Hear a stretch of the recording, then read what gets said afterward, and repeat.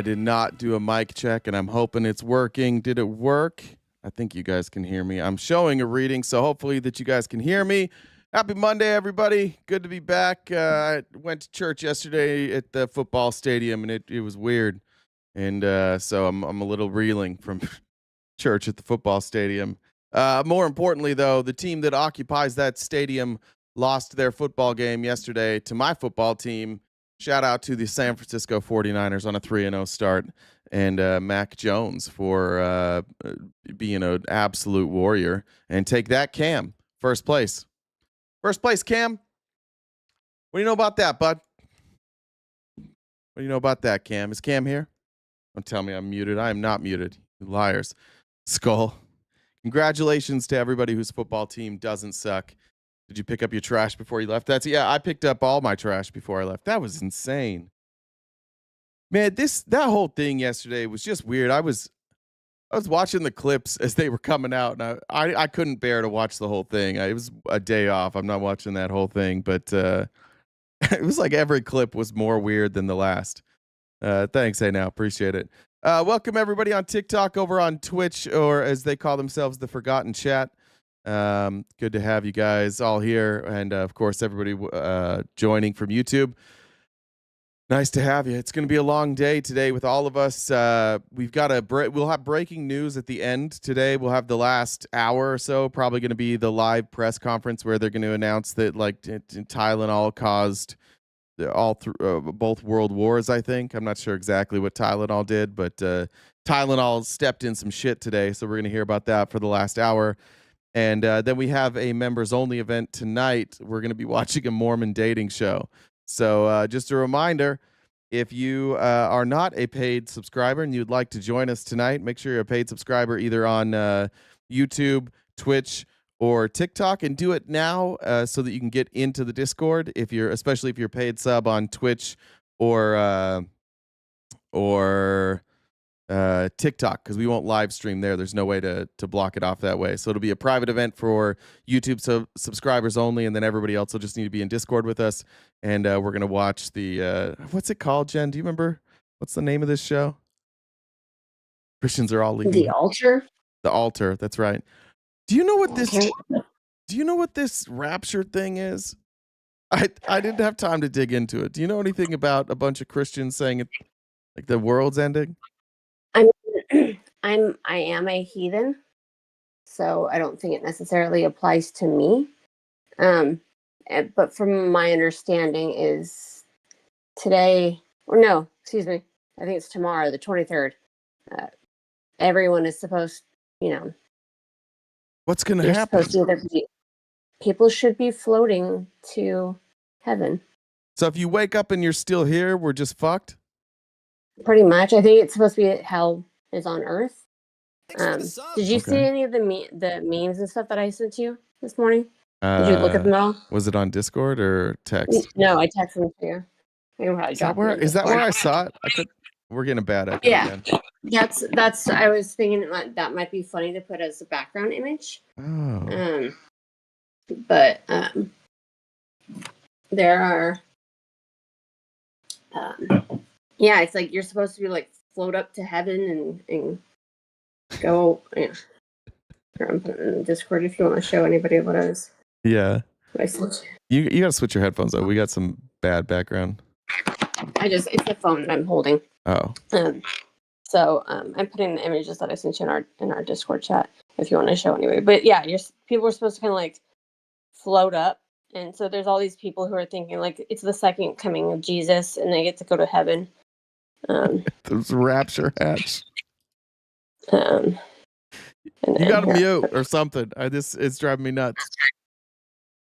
Don't let pesky roofs and ceilings keep you from the loving arms of the Lord. Get yourself a rapture hat now.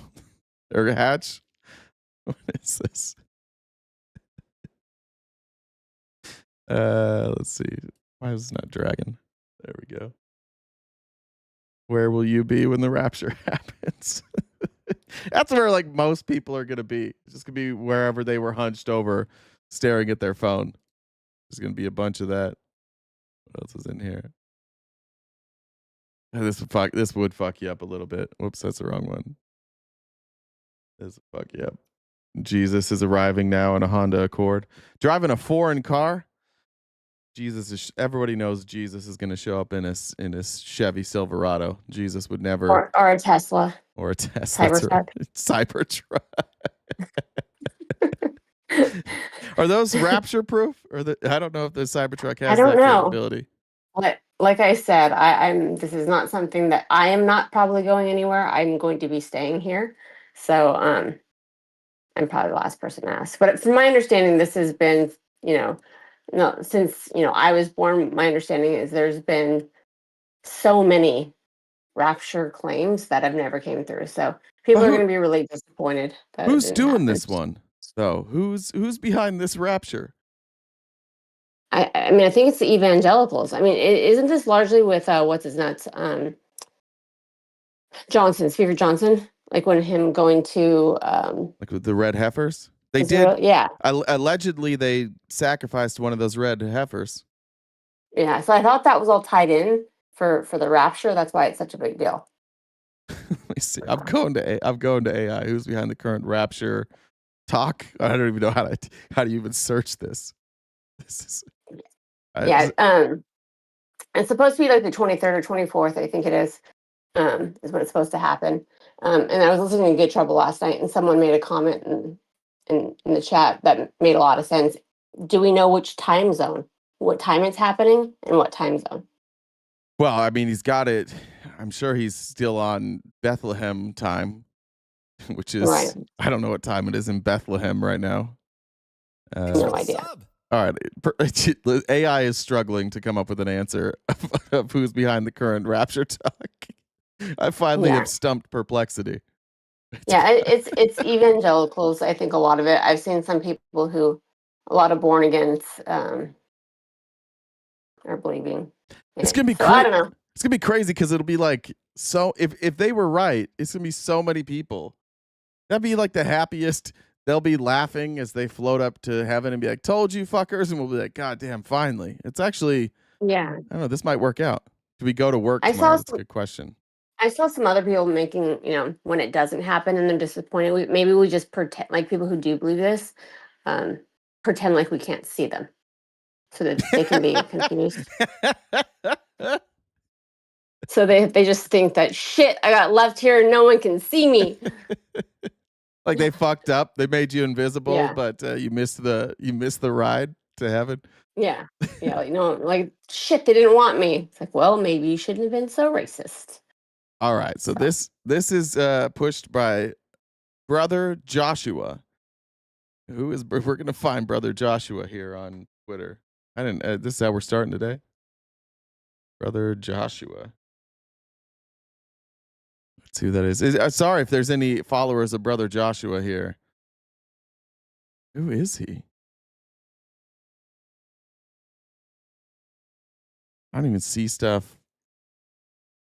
There's a lot. I don't know who Brother Joshua is, but he brings up a lot of like 9/11 conspiracy theories on Twitter. Let's see. Is this who it is? What we got here?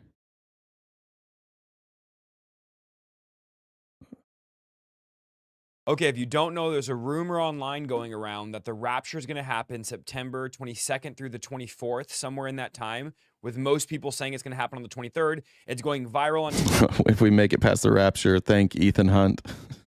What's everyone wearing? I wasn't even going to make a video about this or respond to this. I know a lot of people have a short attention span, so I'm not going to make this a super long video. But then I saw a TikTok of a guy saying he was selling his house and all of his cars. People actually think the rapture is happening September 23rd. Why do people think that? Well, some prophecy people are saying that Jesus' return is going to line up with the Feast of Trumpets, which is between September 22nd and the 24th. And they go to Matthew 24, where it says the Lord's return will be accompanied by the sound of a trumpet, and they tied that into the Feast of Trumpets. Another reason why people are saying the rapture is going to happen September 23rd is because they're having dreams and visions. I saw some lady saying, but then she was like, I don't speak Hebrew. I'm sure. September 2025. Okay, but here's what I want to do. I don't want to make this video pre-trib versus post-trib rapture. I'm going to make another video about that. So I don't want to get into the details of how the rapture is going to happen and stuff, but I do want to talk about Is the rapture happening in September? Let's jump in. We're not going to go super long. I know people's attention span is low. You already said that, dude. You're killing me with your attention span. Get to this Reddit post you're going to read. January. This was also predicted by Harold Camping. He gave revised that the world would be ending, rapture would be happening. In fact, we know somebody personally, a family friend, that sold everything, emptied their 401k because they thought May 21st, 2011, the rapture would happen. When it didn't happen, Harold said, well, it was October 21st, 2011. And then recent was September 23rd, 2017. Christian numerologist David Meade predicted the rapture. So it never happened. People have been... All right. Well, shit. I guess if it happens, I don't have the attention span to go find it. Maybe we'll do more rapture talk tomorrow. Sorry for that. And mods, if you can coordinate outfits for the rapture, that'd be great. What's up, Jen? So I did find who Joshua. I'm not going to brother Joshua. In our chat, there's a video that Paige sent me. Is the person who's been talking about it largely. Okay, I see. Whatever he says normally, he has him tied up to 9/11 conspiracy. Literally, in my ear, the sound of... Wait, what was this? South African pastor just declared the rapture is happening this week? Yeah. He says Jesus told him the world ends on September 23rd or 24th. But let's be real, how many times have we heard this before? Joshua Muslakela claims he saw Christ on a throne, heard the words, I am coming soon, and tied it to Rosh Hashanah, the Jewish Feast of Trumpets. Oh, this video's playing in 2 spots. I'm sorry. I'm like, that does not match up.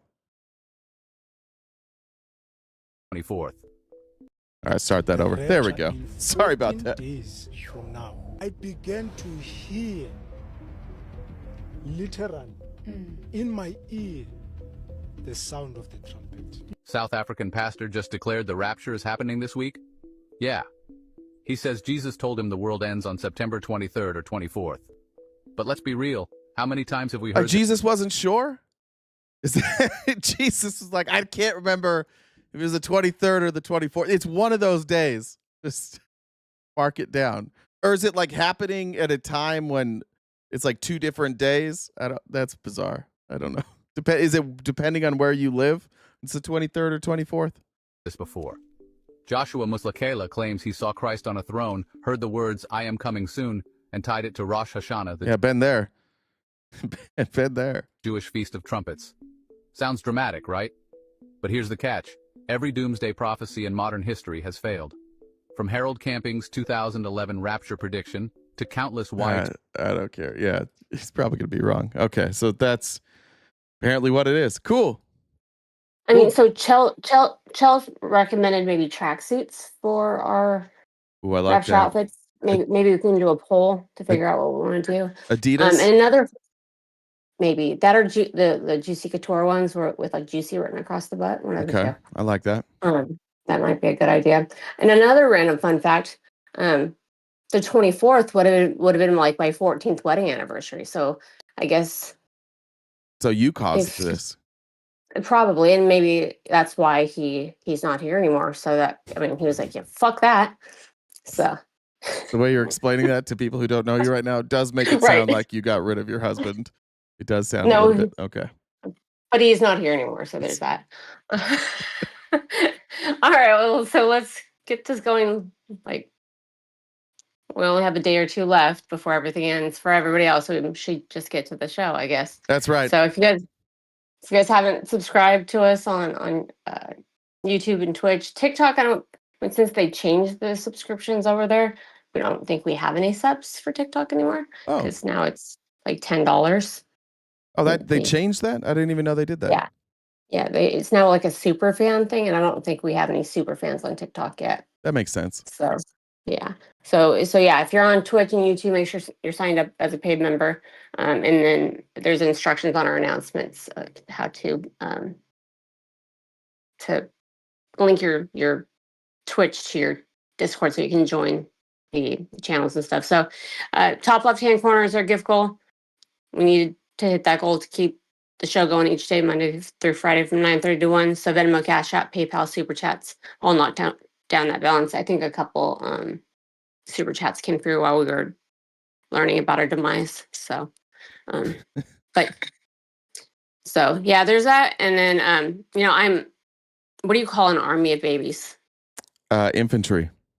Yes, that's true. And then also I'm afraid for the calendar because the days are numbered. Get out of here. Jerry Menderin says, I'll bring the Flavor Aid. Swish says, it's just one of those days, brother Fred Durst. You can't take it with you, folks. You might as well subscribe. That's what Jen was getting at there. I want to show you this. This isn't political at all. I just think it's amazing. And I want to show this catch that happened in a baseball game yesterday before we get into the most insane day of politics I think that I can remember. Oh, my. Ah, he's fun. Hacky sack. Let's go. It's incredible. Play the air. One more time. Play the air right there. Dropped. Oh, no. Hacky sack. Catch. I don't know who that guy is. I don't know any baseball players, but that was cool.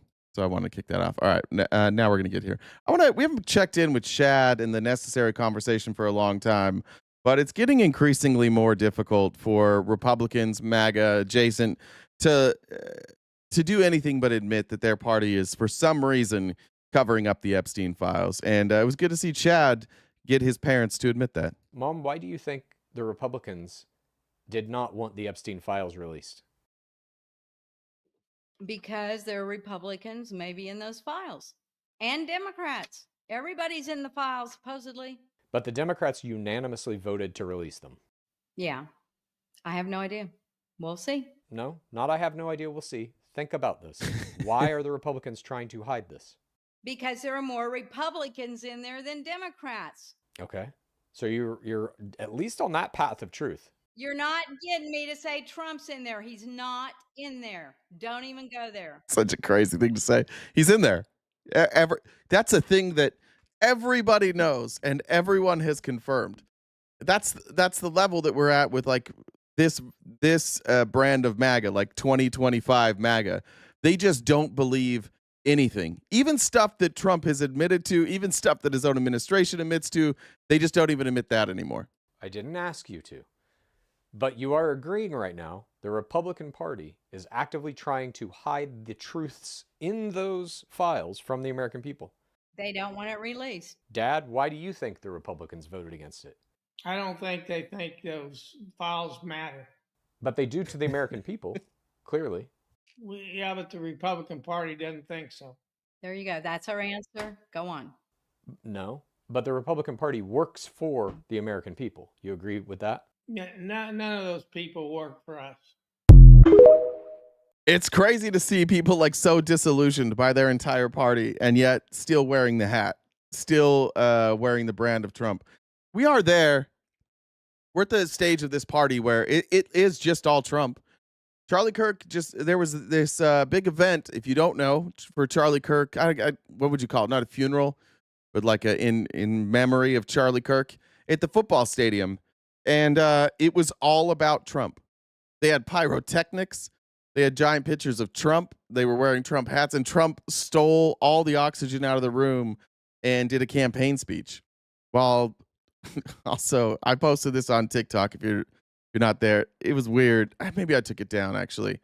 There's a weird video of him with Erica Kirk. I'm trying my best not to involve Erica Kirk in any of the criticism, just because like that's a grieving widow. And during this time, I don't expect a person to necessarily act rational. And so I've tried to keep her and the family out of it, but it's a very weird clip. I think I posted it and took it down. Might still be up on Threads. Devin said, all the religious psychosis folks leaving us heathens here by ourselves sounds like a pretty good deal to me. I agree. And now I just have fucking Fred Durst stuck in my head, and it's going to be there the rest of the day. All right, moving on. I wanted to show this, but we're going to jump into, where is this? All right. Before the, I guess the memorial for Charlie Kirk started, Benny Johnson was on the Fox pregame show, because we needed a pregame show for this too. And he said something that, again, like, I just don't understand where you Republicans live. I don't understand like what you consume. I don't understand how you miss so much stuff, like so much information. It's missed all the time. Here's one of those examples. I don't like Joe Biden. I think that Joe Biden nearly wrecked the whole country. And yet when I hear that Joe Biden has a terminal cancer diagnosis, stage 5, metastasized to the bone, I don't celebrate. I told my audience, and I know Charlie told his audience, we pray for the Bidens. We hope that Joe Biden lives however many days God has for him, and hope they are painless. Right. And that's the way that we have responded. The right, who is the aggrieved party here, Maria, who lost a future president, who had to watch this man's wife get widowed, his children get orphaned, this evil thing happened. Isn't there only 4 stages? I think he's mixing up grade 5, maybe? I don't know. We are the aggrieved party. We're the victims here. Biden was always a mean guy, but never a smart guy. You know, even you go back 30 years ago, 40 years ago, he was a stupid guy, but he was always a mean son of a bitch, you know? How's it working? Not working too well for him right now, as it says. So when you start feeling sorry for him, remember, he was a bad guy. Yeah.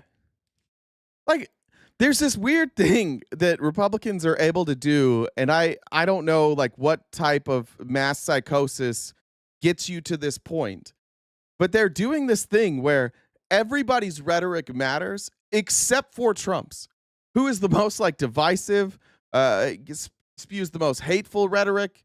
We'll show you clips from this funeral of him saying, like, I'm just literally not capable of liking anybody who I view on the other side. And they want everybody in the country to act a certain way. And the only person exempt from that is Donald Trump, whether he's president or not president. They have a totally different set of standards. And yet they also follow everything he does to a T. It's a bizarre, like, setup that I've only ever seen in cults. Like, I've only ever seen this growing up with the Mormon church and the Mormon church leaders and the founder of the church, right? Like, if you're a Mormon right now and you have a 14-year-old girlfriend while you're married and you secretly get married to this 14-year-old in a religious ceremony, the Mormons will be like, that's wrong. But Joseph Smith did it. It's fine. Like, they just don't talk. They're like, well, God works in mysterious ways. Legitimately, they do treat Donald Trump like a prophet. He has a totally different set of rules that he has to live by, which would be fine. Like, if you said, oh, we don't take that guy seriously. Nobody takes that guy seriously, but he's the guy you all voted for, and you defend everything he does absolutely blindly. It's bizarre. It got more bizarre, though, because now we have actual mass psychosis happening. Like, this is real cult shit. Stephen Miller, before he spoke, said, if the idea of free speech enrages you, the cornerstone of a democratic self-government, then I regret to inform you that you are a fascist. And then he rolled up and he said this.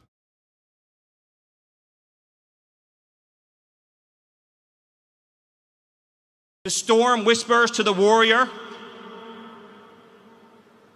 that you cannot withstand my strength. And the warrior whispers back, I am the storm. Erica is the storm. We are the storm.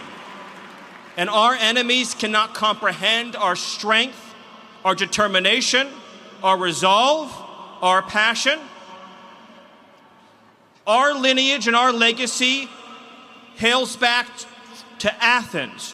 Real quick, if that sounded weird, and if it sounded vaguely familiar, the storm is an often referenced, like, nod to the schmazzies. And now we're going to have 3 more nods right here to white nationalism. I was heartened by the fact that when Stephen Miller spoke, most of the crowd was either confused or quiet, maybe both. A lot of people heard this speech and they were like, that was weird. It is almost word for word taken from Joseph Goebbels' speeches. This is the most transparently Nazi speech I've ever seen given in America. Virtually everything from this speech, it was taken from prominent white nationalists and Nazis, including this part here. Back to Athens, to Rome, to Philadelphia, to Monticello. Let's talk about those Athens, Rome. That's where people basically say like Western society started. And white nationalists will they will overlook the fact that like ethnically Rome and Athens was diverse, and they make this like a white culture. They say this is where like the birth of the Christian church came from. And that's what started like Western civilization, which is just like white people finding their own place to live, coming to America, to Philadelphia, where the founders met, and then to Monticello. That was a weird one for a lot of people. I bet most people reading this or watching this went, Monticello? Raise your hand just if you know what Monticello is. I don't think it's not like a secret, but it's not a place that's talked about that often. Does anybody know what Monticello is? Jesus is the problem. Went there a couple years ago. Been there. It's a Jefferson's plantation. See, some say mansion, but it's his plantation. And many white nationalists point back to this time where Jefferson, who I believe Jefferson's the one that penned the words that all men are created equal. They point back to that and they say, yes, Jefferson said all men created equal at the same time that he was living on a plantation with slaves. And they look back at that and they use that as justification to say that our founding fathers never intended to give rights to people other than white men. And I actually think that that's true, which is a weird, like we've whitewashed our history enough. And this is maybe one of the reasons that white nationalists want to do this. This is why a lot of people want to go back to our founding fathers and look at our history and say, look, not everything these people did was great, and some of it needs to be discussed. It is important to acknowledge that, like, while you were talking about the freedom for all men, Thomas Jefferson, you also owned people as slaves. These choices here are like I guess like pillars of the history of white nationalism. These are instances that they point to regularly.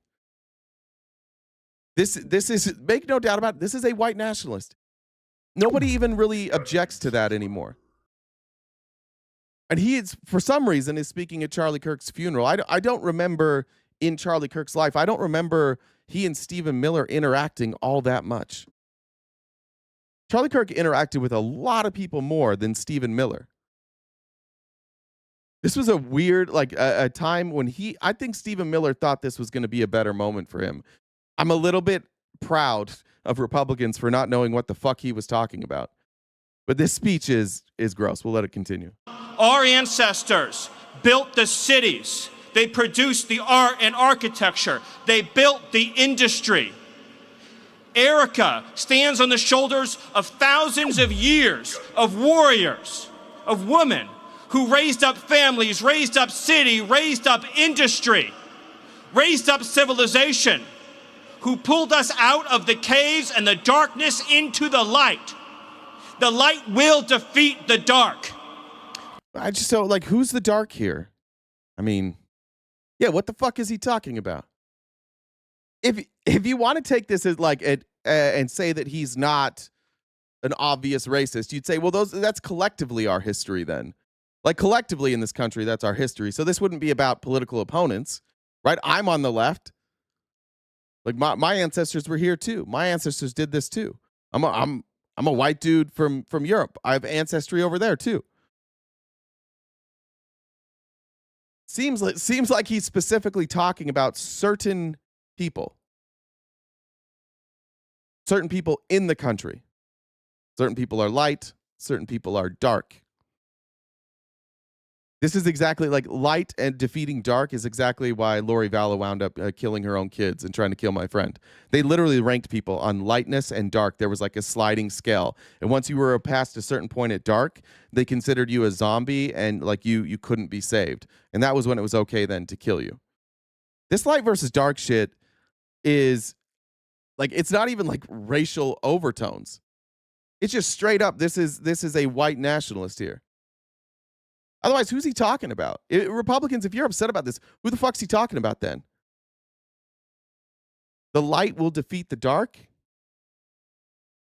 Who's he talking about here? He's not talking. He's obviously talking right versus left here in this country, right? Or his beliefs versus everybody else's beliefs.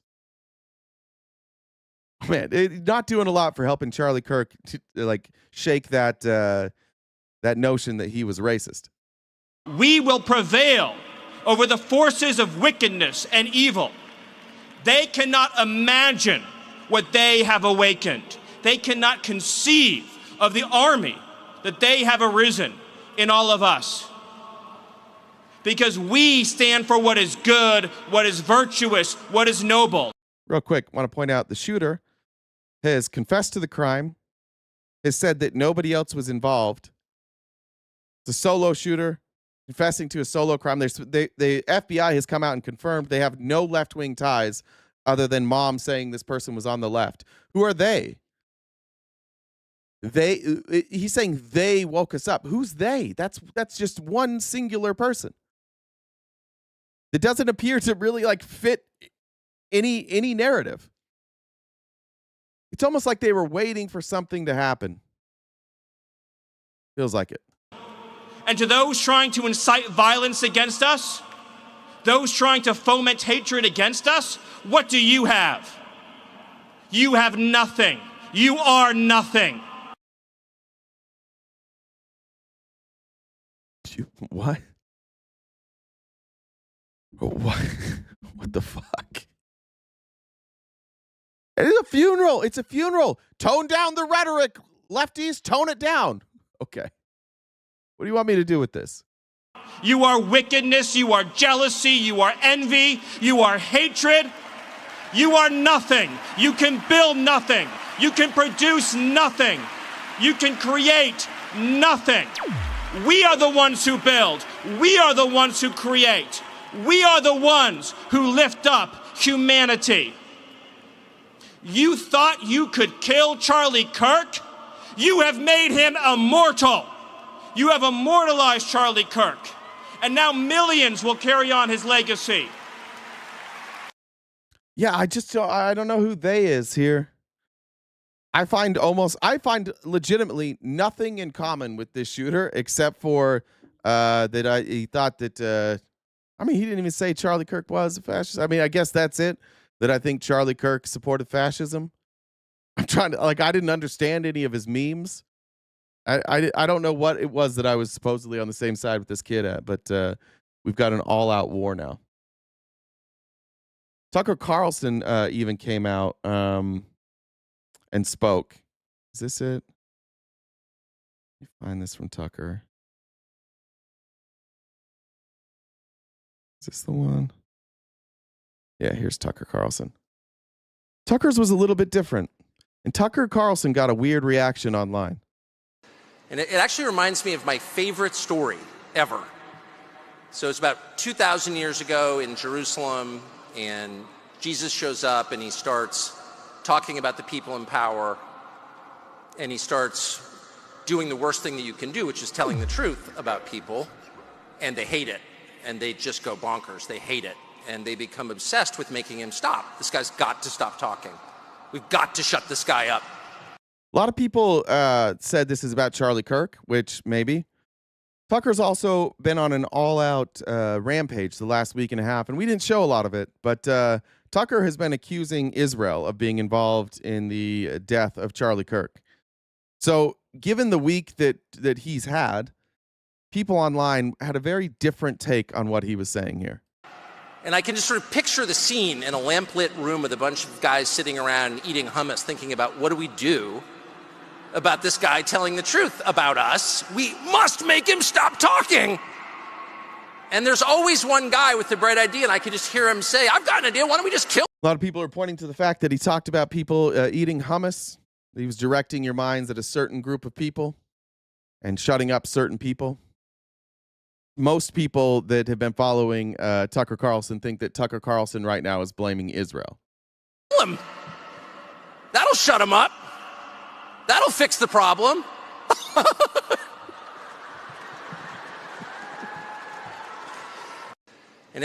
That laugh is insane. Let me just show you. Here's what happened after Tucker Carlson spoke. These are attacks coming from people on the right. Dinesh D'Souza. The Jews killed Christ is no more accurate than saying the Romans killed Caesar. True, Caesar was murdered by a powerful faction of Romans, but other Romans supported him and took up his cause. Only in the case of Jews is blame assigned in this way. That's anti-Semitism. Laura Loomer, why does the GOP refuse to condemn Tucker Carlson for using Charlie Kirk's memorial to suggest Jews killed Charlie Kirk? Just exactly how many people in Congress are now on the take from Qatari money that they won't have moral clarity on this issue? Tucker is poisoning the party. Like, they can't even figure it out. It was interesting with Dinesh D'Souza here to be like, the Jews killed Christ is like, just because Jewish people are the ones that killed Christ doesn't mean it's Jews. Like, we're watching an entire ceremony dedicated to Charlie Kirk where they are taking one kid and attacking the entire left. We don't recognize that, but when Tucker, I guess, subtly nods to this is Israel, now we've got the outrage. Rebecca Heinrich said everyone sees it, no excuses, because Matthew Schmidt said, once again, Tucker Carlson finds a way to insinuate that Charlie Kirk's murder had something to do with Jews. David Friedman, anti-Semitic innuendo and cackling like a chicken. That's fair. Are never appropriate, but even less so at a memorial service for a great man. Arsen Ostrovsky, Tucker Carlson is a modern-day neo-schmazi. What a disgusting and loathsome human being. To use Charlie Kirk's funeral to launch into an unhinged anti-Semitic conspiracy theory tirade is an unconscionable defilement of Charlie's memory and everything he stood for. Jason Brodsky, I think the Trump administration should boycott him. No more access. And that awful cackle at the end is just cringeworthy. I think we all agree on the cackle there. Amy Lynn said, coroner found no exit wound. How? DOJ found no connection to the left. I think, if I remember right, Amy Lynn, I think there was that they said that I've seen this. I have no idea if it's confirmed. I've seen people say that the bullet stayed lodged in his skull. And then I've also seen people say, does he have the strongest skull ever? So I don't know. I know that there doesn't seem to be an exit wound. I don't know enough about trajectories and bullets and the density of a skull to know if it would make any sense that it would stay in the skull. I don't know. There's plenty of conspiracy theories to go around. And yet, even when America basically has agreed that we don't know what the motive was here, that we don't know why things aren't adding up, the Trump administration has decided it's just the left. That this kid represents the entirety of the left, and we're going to use it to attack free speech and attack the rights of the citizenry. Here was the Donald Trump clip that made most of the noise this weekend, and I think this is just telling. Like, we've said it time and time again, Donald Trump is a narcissist, and I can't think of a single quality that would be worse for president than a narcissist. Even like being completely inoperable, like you can't speak, you can't move, you can't think. I would rather have a shoe than a narcissist as president. Here's just like further evidence, and everybody laughs at it. Just like I said at the beginning, like there's this different set of rules for Trump. If any of us say this, everybody attacks us. If Trump says it, it gets laughed at. We just laugh this shit off every time. In that private moment on his dying day, we find everything we need to know about who Charlie Kirk truly was. He was a missionary with a noble spirit and a great, great purpose. He did not hate his opponents. He wanted the best for them. That's where I disagreed with Charlie. I hate my opponent, and I don't want the best for them. I'm sorry. I am sorry, Erica. But now Erica can talk to me and the whole group, and maybe they can convince me that that's not right, but I can't stand my opponent. You hear like the crowd cheering. I just never again. You guys don't get to talk about coming together. You don't get to talk about us like toning down the rhetoric. You just don't. I saw I don't have the clip, but I saw Destiny debating with somebody, and Destiny has like stepped in it a ton. But one of the things he said that rang true to me is just that it doesn't matter. There's no amount of capitulation that you can give to the right where the right will start playing by the same rules. They never, there's never any movement from the MAG. And I say the right, I mean MAGA, I mean Trump, I mean the people who take their directives from him. There will never be a time where they will tone down the rhetoric. No matter what happens to somebody on the left, it was actually their own fault for something that they said. And if something happens to somebody on the right, it's also the left's fault for something that they said. Everything in this administration is just the left's fault. Trump has told you this time and time again. If something good happens, I take credit for it. If something bad happens, I blame my enemies. He's told you his game plan. You know he's going to do it every time. He does it, and you're like, yup. And we're also supposed to just like not call it a cult. It's never been more transparent that what's going on in the Republican Party is an absolute cult. Between Stephen Miller and Donald Trump yesterday, how do you walk out of that stadium feeling like, yeah, this is like we're headed in the right direction? Then Trump just rambles. He did like a full fucking campaign speech. Whoops, this is the wrong clip. He did a full-on campaign speech, and he did this as well, off teleprompter.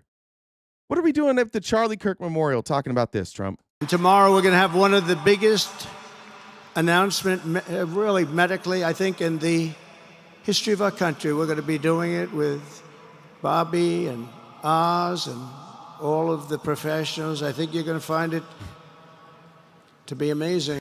I don't know who marked this.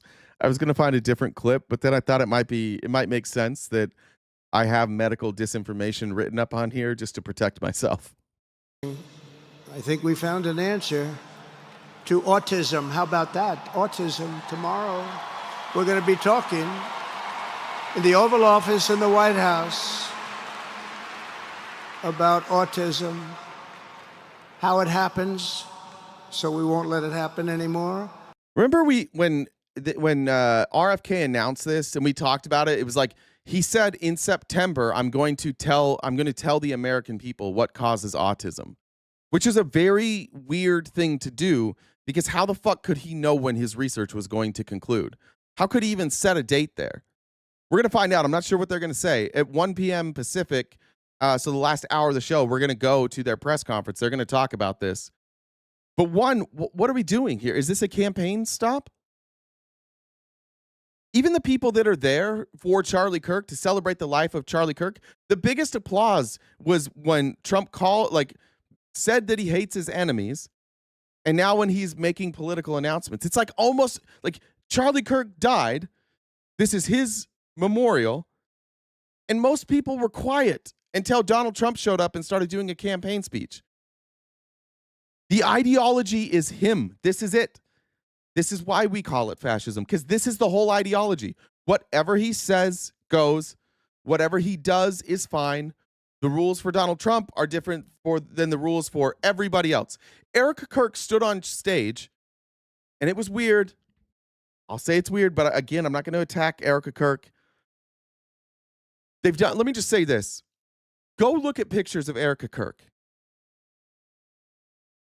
Let's do it here. Maybe I won't pull them up. Just Google it. Google pictures of Erica Kirk. Look how she always looks. Always.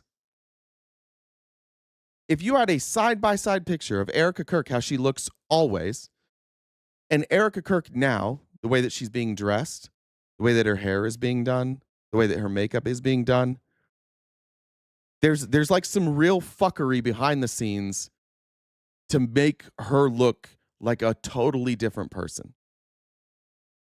That straight hair, Pam Bondi, all business look in the pantsuits. She's a totally different person. They look absolutely unrecognizable. I've asked anybody that I've talked to this weekend after that I've talked to about Charlie Kirk. I've asked them if they understand what's going on, and everybody agrees. She's in hair and makeup. They have used this woman as a prop ever since Charlie died, and that's not helping because there's also this other faction of people on the right that are spinning this into Erica Kirk is a honeypot. And the more that this goes on, and the more wild this gets, the more like incoherent their messaging gets, the more those stories make sense. Erica Kirk is a former Miss USA. She was working, I think maybe for NBC. She was in casting. Charlie Kirk brought her in for a job interview that she didn't want. She didn't want a job. He brought her in. He sat her down, looked across. He said, I'm not going to hire you. I'm going to date you. I don't have any friends. I don't need friends. I just need a partner. And she was like, yeah, I'm in. And then they were together every day since. They stayed together. Maybe a real love story. Maybe it happened. But not going to help the conspiracy theorists who say this is a honeypot. Then add that to the clip that we showed at the end of the show on Friday when Megyn Kelly is on Turning Point USA, and one of their founders says that almost immediately after Charlie died, somebody called Erica Kirk, somebody very powerful and influential, and they don't give a name. And they asked her one question, what do you know? And she said, everything. And then they made her the head of TPUSA.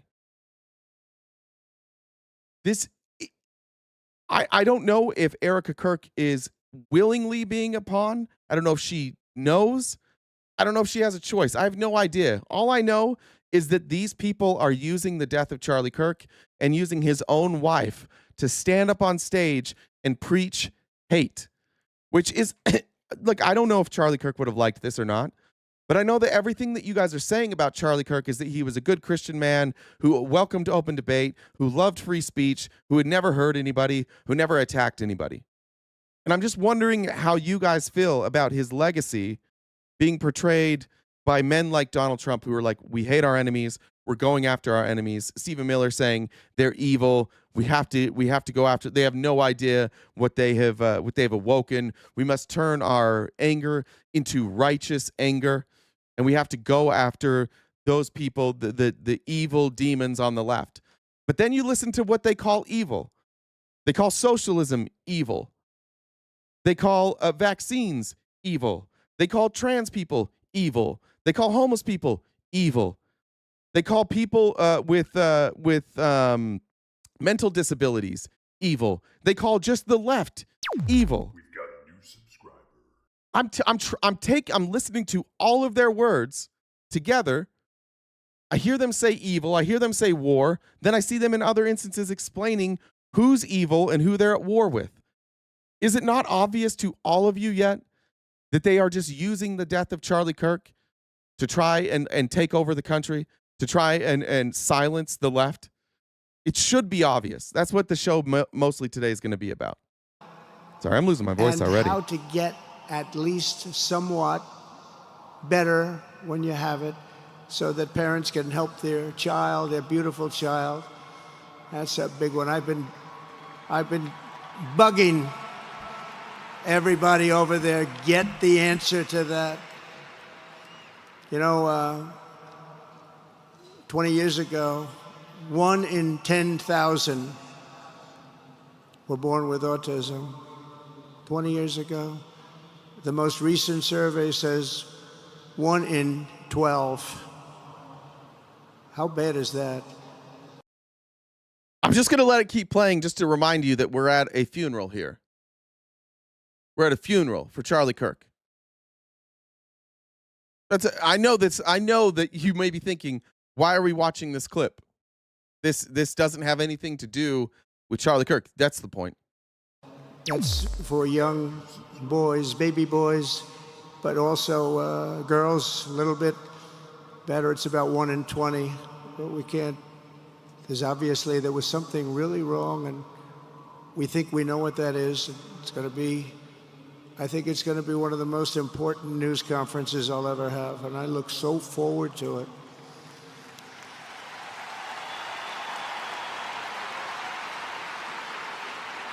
And you know who else looked forward to it? Yeah. Let me just tell you a little bit about this lady right here.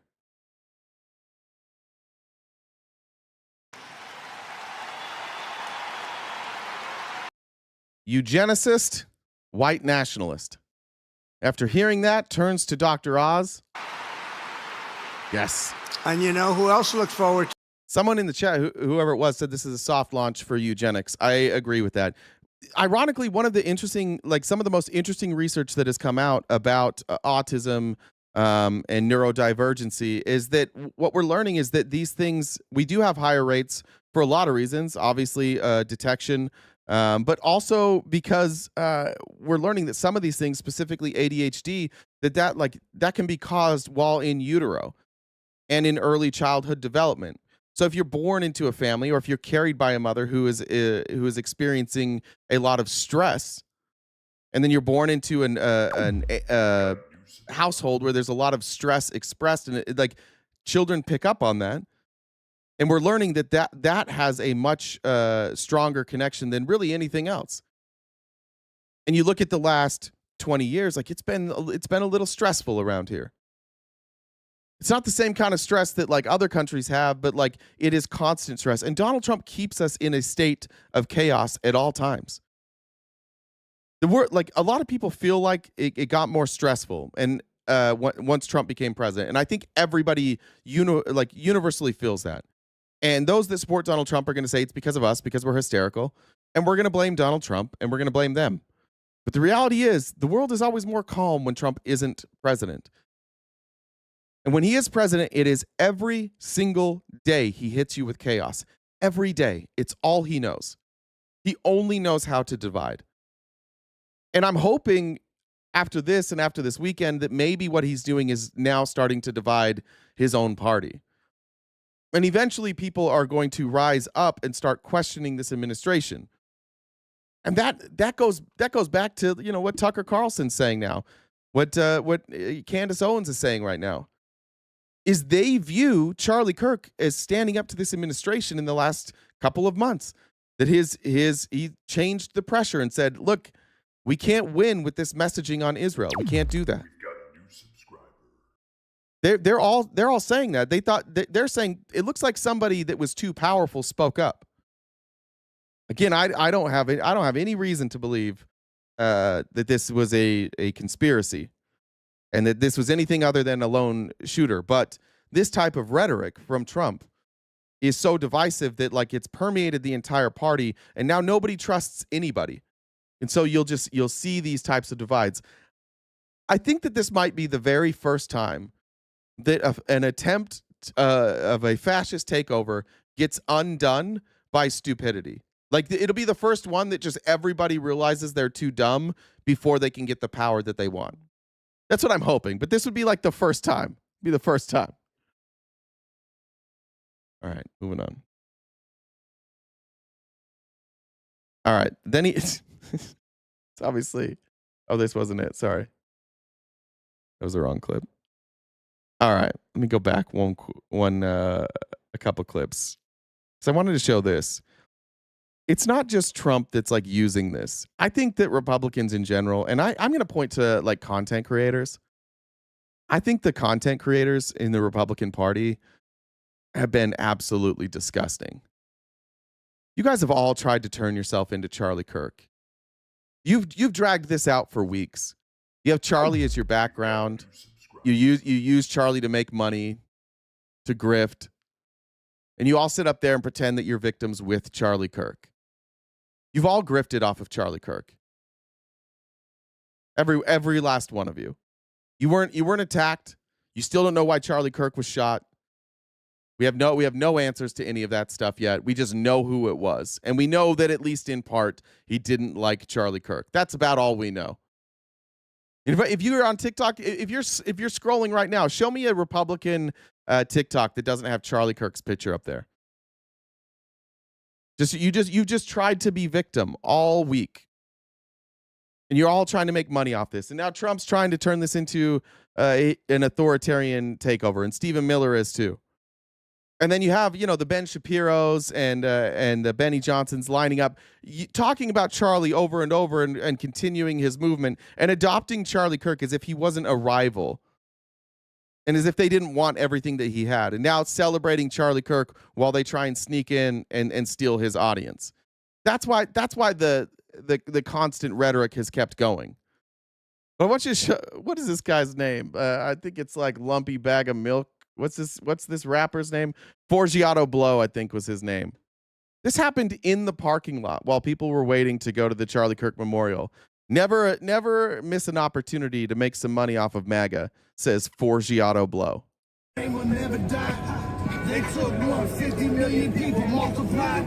Tell the Democrats the revolution's televised. Charlie Kirk in a red hat, MAGA on his head. That red ain't from politics, it's from the blood that he bled. From a red wave to a red sea. You push the word of God, they push the vaccine. You push people to... That's bars. You push the word of God, they push the vaccine. Fucking bars. Look at all these people just thrilled to be in a Forgiato Blow music video. They ain't free, they just pushing the Greece. You push the USA, they push the LGBT. Damn! You pushing USA, they push the LGBT. This dude's got some posture problems, by the way. He's gonna fucking hate seeing himself on this. MLK had a dream. Charlie Kirk had a moon. Now they both with the king. Hallelujah. Charlie Kirk. Say this part right here. Charlie. I am Charlie Kirk. I am Charlie Kirk. No, you're not. I am Charlie Kirk. I am Charlie Kirk. No, you're not. Charlie.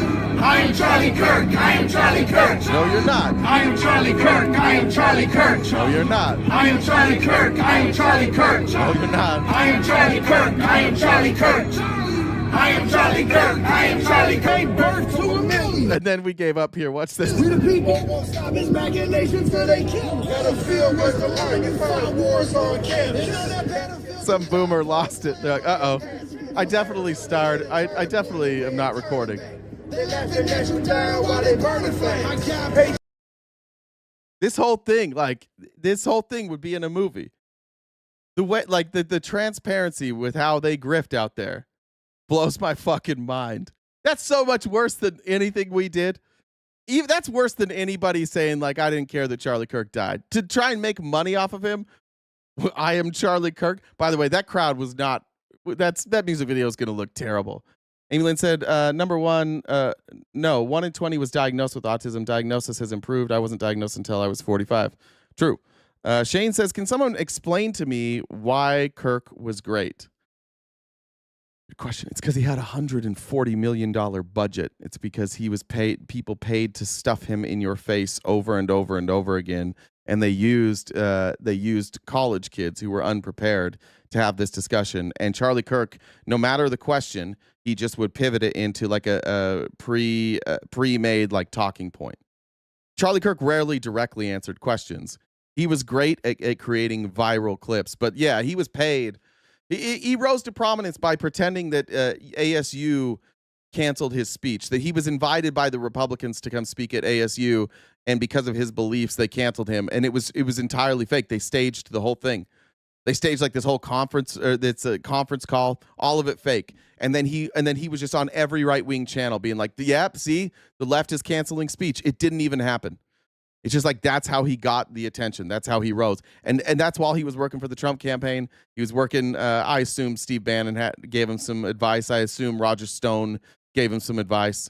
They know how to create a political movement. And the political movement that they know how to create is just hatred and fear and victimization. Like, you got to be a victim. You have to convince all these people that you are actually the victim.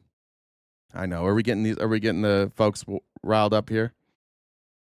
Let's see. All right. Is this the one I wanted? This is the other one I wanted.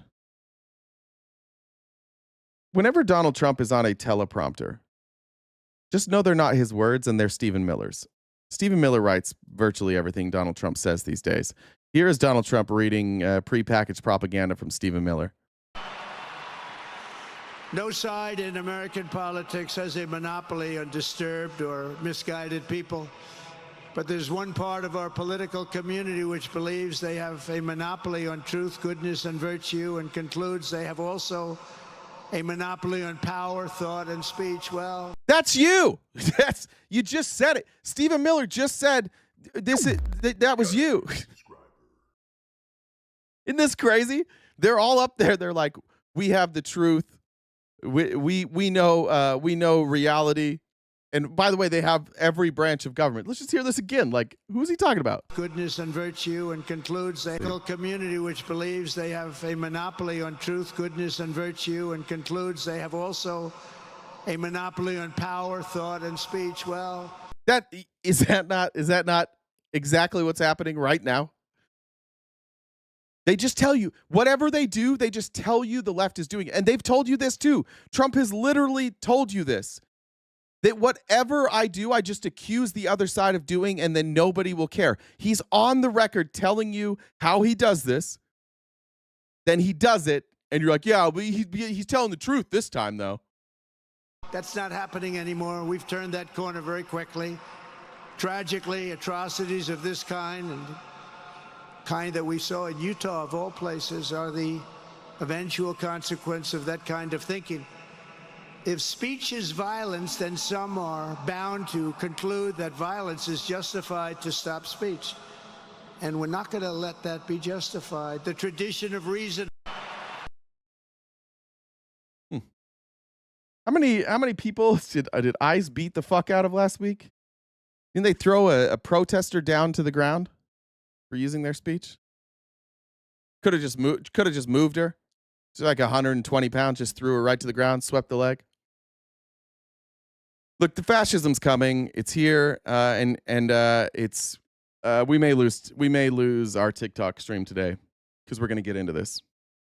President Trump now says the tech billionaires Larry Ellison and Michael Dell, plus the Murdochs, Lachlan and Rupert Murdoch, could be part of the TikTok deal. CNN chief media analyst Brian Stelter is with us now. What exactly do we know about the deal and, most importantly, the algorithm? Let's start at the most important detail of all. All of this requires the approval of the Chinese government, and it is not at all clear that that approval is actually about to happen, although the Chinese president did make some positive signals. Let me tell you about some of these people while we get into it. This is Larry Ellison, co-founder of Oracle. We've talked about Oracle recently. Oracle has this weird bubble. There's a very strange bubble that happened with Oracle. They announced projected earnings were lower than where they were supposed to be, and that's because a lot of they house data, and the people that use the most data, people like OpenAI, which is their biggest customer, they're not meeting revenue. Like they are bleeding money every single day. It's not profitable yet for them to have AI. It's bleeding, and they're starting to not be able to pay their bills. So Larry Ellison, on the day that they have earnings reports that miss the mark, he went in and he bought up, I think, $1 billion worth of Oracle stock. They bought back $1 billion worth of Oracle stock. So they literally manipulated the stock on the same day, which is illegal, which should throw you in jail. But because he is a Trump guy, they're not going to do anything about it. It's some of the most blatant stock manipulation I've ever seen. And what that does is it looks like the stock is going up because people are buying it. It also takes away the amount that they share, right? Their share profit sharing. So now you have 1 billion shares, and you don't necessarily have to do profit sharing on that billion, right? If Larry Ellison owns those shares, you don't necessarily have to do that. So it looks like you're in a healthier place. Meanwhile, they're laying people off. Now, some would say, how does that benefit Larry Ellison in the long run? I don't think they're playing in the long run anymore. What you see right now is the oligarchs consolidating power. Whoever still has money has power. Banks, I think for every, 90%-ish of the amount of money there is in our economy is not on paper. It's not on paper bills. It's money that they've created. So this is all fake money. But he needs that money. He needs that stock value. He needs to be able to leverage the stock so he can buy TikTok. So if Larry Ellison, Michael Dell, Rupert Murdoch, Lachlan Murdoch, if they're able to get 80% of TikTok, along with ABC, along with Warner Brothers, along with CBS, CNN, once they have consolidated this much power, what are you going to do? They own everything. The government's then going to bail them out. When everything starts tanking, when all these smaller tech companies start defaulting on their loans, and we see a massive loss of wealth in the middle class and even in the rich, these folks will go around and they will buy up all these companies on their way out, and they'll do it with the government, hand in hand with the government. It'll be exactly like 2008. They'll be meeting with our government and they'll say, look, we'll help you out, government. Your economy's tanking. We'll buy up all these companies and we'll keep them alive. But you're gonna have to give us some of that money. We're gonna need some bailout money to do this. We'll keep them alive, but you've got to bail us out. We're the good ones. Remember, we're not going under. Only they are going under. And you'll have a massive consolidation of power. You'll have a massive consolidation of home ownership. We're already projected in the next 10 years to have corporations own 60%. Might be the next 15 years. I think it's 2050. 60% of our homes. And if in the middle of that, like that projection doesn't include a recession. If we have a recession, those projected numbers go higher. This is the oligarchy.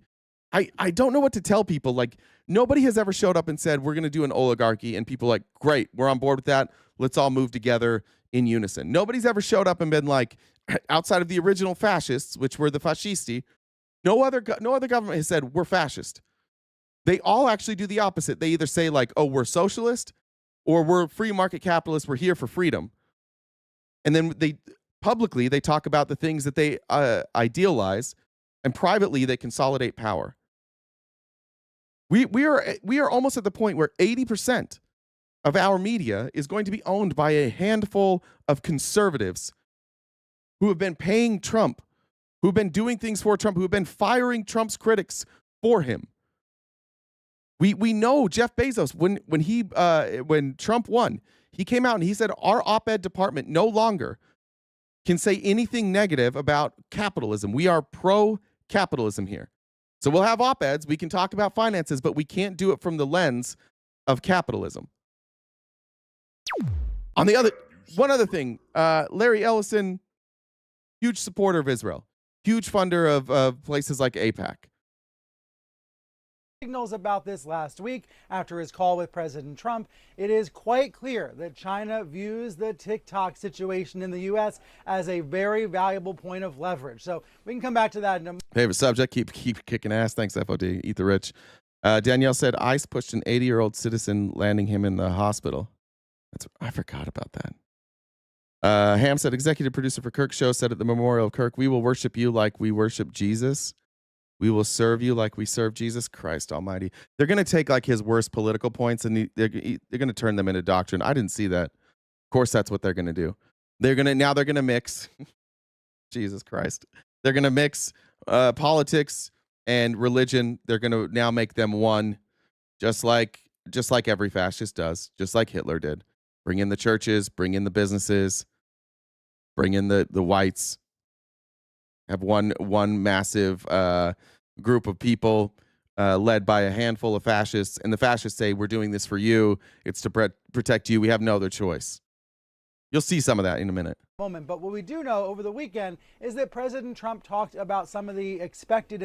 I didn't accuse Israel of controlling our government. They do have a heavy influence over our government. Thanks for the sub. And I'm going to get to more of that. Yeah, it's Israel.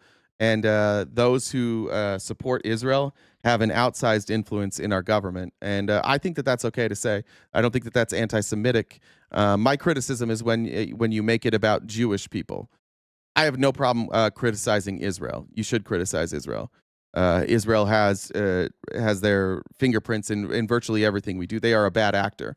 My opposition is when you say this is about the Jews. It's about Israel. It's specifically about Netanyahu. But that's different. Investors in this American consortium. This consortium would control the U.S. operations of TikTok, including that all-powerful algorithm, which would apparently be retrained using servers belonging to Oracle. That's the company that is controlled by Larry Ellison, the billionaire tech mogul who is a friend of President Trump's. Notably, Trump said over the weekend in an interview on Fox News that Fox's owners may also be involved in the consortium. This was a new bit of news that Trump seems to enjoy revealing on Fox's cable network. I didn't say the whites. I said the good whites. Get that right. Make sure when you clip that you get it right. I said the good whites, because not all the whites are included in your power struggle with good and evil. I'm on the evil side, so I'm not one of the good whites. He said that Rupert Murdoch and Lachlan Murdoch are in talks about having a stake in the venture. Now, I'm told by a person familiar with the matter, this means that Fox Corporation as a company would actually be getting a small stake in TikTok. So if you think about this, Larry Ellison, a friend of the president, the Murdochs, these billionaires who are going to be in this American Investor Consortium, they are, of course, Trump friendly and Trump adjacent. And that raises new questions about how the algorithm, how the TikTok app could be used to influence a partisan political agenda. If there were lots of concerns 30 years ago about media moguls owning conservative cable channels like Fox News, well, then... Tex is mad that I called Stephen Miller white. Stephen Miller's white. What are you talking about? What do you mean Stephen Miller's not white? Isn't he like... what's his ethnicity? He like Jewish? By the way, his own family has abandoned him and called him a white nationalist. So I guess you can be upset. I don't know. I don't even know why I'm responding to Groypers. Stupid. You guys all think like white nationalism, like you have to be white. Like what? You can still be a white nationalist. You can be white presenting. Doesn't matter what your ethnicity is. It's about what you promote. Eric said, "Stop being soft on Erica Kirk." Sorry, this is how I am. I'm not gonna go after a grieving widow. I just don't think that's fair. The detail about the Murdochs is interesting. We don't know yet if this is actually going to come together or not. And most importantly, we don't know if China is actually going to allow this deal to move forward. The expectation, according to analysts who have spoken to CNN, is that China is using TikTok as a form of leverage to extract concessions from the U.S. that it believes are much more consequential, John. Somebody said his family said he'd be an SS in Germany. I haven't seen that quote, but I don't doubt that. His family's not fond of him. John Oliver, I thought, did a good job breaking this down. This was incredible. I think what's going to happen, actually, the one thing that Trump can't control is he can't control like every media outlet, and he can't control people's access to a microphone. If he's able to successfully take all of these people off of television, they're all going to go to the internet. And so are all of their fans. They're going to find a place on the internet to go. Somebody's going to be willing to house them. We've seen this in reverse. Like as the worst people on the internet, like Milo Yiannopoulos and Laura Loomer, Alex Jones, as a lot of them like got kicked off major platforms, they went and they found other platforms of where their audience would go. Rumble, Kick. I think Alex Jones like made his own network. If you saw a mass deplatforming of all of the Kimmel, of John Oliver, of I guess Jimmy Fallon might be next, they're going to go to like YouTube or they're going to go to Twitch.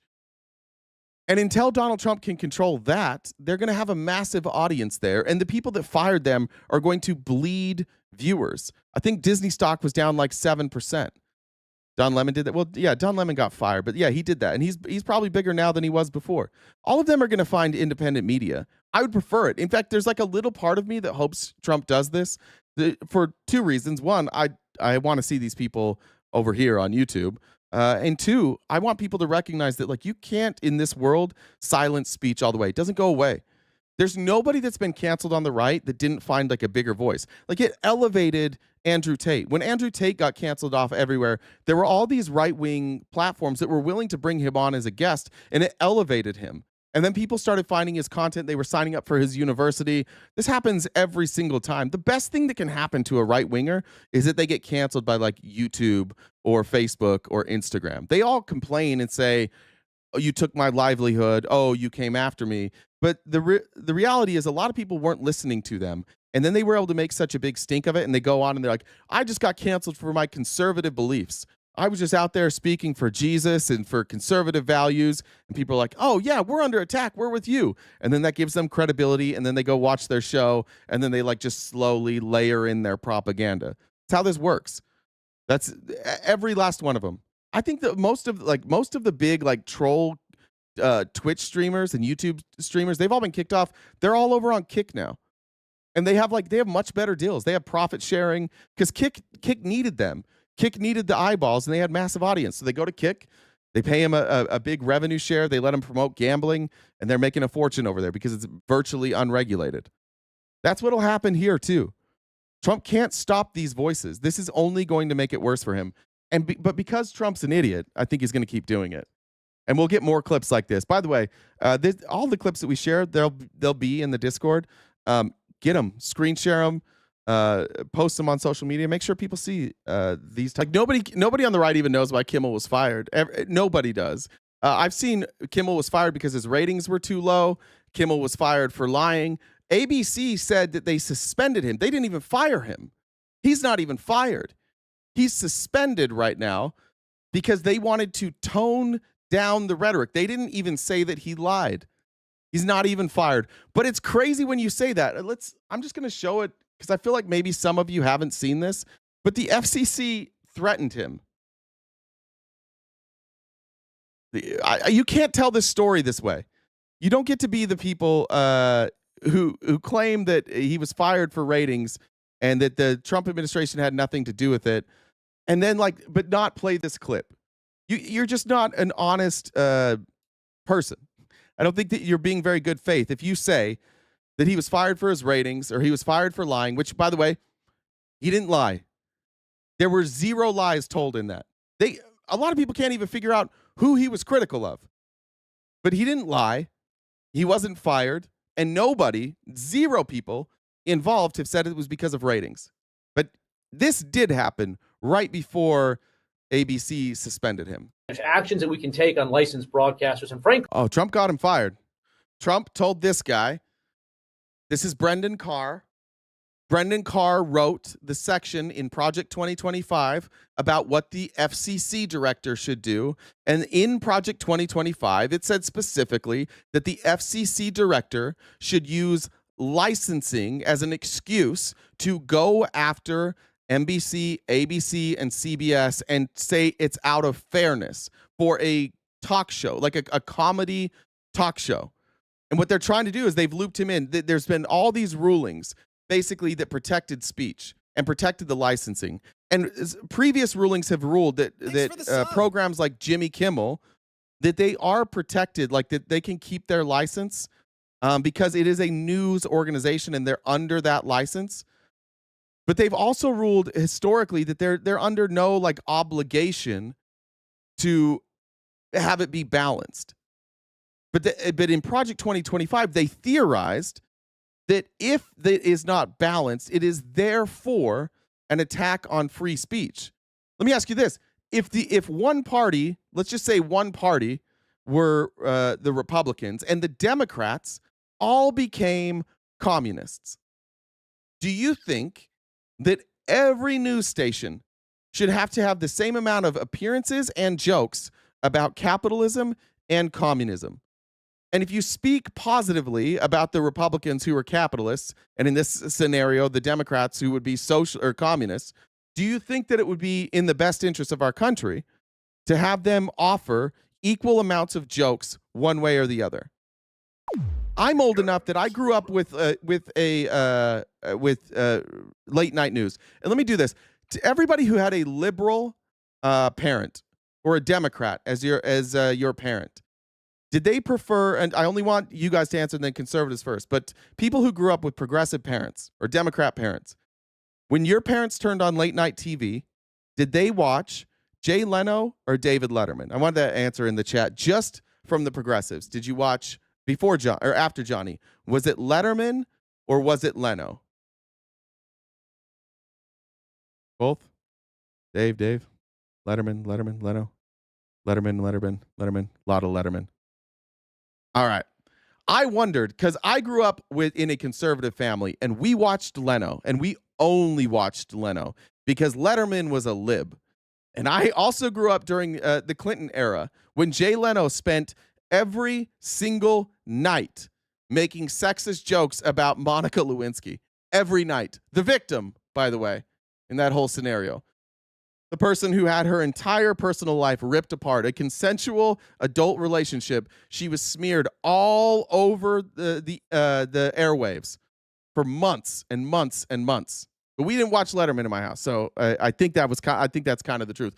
Is it true that there's no conservative commentator? Yeah, but we've actually tried, and they never work. We've tried, and their ratings always fucking suck because the one thing conservatives aren't good at is comedy. Go ahead. Tell me a conservative comedian that is funny. Give me a conservative comedian that has like a reach outside of small conservative circles. They're not funny. I'm looking for one. You guys watch Leno? That's interesting. I wasn't sure with liberals if they watched both, but in my family, we only watched Leno. I wasn't sure, to be honest. I wasn't trying to necessarily make a point there. I just wanted to know. I'm looking for a name of a conservative comedian in the chat. Kid Rock, he's a comedian. Shane Gillis is not a conservative. That's crazy. Shane Gillis, see, you guys are all claiming Shane Gillis. He's not. That's crazy. I don't think Shane Gillis is pretty in the middle, but Shane Gillis is on the record. Like, he's been openly mocking Donald Trump right now and saying that he's like a fascist. You don't get Shane Gillis. Rob Schneider sucks. Rob Schneider sucks so fucking bad. Dave Chappelle is the GOAT. Yeah. Also not a conservative. Who do you have? You literally have nobody. Rob Schneider might be your best one. Jim Brewer performing now in front of 6 people. Greg Gutfeld. Adam Carolla. Look at the name. Tim Allen. Look at these names. They have no ratings. Nobody wants to see them.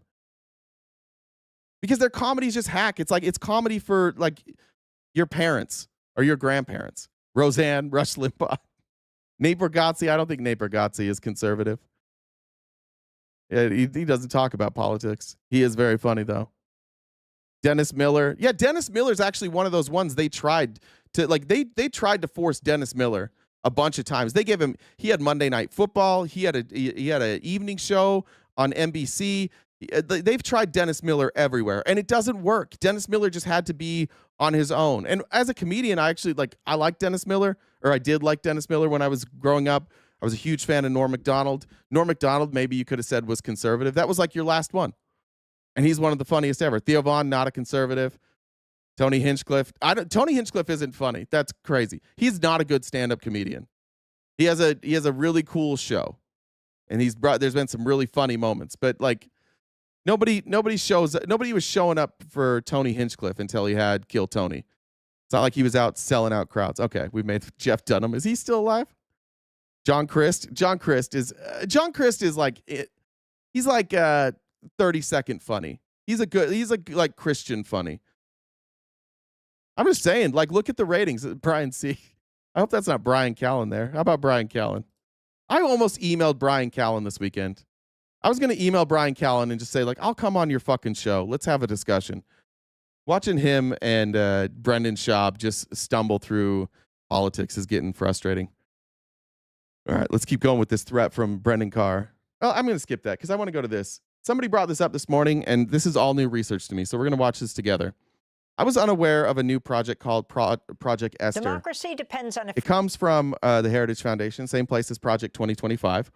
And if you remember, on that hidden camera video where it was Russ Vogt, he said that Project 2025 was like just the first plan, and that there were 4 other plans, or 3 other plans that they hadn't released yet, and they may not ever be public because they didn't need to tell people they were public. Project Esther is the follow-up to Project 2025, and it is the alarming stuff. It's the stuff that we all think is happening right now. It's absolutely happening. Amy said nothing funny about conservatives other than they always have a stick up their ass. Coldy Locke said, love the lies being pushed. I listened to all the speeches at the memorial service. Not a single speaker said to worship Kirk like we worship Jesus. Okay, let's see. I read that from a comment. Let's see. Worship Kirk like we worship Jesus. Thank you for saying that. I want to make sure we fact check that. Does anybody, Jen, will you see if you find a clip for that? I want to make sure that we're not spreading misinformation if that's not true.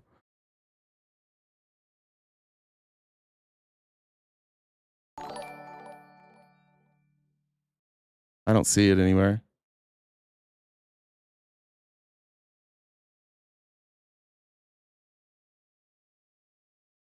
Jen, if you find it, let me know. But Coldy Locks, I appreciate you clearing that up. Thank you. All right, so this is like a 13-minute video. It's gonna take some time. I'm gonna be watching this for the first time with you, so I don't know how much I'll stop. But let's make sure, if we can, to help us with that, with our goals, our fund goals. We are entirely crowd-funded. We don't take ad money, and YouTube doesn't pay us very much. So if you could help us knock that out, I'll update that as we go. If everybody joined the dollar train now, we could knock out most of that. The usual ways: the V, the C, and the P. And over on TikTok, if you could just make sure that we're taking care of our HR rep over there and staying in the algorithm. If you could gift. Right now, LLM Debater is in the lead for top viewers. Thank you. And by the way, check out LLM Debater's debate breakdowns. I've mentioned them before, but they're really, really good. Jolie, Lisa Michelle, Purdy Kid, and R. Barron. Thank you, guys. All right, let's play this. Free press. Please support our independent journalism at democracynow.org/give. This is Democracy Now!, democracynow.org, the War and Peace Report. We turn now to a new report in the New York Times that takes a deep dive into Project Esther, a policy blueprint from the far-right Heritage Foundation, best known for creating Project 2025. Project Esther was launched October 7th, 2024, and lays out plans for surveilling, silencing, and punishing pro-Palestinian activists, including deporting non-U.S. citizens. New York Times investigative reporter KDJM Baker spoke to the people behind Project Esther for her new piece. The group behind Project 2025 has a plan to crush the pro-Palestinian movement. Katie joins us now to explain. Welcome to Democracy Now! It's great to have you with us. What did you find? Thanks so much for having me.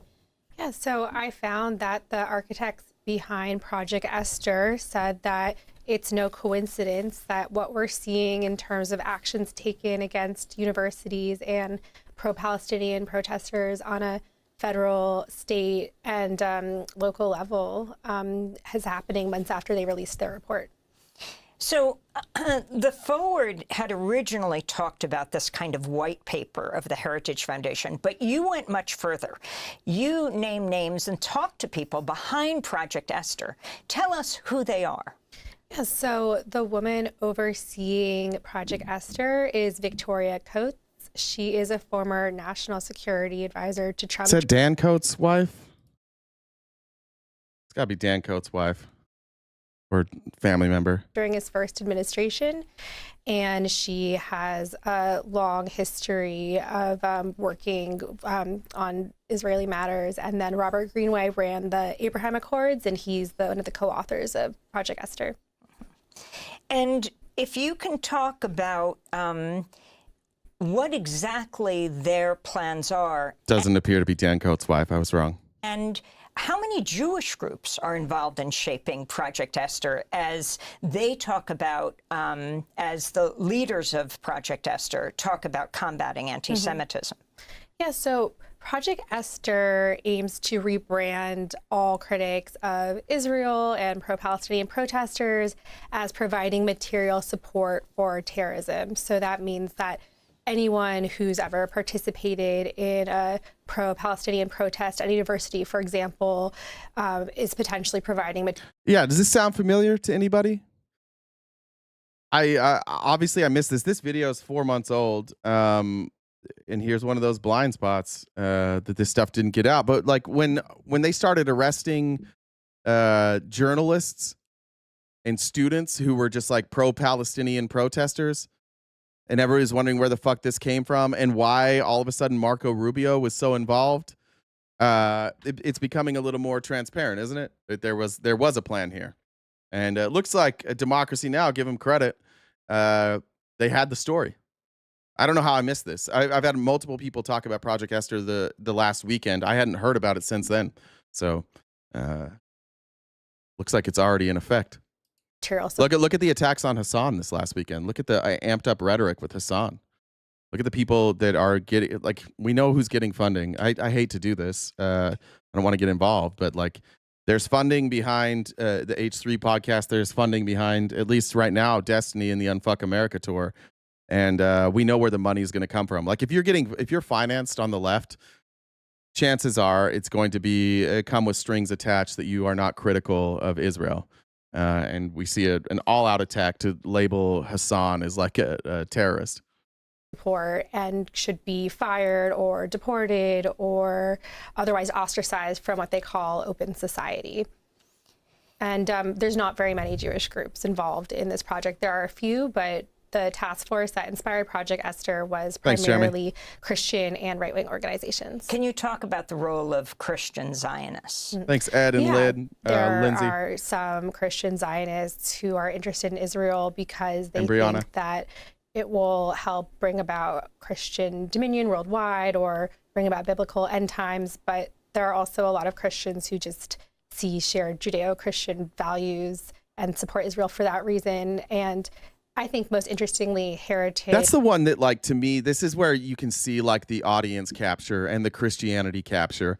The truth is about every major Christian church, every church that grows, eventually that church becomes obsessed with money, and they become obsessed with resources and bringing in more money. Churches that get big in this country are all very, very rich, which goes to tell you what, like, that people are eventually going to choose money over their religion.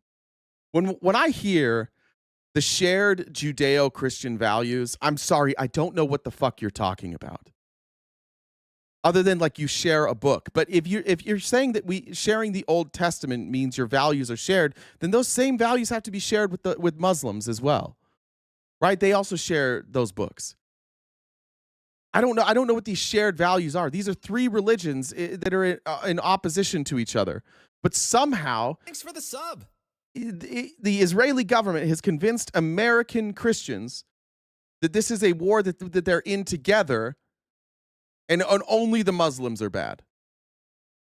So all three of them share a book. All three of them have a different ending. All three of them have a different hero. All three of them have a different view of Jesus. These are not shared beliefs. If you're talking about things like thou shalt not kill, or thou shalt not lie, or thou shalt not commit adultery, those were shared long before Christianity existed. Those are common human values that societies with Christianity, with other religions, with no religion, have all adopted themselves. Those seem to be human shared interests. But there is no like Judeo-Christian value. There is no Judeo-Christian interest that goes together. Both Christians and Jewish folks both think that land is theirs for different reasons. So the common interest seems to be just like eliminating one group. And it seems to me, honestly, that you have the fundamentalist Christians and the Zionist Jewish folks that both think they're going to pull a fast one on the other one. Like, they're pretending that they're in this together, but they're opposed. At the end of the day, when all is said and done, they will oppose each other, and they will fight over who actually gets that land. Which land is which. There is no shared value there. Eventually, there will be division. But all they had to do was start paying members of Congress. That's all they had to do. And start paying and start investing in media, start investing in sources, start doing blackmail. That's all they had to do to get people to be pro-Israel. And this is where the disconnect comes from me and like the figures you'll hear like Candace Owens and Fuentes, and not so out there, but like behind the scenes Tucker Carlson, is I don't think this is a problem with Jewish people. We have Jewish people in this country who don't support what Israel is doing. A majority of Jewish people in this country, a majority of Jewish people around the world don't support what Israel is doing. So I don't view this as a Jewish problem. I view this as a problem with a government using religion to control people, and they've used their own religion and created a coalescence with the Christian right in this country, and now they're both trying to use their religion to control speech. It's obvious that money is the issue here. And that's how we even have the phrase like Judeo-Christian values. That makes no fucking sense. It makes no fucking sense that there is a thing called Judeo-Christian values. If we're talking about in the West, it's not just Judeo-Christian values. You also have people who believed in no God. You have people who believed in multiple gods. You have Muslim people. You have indigenous people. And frankly, like different tribes had different beliefs. You have indigenous Mexican folks that live here. And when I say indigenous Mexican, I mean like indigenous, like the indigenous people from Mexico, right? Like there's all sorts of beliefs, and they've all come together to share these values. And separating it as Judeo-Christian is just an absolute lie that I don't know how. It just got adopted into our vernacular, and now most Americans accept that we are a Western culture with a Judeo-Christian values, and that's totally made up. It's not a real thing. Incorporated a lot of arguments about anti-Semitism into. You're right. I'm clearly not a theology major, but I studied religion. I've read those books. I just don't understand why you would have Judeo-Christian and not Judeo-Christian Muslim shared values, right? I just don't get it. Explain it to me. Attacks on higher education more generally after October 7th, and they blame DEI, Black Lives Matter, those types of progressive movements for what they see as the rise of anti-Semitism on college campuses. I wanted to turn to someone you quote in the piece. Democracy Now! Let's talk about that. This is Christian nationalism. This is abusing anti-Semitism because they don't give a fuck. They could give a flying fuck about racism, about anti-Semitism, about anything other than anti-Christianity. However, when they can say things like DEI is hurting both of us, then they get to go in and they get to put their leaders in. Do you think what they're going to do is they're going to bring in people who are anti-Christian, which would be any other religion? Do you think that they're going to promote the Torah? I don't see anywhere in this country where these people promoting Judeo-Christian values are saying we need to bring the Torah into school. No, it's always the Bible, right? If it's shared values, why is their goal always Christianity then? And who does DEI go after? Does that go after atheists? No. Does that go after other religions? No. It seems to be directly related to skin color, disability, and perhaps like your sex or your gender. Who would benefit from that? Who would benefit from lying about their intentions? White nationalists, Christian nationalists. If they lied about their intentions here, they would still benefit in the same way. And they don't have to give anything. And then they get paid to do it. That's what it seems like to me. Sunday with Stephanie Fox, the executive director of Jewish Voice for Peace, to ask for her response to what you exposed about Project Esther. You know, Project Esther was created by the ultra-conservative white Christian nationalists and should be understood as an addendum to Project 2025, which is the Heritage Foundation's plan to remake the U.S. in an ultra-conservative image. It has absolutely nothing to do with Jewish safety, and it is intended solely to destroy the Palestinian liberation movement using... Trump is signing today, declaring Antifa is now a T group. Oh, good.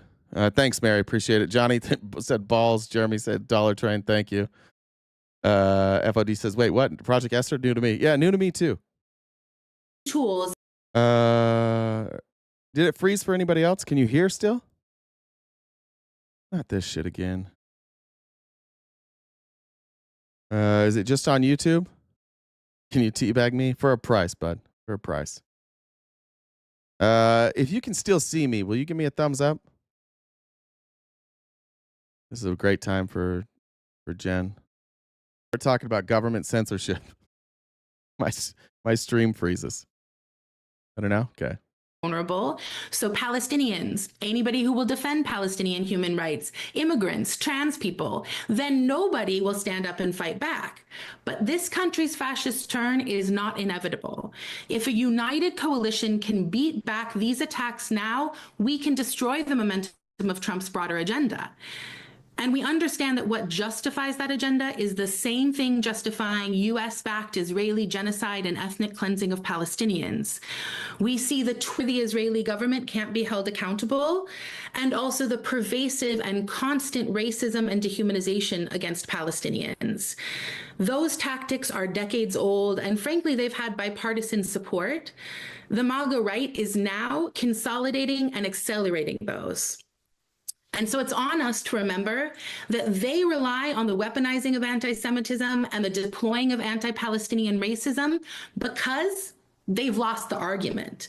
The very notion, take for example, the Hamas support network, obviously intended to vilify any and all criticism of the Israeli. I mean, it's just so painfully obvious to see that like everything this administration does, everything Project 2025 does, it's all just mislabeling things so that you do, like it's all thought-stopping labeling. To call it the Hamas support network when it's legitimately people. I've yet to find a single person advocating for the ending of the genocide in Palestine. I've yet to hear a single one of them say, "Great job on October 7th, gang. Great job. We just love Hamas." Nobody says that. And this regime, let's call it what it is, they mislabel fucking everything on purpose, and it's so that the people that follow them don't know. When we talked about the border, what the conversation that should have taken place about the border is we should have been talking about how should we fix our broken asylum laws? How do we prevent things like this from happening again? What can we do about illegal immigration? Instead, the argument was framed around the border is open. We have open border policies and our party wants to close it. And that way you never get to have the conversation. There's never anything in the middle. Think of a single thing that Donald Trump and this administration pushes. Think of a single thing. And I promise you what they'll say about the other side is a lie. And they create these two polar opposites with no middle ground. And that makes it so that people don't have this discussion. I'm looking like Trump here with the accordion hands. Maybe that was the point. He wants you here and the other side there. And they never want these two sides to get any closer to the middle. So think about deportations. Like when we talk about mass deportations, they say, oh, these are pro-illegal immigration debate, illegal immigrant protests. And that's not true. They were protesting ICE. They were protesting the manner in which ICE was doing their job. And we can't ever have that fucking conversation because as soon as we open it up and somebody comes up here and they're like, oh, you guys are pro-illegal immigration, open borders. It's like, all right. Now we have to have a long discussion about whether or not we are pro-open borders. And after 30 minutes of fighting back and forth as to whether or not that's the policy on the left, then you guys get bored and you leave. And we never have the fucking discussion. That's the point in everything Trump does. Make it sound a million times worse than it is.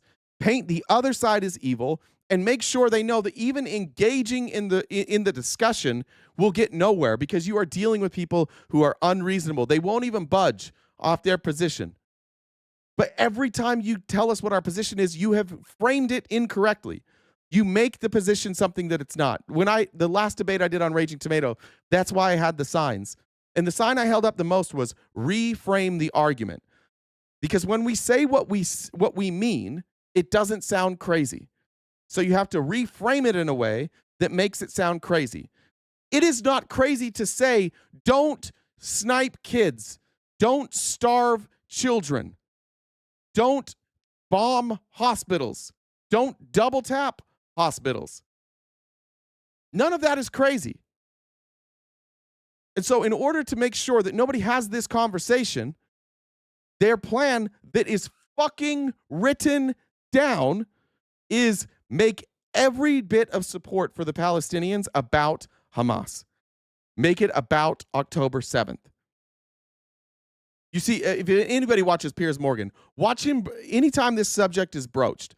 Watch somebody on the left start talking and explain the position, and Piers Morgan will interrupt them every fucking time and say, can you condemn the acts on October 7th?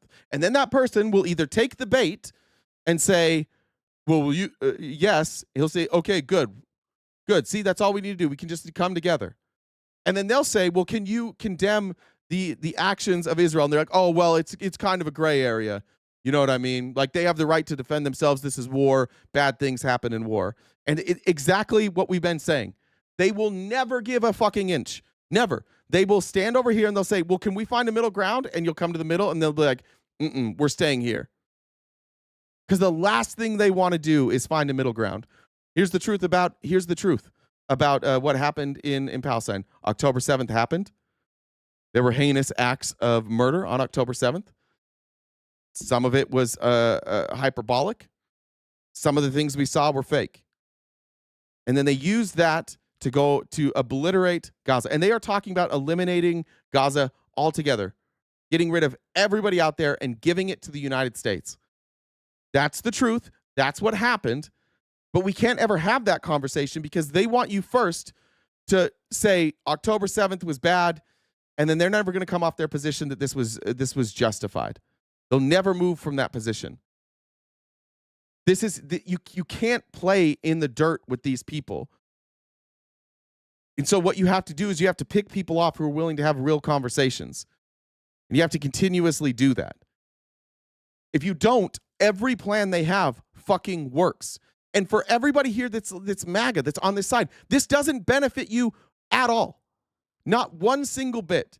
If Israel finishes the job, this land will be given to a bunch of billionaires in the United States. You will get nothing from it, not a dollar. In fact, we'll probably use funds from the United States to rebuild Gaza, taxpayer funds, and you will get absolutely fuck all from all of this. You will have just been a useful pawn the entire way through, and you are providing cover for a genocidal maniac.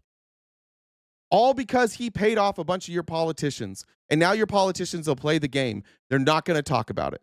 They're just going to run from it every single time. They're going to, October 7th, that's all that matters. Israel has the right to defend itself. That's all that matters. And at the end of this, hundreds of thousands of people will be dead. They will have been displaced from their land. The United States will build some hotels there, and we'll get a bunch of oil, and it won't benefit fucking any of you. You'll just be complicit in the genocide for the fuck of it because you love Donald Trump. Israeli government. Johnny again said, Paul, oh, that might have been from before. Hey, Howdy said, how can it be a war when nobody can fight back? And the accusations would be laughable. They're outlandish, they're baseless if they weren't being translated into such deadly serious policy endangering people's lives right now. But there are millions of people, including the majority. That was the few Republicans we could get to read Project 2025. Once they read it and they're like, oh, that's a problem. They make, but Trump will never do this. And now Trump's doing it. All of these things initially sounded crazy, even to you guys, but it's further proof that if they roll this out slowly and they message it correctly, that you will accept crazy policy. Because you've just, everything you're being told is through a fire hose of lies. And you've been also conditioned to think that everything that comes from the left is just a lie. So you will never know the truth. You'll just be used as pawns this entire way through. Majority of Americans and a growing and massive number of Jews who want to see a stop to the Israeli genocide of Palestinians, who are outraged at our tax dollars being used to murder and starve tens of thousands of children, and who want the US and Israeli government held accountable for their crimes against humanity. And it's in the face of these repressive attacks that our only option is to be bolder, clearer in defense of Palestinian life every single day, and to be demanding justice, equality, and freedom for all people, no exceptions. That's Stephanie Fox, Executive Director of Jewish Voice for Peace. One of the groups that Project Esther... Signs, guys, do I condemn Hamas? Like on, like just in general? I don't know everything that they've done. I don't think they should have done what they did on October 7th. I don't know. I mean, they were elected. They were chosen by the Palestinians. Honestly, I don't know what their policies were in Palestine. I don't know if they did good things. But yeah, I do condemn all acts of violence unless it's in direct like self-defense, which is why for a while after October 7th and you saw the violence coming from Israel, it was like, well, of course, like this is going to happen. Of course, they're going to strike back. And of course, like the people that perpetrated this attack, like they should have no semblance of feeling like they won't have to suffer the consequences. They should have been hunted down. I was fine with all of that. I'm not okay with sniping children. I'm not okay with forced starvation of people. But you guys kind of are. And again, this is the point. Now, to whoever that is, watch me prove this. Whoever that was that said, okay, the wood bugger. Now, do you condemn Israel's mass starvation? Let's see if we were correct. You condemn the sniping of children, the mass starvation, and the bombings of hospitals. Let's see if Woodbugger is going to be honest. Who's forcing them to starve? Open the border. Who's going to open the border? Who's going to open that border for them? Science guy means starving their own, forcing themselves. See what I mean? See? You see what I'm saying? They will never, they beg you to come to the middle. Oh, let's see if you're good faith. And then you offer them the same exact good faith attempt, and they will not take it. They're all full of shit. Every fucking one of them is a liar. You're all liars. This is why I can't fucking stand Zionists. I can't fucking stand you guys. You act like you have morals. You don't. You have absolutely no morals. You want everybody else to have morals and to justify this genocide, and then when they won't do it, you're like, oh, well, actually, it's nuanced on our end. It's not nuanced on the other side. It's exactly what I told you would happen. As soon as you give them an inch, they just stay right where they're at. Esther identifies. I said I can't condemn what I don't know about Hamas, right? What I know about them, what I know about what they did on October 7th, I condemn. I also would say that they are willing to negotiate the end to this war. It seems Israel's the one that doesn't want to negotiate the end of this war. I think that the Israeli government is the most evil and corrupt organization on earth. And I think that what Hamas did on October 7th is bad. What do you want me to do? As she refers to it as a Hamas support organization, HSO. Also, they refer to HSN's Hamas Support Network. If you can talk more about that label.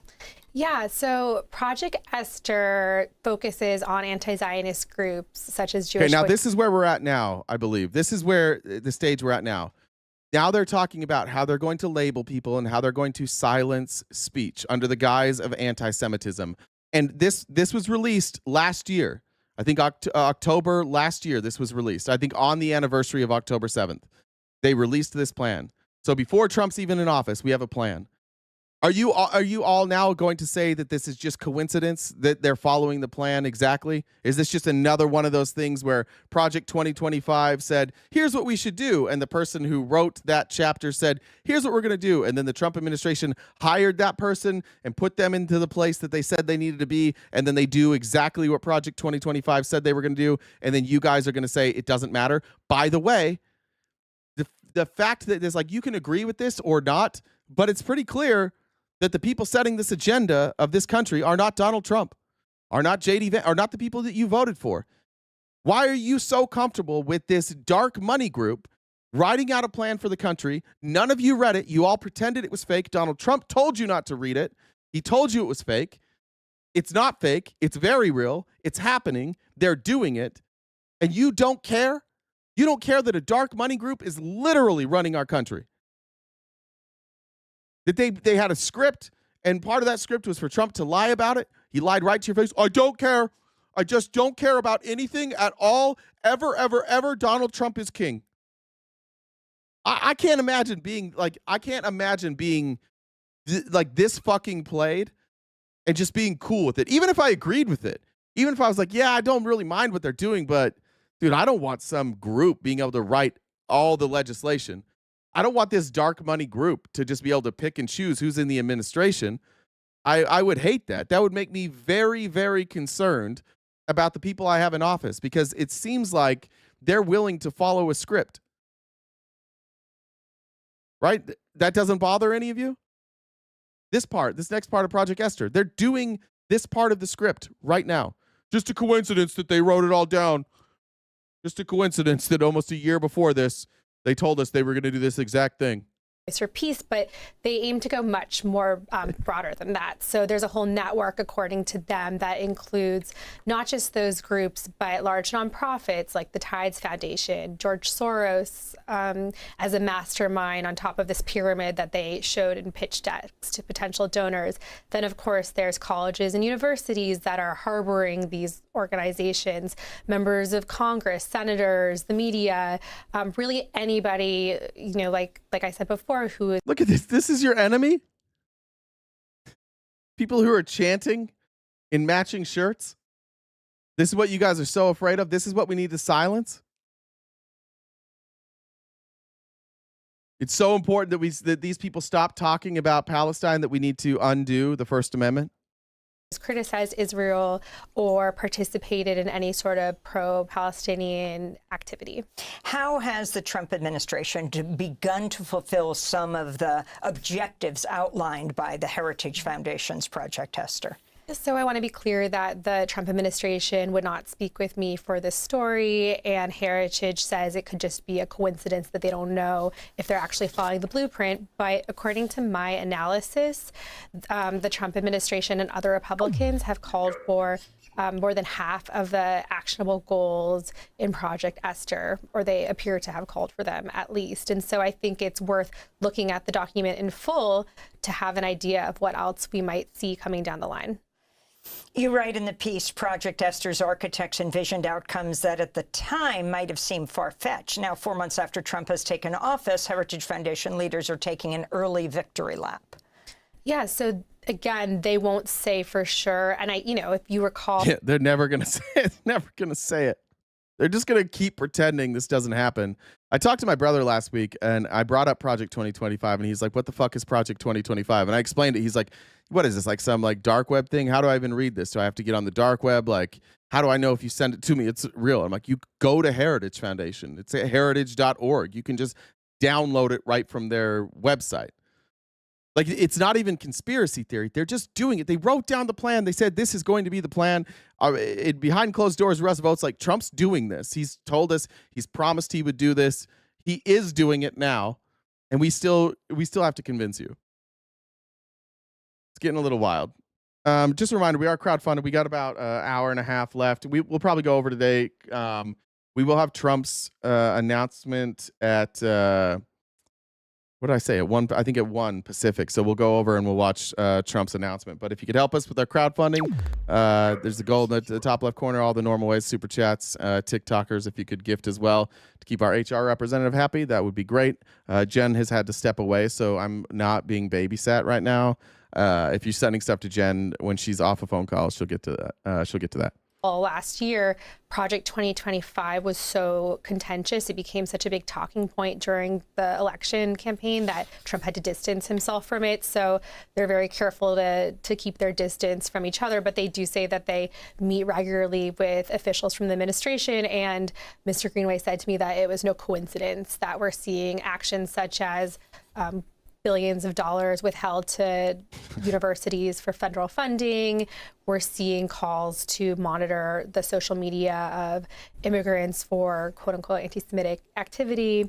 We're seeing the attempts to deport people who have criticized Israel or argued for Palestinian rights. And so all of that is very clearly laid out in Project Esther. And what Republican lawmakers are involved in formulating the objectives of Project Esther? I think there's a really broad...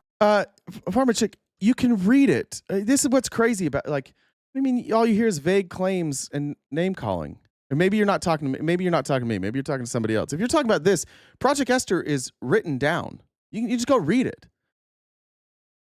Do I have to, like, in order for you to believe something, is it like, do I have to then live fact check this? You can't go look right now. Like, you have the internet. If you're here, you have the internet. Just go read it. We're doing this so that I don't just have to read the whole fucking thing out loud, but go read it. It's there. Broad brush. You see people in the administration, Republicans in Congress. It's really hard to just pick one or two because it's really widespread. Well, I want to thank you for being with us. The response of Project Esther to your report, the Heritage Foundation people behind it? I haven't heard from them, but I think they're very explicit that this is what they're doing. They hadn't commented publicly before this, and I really had to bug them for a while to get them to comment, but this is all laid out online, and it has been for months. Well, I want to thank you for being with us. Well, certainly. Just so we're clear, like, look, Heritage Foundation.org. Project Esther, a national strategy to combat anti-Semitism. Do you see the webpage here? This is heritage.org. Nobody's making this up. It's not a conspiracy theory. This is their plan. Key takeaways. America's virulently anti-Israel, anti-Zionist, and anti-American pro-Palestinian movement is part of a global Hamas support network, a thing that they absolutely made up and put in, wrote it out as a proper noun, as if this is a real thing. They've provided no evidence that this exists, but they're labeling it something because it's always labeling. It's not going to be long before you're all saying HSN. People are accusing me right now in the comments of being paid, even though they can literally just watch how I'm paid. It's paid by you. They'll say it. Supported by activists and funders dedicated to destroying capitalism and democracy, the HSN benefits from the support and training of America's overseas enemies. There's only one group I know of that in this country in office that has said that they want to undo democracy, and that is this current one. J.D. Vance is on record. It's not that hard to find. Like Heritage Foundation, just go read Project 2025. We're not talking about democracy. We're talking about an oligarchy. The National Task Force to Combat Anti-Semitism intends to enlist partners in a coordinated effort to combat the scourge of anti-Semitism in the United States. That's going to be Palantir. That's going to be ICE. They're reading everything. They're reading everything on your phones. They have relationships with every single social media provider. Trump's giving them carve out after carve out after carve out. You think for 1 second that anything you do isn't going to be monitored by these people, and that your jokes that you might make with your friends, that those aren't going to wind up in a database? Well, what's to stop it from happening? Just out of curiosity. Let's say that they come and they arrest me today, and they go, "Oh, we looked at his text messages, and he was saying some things that we don't like." How'd you get my text messages? If they do that and take away my rights, will any of you care? No, you'll all support it. You'll celebrate it. We already know this. We already know that you will celebrate people's rights being stripped from them. You don't care. You said, "Oh, they don't get rights because they're immigrants." That's no difference. You'll say, "Oh, they don't get rights because they support Hamas." That's treasonous. So they don't get rights anymore. You will all go along with this, and you fucking know it. You all fucking know. If Hassan Piker gets arrested today, and they just use the evidence of clips that he said. I don't know all the things that he said. I know there's something that he said about like 9/11. I don't know what it is. There's something that he got a bunch of heat for. I'm not like a huge fan. But every one of you, if Trump came out and he's like, or Kash Patel came out and he's like, "We have evidence that he was funded by HSN, the Hamas, sympathizer support network," you'd all be like, "Yep, they must have evidence." And you would never demand that evidence. And if the case got dropped like a year later and he was imprisoned for a year, none of you would care. You wouldn't care that they just staged this whole thing. And that that Hassan, that's a slip of the tongue, Hassan being arrested and scaring other people into submission would be worth it for you. That's the whole point. They don't necessarily want to lock everybody up. They just want everybody to say what they want to say. So you go after prominent figures and you silence those voices and you try and make everybody below them a little more scared, which we are. Everybody's a little scared right now that this is not a free speech country anymore. That even being not careful enough with your words about Charlie Kirk can cause you to lose your job. Even if you don't lie about Charlie Kirk, even if you tell a joke about Donald Trump that just has Charlie Kirk's name in it, they will use Charlie Kirk's death as a way to demand that you lose your job. And that's where we're at. That's what everybody's afraid of. But to whatever, Farmer Girl or whatever, there you go. It's on their website. I did your homework for you again. A linked you report in the New York Times. The report headlined, "The group behind Project 2025 has a plan to crush the pro-Palestinian movement." I want to thank Katie J.M. Baker, author of that article in the New York Times. Jen's back. We got to be on our best behavior. As we wrap up this segment, we're going to turn to the final comments of Dr. Noor Abdullah. She spoke on Sunday night at the People's graduation for Columbia University. It was a gathering of hundreds of people allied with the students who were involved with protesting at Columbia University over the last year. Dr. Noor Abdullah, who is a dentist here in New York, gave birth to the couple's first child, Dean, last month. She held her child wearing a graduation. No, Walter, free speech does mean you can lie and not have consequences. It does, unless it's libelous. But again, Jimmy Kimmel didn't lie. And this is further proof that you guys literally will just say whatever is said at you and you'll fucking repeat it.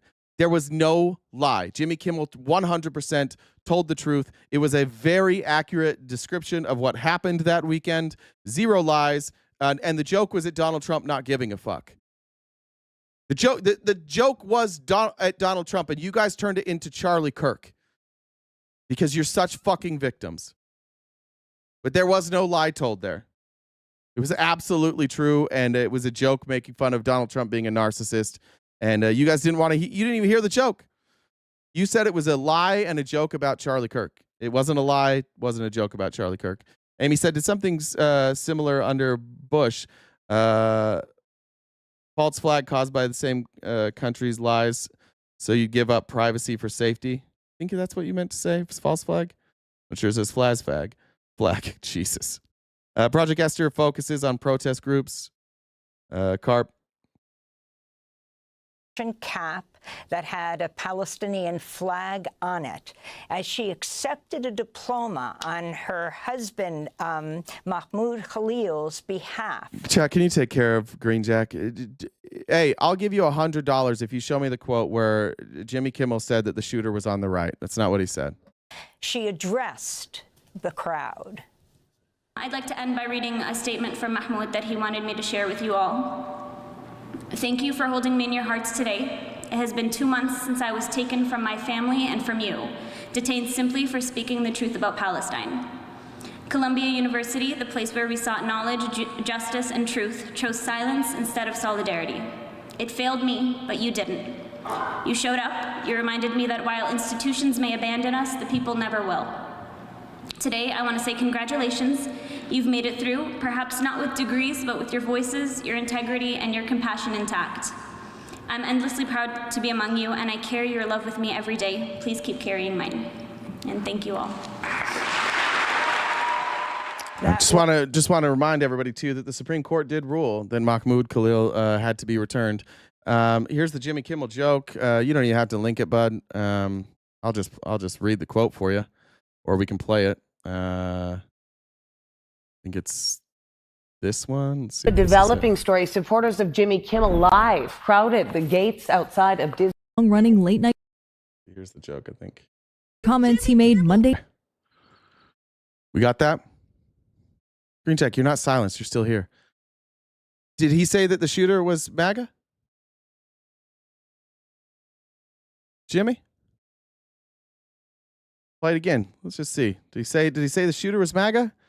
Let's talk about how sentences work. Night. He had some new lows over the week. He had some new lows talking about the MAGA gang, and they tried to characterize the shooter as anything but one of them. That's not a lie. That's absolutely what happened. Nobody in MAGA was saying this person was MAGA.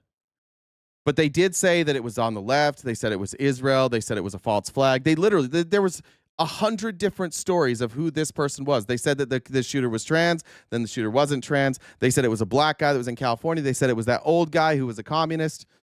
The guy that's like standing up with his cell phone looking down, they said it was that guy. They said it was the guy that touched his sleeve. They said he had like a pistol. They blamed the guy in the front row who also touched his sleeve. They talked about the two people that they thought were signaling. They talked about the guy taking down the camera. They literally talked about a million different people that it could have been.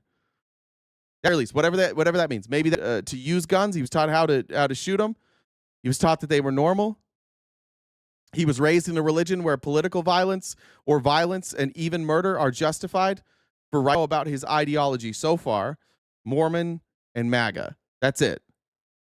And it seems pretty clear that he left Mormonism, and it seems pretty brought up. So Jimmy, so we'll start over. We'll play the whole way through. Kirk is anything other than one of them and doing everything they can to score political points from it. ABC took action after the nation's largest local television. Jimmy, this is the only one I got. I'll play the whole thing. I just got to find it. Here's my prediction. No matter how much of this plays, Jimmy he's going to say that I didn't play the whole thing. I think it's like that. Let's see. All right, this is it. This is the full minute. With the MAGA gang desperately trying to characterize this kid who murdered Charlie. He's saying what you guys did. He's not saying that the shooter is one of them. He is saying, here is what MAGA did all weekend. He didn't pointing to anybody but one of them, that it was anybody but one of them. He's making fun of your conspiracy theories, guys. That's what he's doing. He said the only one that you're leaving out is you. It very well could have been MAGA, by the way. It very well could have been MAGA. It could have been somebody deep MAGA who was also a Zionist, who felt like Charlie Kirk had changed, but it absolutely could have been. Mostly upset about. Here's the rest. The White House flew the flags at half staff, which got some criticism, but on a human level, you can see how hard the president is taking this. YouTube's glitching. I know. We'll just see. My condolences on the loss of your friend Charlie Kirk. May I ask, sir, personally, how are you holding up over the last day and a half, sir? I think very good, and which is no, on TikTok, it's just YouTube. something they've been trying to get, as you know, for about 150 years, and it's going to be a beauty. Yes. He's at the fourth stage of grief, construction. Demolition, construction. This is not how an adult grieves the murder of someone he called a... All right. No, I'm 100% that we are... I know for a fact that we are being hit with like a dislike campaign. Because his politics didn't matter till the right-wing media decided to declare before Kirk's body was even cold that it was a leftist and all lefties around. Yeah, they're just doing it. I don't know what to do about TikTok. I can change on the VPN, see if that changes anything. Let me know if it's still every half sentence. Awesome. It's fucking awesome. Great. Is it 12? All right. Well, we may wind up cutting it. We'll see. Let's get into this. This is a big story over the weekend. Now, I remember when Tom Homan was being floated and when he had his confirmation hearings, there were multiple reports of Tom Homan taking bribes, specifically from like prison contractors. Sound like a chipmunk? Great. Swipe in and out. I don't know, guys. I don't know what to do. Went in and out. Good now? This is crazy. It's muted on Twitch now? What the fuck? Jen, do you see what's happening? I was just, yeah, Twitch is muted. And I think, say something. Hello. Looks like helium voice on TikTok. Now it's only YouTube. It's only YouTube that's working. Yeah. Great. I guess go to YouTube. All right, we're gonna go to YouTube. All right, so before Tom Homan was put up as border czar, there were a lot of stories, and before all the confirmation hearings, which he didn't have to go through, there were a lot of reports that Tom Homan was taking bribes for private prison contractors, which makes sense. Like all of these private prisons have gotten contracts from Tom Homan, so it makes absolute perfect sense that he would have taken bribes from them. Now we seem to have confirmation. Tom Homan accepted a $50,000 bag of cash from an undercover FBI agent last year in a since-closed U.S. Justice Department bribery investigation. In the alleged scheme, Homan promised immigration-related government contracts when he joined the Trump administration in exchange for money. FBI Director Kash Patel then ordered the investigation closed over the summer. This matter originated under the previous administration and was subjected to a full review by FBI agents and Justice Department prosecutors. They found no credible evidence of any criminal wrongdoing, Patel and Attorney General Deputy Attorney General Todd Blanche said in a statement on Sunday, the department's resources must remain focused on real threats to the American people, not baseless investigations. As a result, the investigation is closed. The probe into Homan started around 2024, near the end of President Joe Biden's administration, and stemmed from a separate national security investigation, one of the sources told Reuters. In that unrelated probe, the target of the unrelated probe brought up Homan, saying he was collecting bribes in exchange for future government contracts. By the way, the people out here that are saying that that like it was case closed, that's crazy. You understand what we have here? We have Tom Homan on video taking a $50,000 bribe. How could you close that case? Can you explain the scenario where closing this case makes any sense when you have the guy on video taking a $50,000 bribe? An undercover sting was set up, and Homan was caught on a recording accepting a $50,000 bribe in a bag from the restaurant chain Cava. Homan oversees the Trump administration's campaign of mass deportations of people in the country illegally. The White House said he has not been involved in awarding any contracts. He is a career law enforcement officer and lifelong public servant who is doing a phenomenal job on behalf of President Trump and the country. A grand jury probe into Homan in the Western District of Texas was still in its early stages when Trump returned to the White House. Emil Bove, who was acting Deputy Attorney General and is now a federal judge, was briefed on the case in February, one of the sources said. In that exchange, he expressed displeasure with the probe and said it was an example of a deep state operation, referring to the idea that unelected officials secretly control the government. The statement from Patel and Blanche said the probe was a blatantly political investigation and yet another example of how the Biden Department of Justice was using its resources to target President Trump's allies. Dude takes a bag of cash. Nothing to see here. Yeah, I know that Twitch is down. Sorry. If Twitch is down, come to YouTube. All right. This is breaking right before we get. Apparently, due to health concerns, from now on, Tom Homan is going to be played by a canned ham. So that's good news. Isn't that's like remarkably similar? I was going to use that as the background today. I didn't know if everybody would get it. Even down to like the ham has moles. It's a misshapen, miscolored face. Tell me he doesn't look exactly like a ham.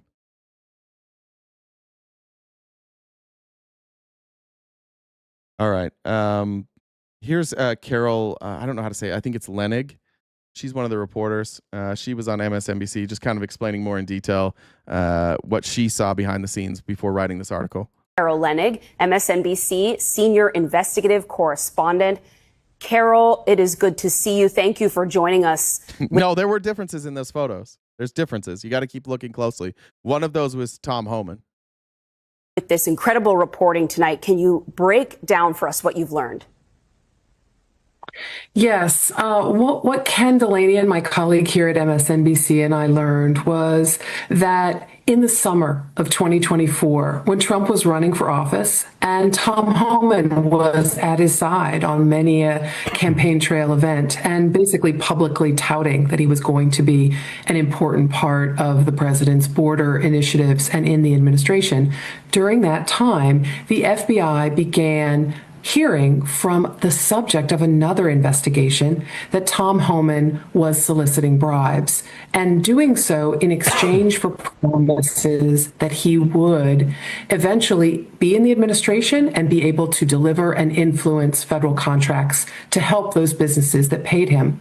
Now, what the FBI decided to do was have a series of undercover agents approach that intermediary and also approach Tom Homan. And our sources and an internal document that Tom Hammond, that's good. That's solid.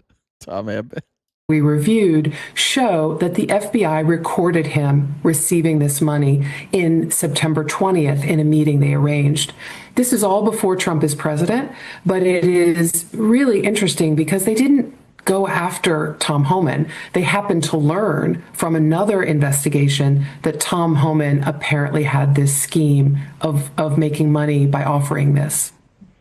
Carol, incredible reporting that you and Ken did there. Can you walk us through what the response has been from various officials that you have presented this reporting to, whether it is at the FBI, the Department of Homeland Security, or perhaps even the White House? What have you been able to learn from officials in response to this investigation?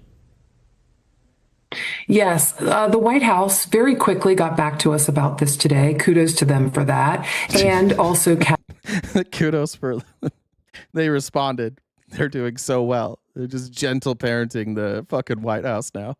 We did not expect them to get back to us, but they did. So well done for doing their job. Kash Patel and Todd Blanche, the acting deputy attorney general, all issued statements to us in which they told MSNBC. That's a good question, Aaron. Where's the recording?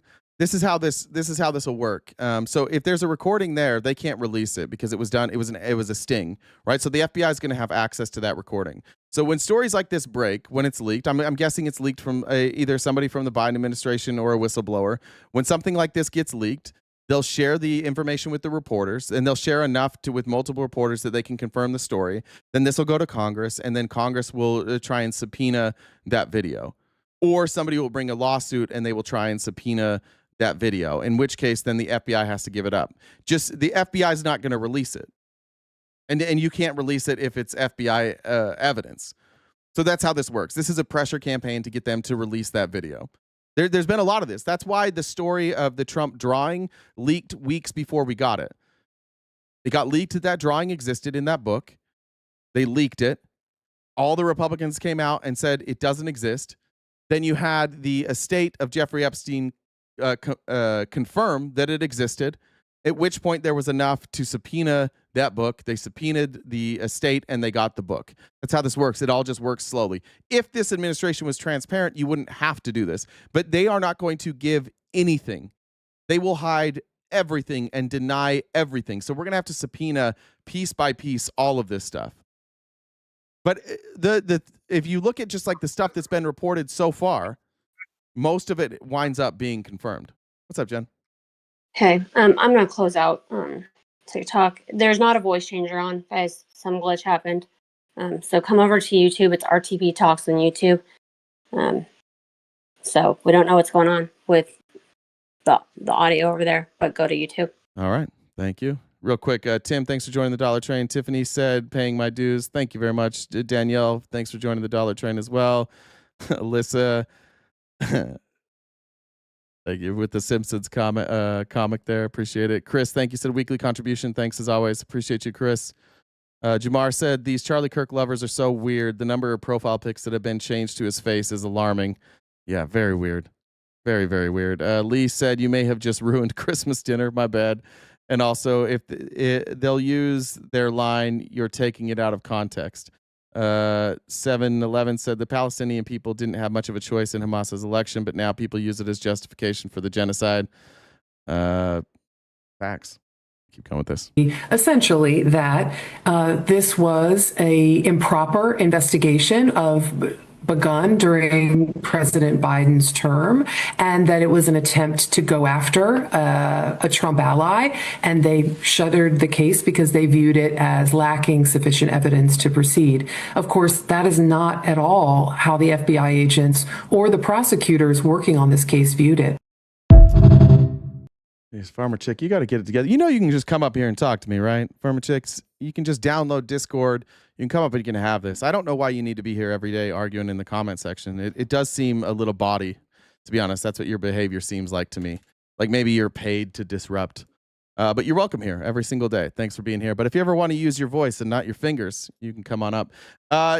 If you want to know how how serious this is, just watch the Republicans' response to all of this. They don't have a story. They're just out and out saying we're doing fascism now. Megyn Kelly says, we do not care. Don't bother Tom Homan. He's a national treasure. We don't care if you openly bribe people. We don't care. Don't bother him. Don't even look at it. We do not care. Totally not a cult. Totally not a cult. We don't care. What do you mean you don't care? How the fuck would you not care? If somebody working for the government is taking cash bribes, how the fuck would you not care? Oh, I know. You support Donald Trump, who is openly taking bribes from crypto people and from every other country. He has been bribed by every single person who has come into his office. He has enriched himself greatly. You don't care, guys. You don't. And it would be one thing like if you were getting something out of this. I think I would respect it a little bit more if you're like, I don't care, he's making the country better. But what's getting better? How has your life been improved at all? This is a time for you guys to tell me what got better so far. I would like specific examples from Republicans of how your life got better. Don't tell me something that changed. Don't point to something that you like. Don't point to something Trump did. I need you to explain how that thing made your life better. So let's talk about where Trump's been successful. They have put a lot of people in detention camps. How did that make your life better? Stagflation, that's making your life better. That's it. I think you guys you're just at this point where you just fucking hate us so bad that you don't care what happens. You have no fucking care in the world for what they're doing. You just hate us. So you're like, oh, he hates you and I hate you, so we're in. Trump doesn't need bribes. Well, whether he does need them or doesn't need them, he's taking them. Donald Trump has made more in this presidency than every president combined from the time they entered office until now. Like literally every dollar that every president has ever made after becoming president, Donald Trump has made more than that in 9 months. And that's just money directly tied to this presidency. So we're talking about the shit coins, the Trump coin, the Melania coin, and what's their exchange, whatever that company's called that Don Jr.'s running. What is it? Never even remember what it's called. Whatever that company is. He's made more than everybody else combined. None of your lives got better. Every single person is paying more for groceries. Every single person is paying more for gas. Every single person's mortgage is not going to go down. You can't afford a house right now. Nobody's actual life got better. It's just hating libs. That's it. And you guys will do this. You'll do this the whole way through. These farmers are losing their farms, their livelihood. You're all these small like conservative towns. You're all selling out to data centers. It's going to make you sick. It's going to cause your power prices to go up. It's going to increase the home values, and that's going to price a lot of you guys out. All of you who think that what you're getting here is owning the libs, you're just getting kicked in the dick repeatedly, and you're like, that's not my dick that's getting kicked. That's only lib dicks. My stomach just hurts for no reason. Amy said, when is Trump going to show his taxes? Fucking never. Or never. Only when we subpoena them. Here's Megyn Kelly upset about it, round 2. Here's what she had to say. She tweeted out, oh shit, where is it? Oh, did I put the wrong tweet up here? Oh, I think I did. All right. Yeah, that's the wrong tweet. Here's AOC trolling Tom Homan, which was well done. It was the illegal now. Yeah, that's pretty good by AOC. You see Trump called her cute, which was weird. It's like he's a little nicer to AOC than everybody else because he's attracted to her. So he's like, well, at least she's hot. All right, I want to move into this. How much do we have? An hour before Trump's going to speak. Let's talk about these three covering up the Epstein files. And let's remember, first of all, that this nice lady in the middle, she was the Attorney General of Florida when they cover up the Epstein files the first time. And Alexander Acosta was the prosecutor in Florida that gave Epstein a sweetheart deal. And now he's finally been questioned in front of the Oversight Committee. And I just want to give you some of the reactions from those who questioned him. This is Dave Min from California 47. He's an attorney, former law professor, I think at Berkeley, maybe Stanford. Listen to what he had to say. Congressman Dave Min out of California 47. And before see, Marianne, thank you for the super chat. Both of them. Appreciate it. Coming to Congress, I was a law professor at UC Irvine. And I'll tell you, after the first hour sitting with Alex Acosta, I found him to be completely non-credible as a witness. Thanks, Ortiz. His answers were evasive, They obfuscated, and they were just not believable. Just to give you one example, we know that his chief federal prosecutor, in addition to bringing a long charging memo and a prosecution memo, had actually said that the computer evidence that was being withheld by the defense at that point in time, all these files, the surveillance videos, perhaps child pornography, they were not producing it. She had said that that was a smoking gun. That would put this whole thing to bed. When I asked Alex Acosta about this, his response was that he didn't actually review the evidence on this case and would have no input on this. Is that weird? The lead attorney for the state didn't ever review the evidence and then gave Epstein a sweetheart deal. Oh, you go read those. It's clear that at some point the FBI got involved, and the FBI basically said, like, hey, give him a sweetheart deal. He's one of us. It's pretty obvious what happened. Alex Acosta got a phone call from some people high up in the FBI and said, nah, you're going to cut this guy a deal. And they cut him a deal. And that deal was that every day he had to sleep at prison, but he could go home to his house and continue abusing young girls in his house. And that apparently wasn't disqualifying to get Trump to hire him. So then Trump hired Alex Acosta. I think, was it Labor Secretary? I can't remember what he hired him for. And then this all came out publicly, and Acosta was forced to resign. But Acosta's in here just admitting, I don't even know what's in the case. I didn't even review the files. I just cut him a sweetheart deal.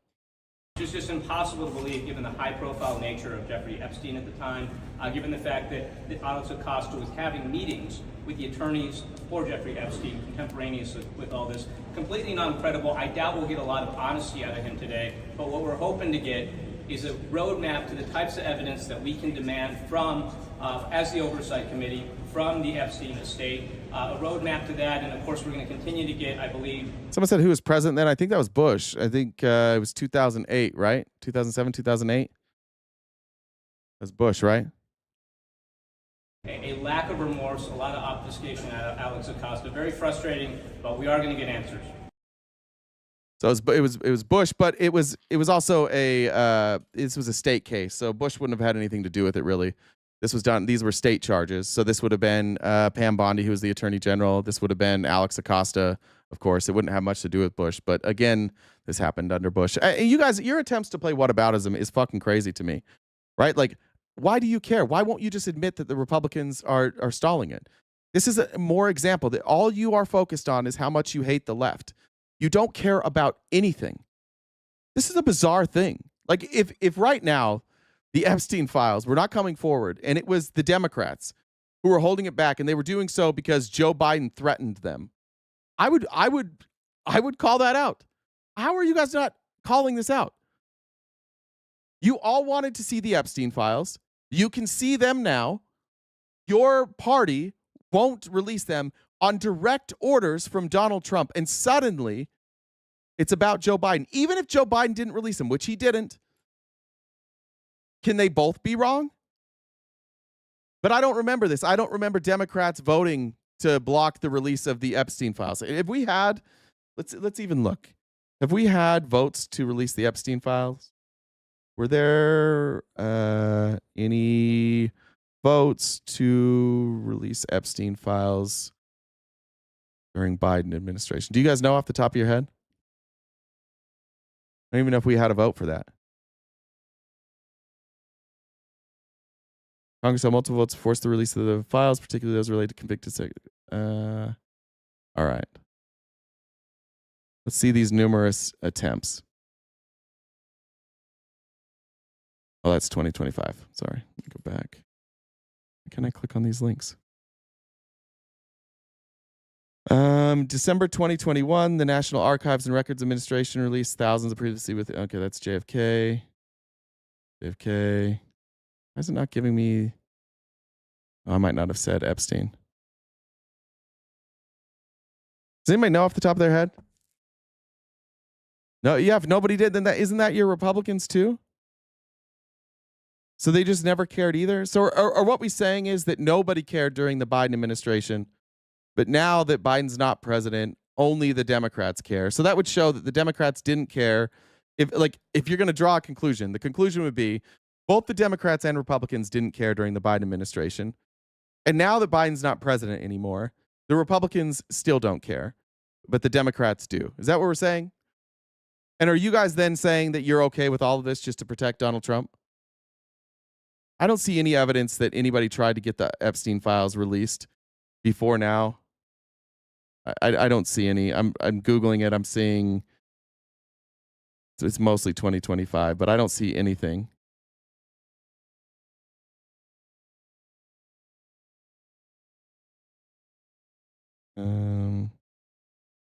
Nothing there. All right. Did you notice that Fox didn't really cover this weekend? That Alex Acosta was being evasive? I noticed Trump didn't talk about it. I noticed that Republicans aren't talking about it. Why aren't we talking about this? Why aren't we talking about the fact that the prosecutor of Epstein said, I didn't ever even review that? We're not even going to have a conversation about this? Here's Lisa Rubin. Congressman Max Rose, anything that you heard there surprise you? First of all, I think we knew that there were whistleblowers who, for example, were talking to the Senate Judiciary Committee, but I think that Congressman Garcia just made some news in talking about multiple whistleblowers who are in communication with the House Oversight Committee, some of whom might be survivors of Jeffrey Epstein, but others of whom might come from law enforcement or have information from other sources. So that's one thing that surprised me. The other thing that I think it's crazy, like even you said this, you think it's sad that Democrats are using this to take down Trump. No, they're not. If you're saying that they're using this to take down Trump, then you would have to admit that Trump is going to be taken down by this. And then if Trump is going to be taken down by this, then you have to admit that he's in the files and he was deeply connected with Epstein. And if he gets taken down by this because he's in the files and he's connected to Epstein and you're upset with that, then that means that you care more about Donald Trump being president than you care about the victims of child sexual abuse, which is what we've been accusing you of. 30 plus women have accused Donald Trump of sexual abuse. 30 plus women. And you don't care. It's just all 100% own the libs. We're 100% own the libs all day long. It doesn't matter what else anybody does. It doesn't matter that Donald Trump is entirely conflicted. It doesn't matter that he's selling us out to oligarchs. It doesn't matter that he's selling us out to foreign countries. It doesn't matter that his tariff policies are bankrupting farmers across this country. It doesn't matter that wealth is consolidating. None of it matters. All that matters is that he never gets caught and you guys get to own the libs and that you get to wake up every day knowing that Donald Trump makes us mad. And you don't stop and think like, should I be mad? Should I be mad? Or should my entire life revolve around, my happiness revolve around whether or not libs are mad? And it seems like as long as libs are mad, you're going to be good. Like that's just good enough for you. The rest of it, who the fuck cares? Yeah, and it may be just like you don't understand how any of this works. Like you think economics are too complicated for you to understand. You think government's too hard to understand. You grew up in a country where like we have bad things happen and then everything just turns out to be okay. Like eventually some people are okay, especially if you were born into privilege, if you come from means, if you live in a community where you can find employment or there's people to help you with a hand up when times get tough. You might feel like yet none of this ever matters. But it's the part where you say like I don't care because we just want to make you mad that makes me feel like America has lost. That's a tough pill to swallow of where we're at. And I do think that that's true. I have conversations with people in my life that are like trying to have good faith conversations. I can tell you that I cannot discuss Donald Trump without the first reaction from people who aren't even like Trumpers. Just what about? What about? What about? What about? What about? What about? Nobody ever wants to get to a real topic of discussion. And the real topic of discussion here is since 2008, our government has been covering for Jeffrey Epstein.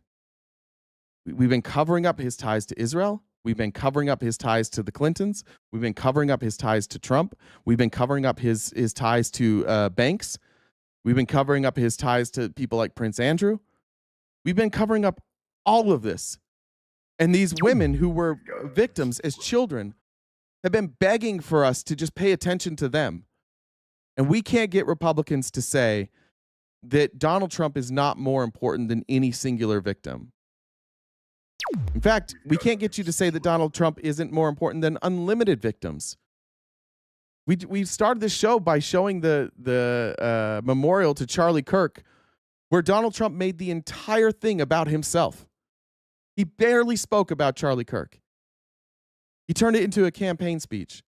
And that's when the crowd got excited. It didn't seem like the people there cared about Charlie Kirk that much. Nobody seemed to care when you have a rapper out in the audience trying to make money off of Charlie Kirk's name, legitimately singing I am Charlie Kirk, making a music video. Yet Stephen Miller, finally, I get to do my Goebbels speeches up here. I don't know what the fuck you guys care about, to be honest. I have no idea.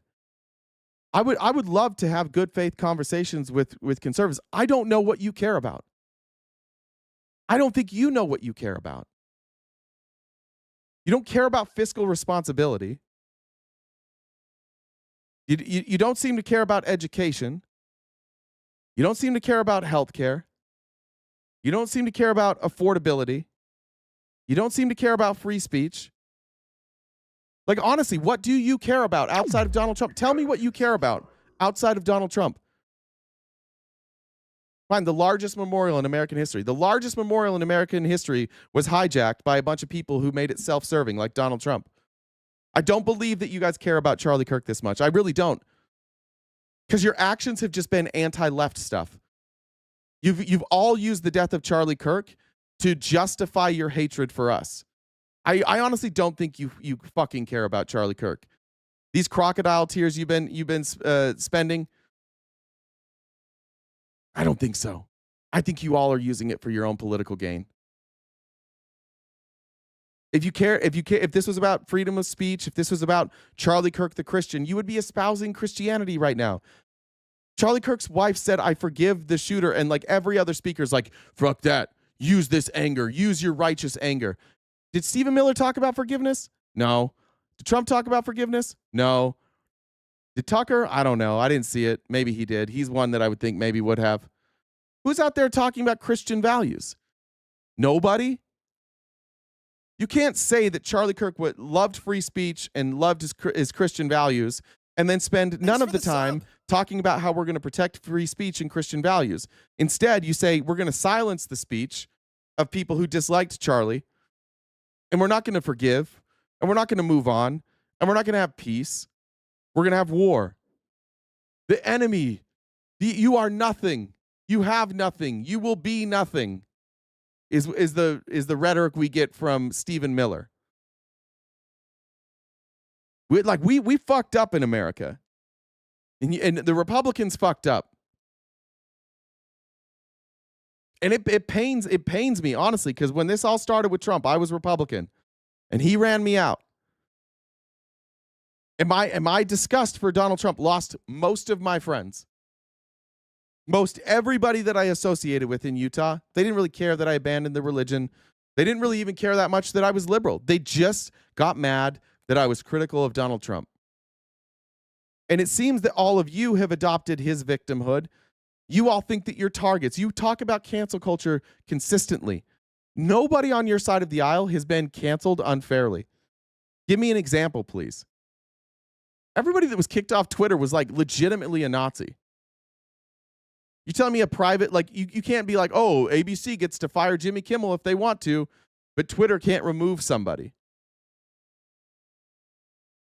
But Rhino never was a Republican. I was a Republican, dipshit. You want to talk about rhinos? What the fuck? When I was a Republican, I believed in limited government. I believed that freedom of speech could not be censored. You guys are big government, big censorship. And now you're doing socialism.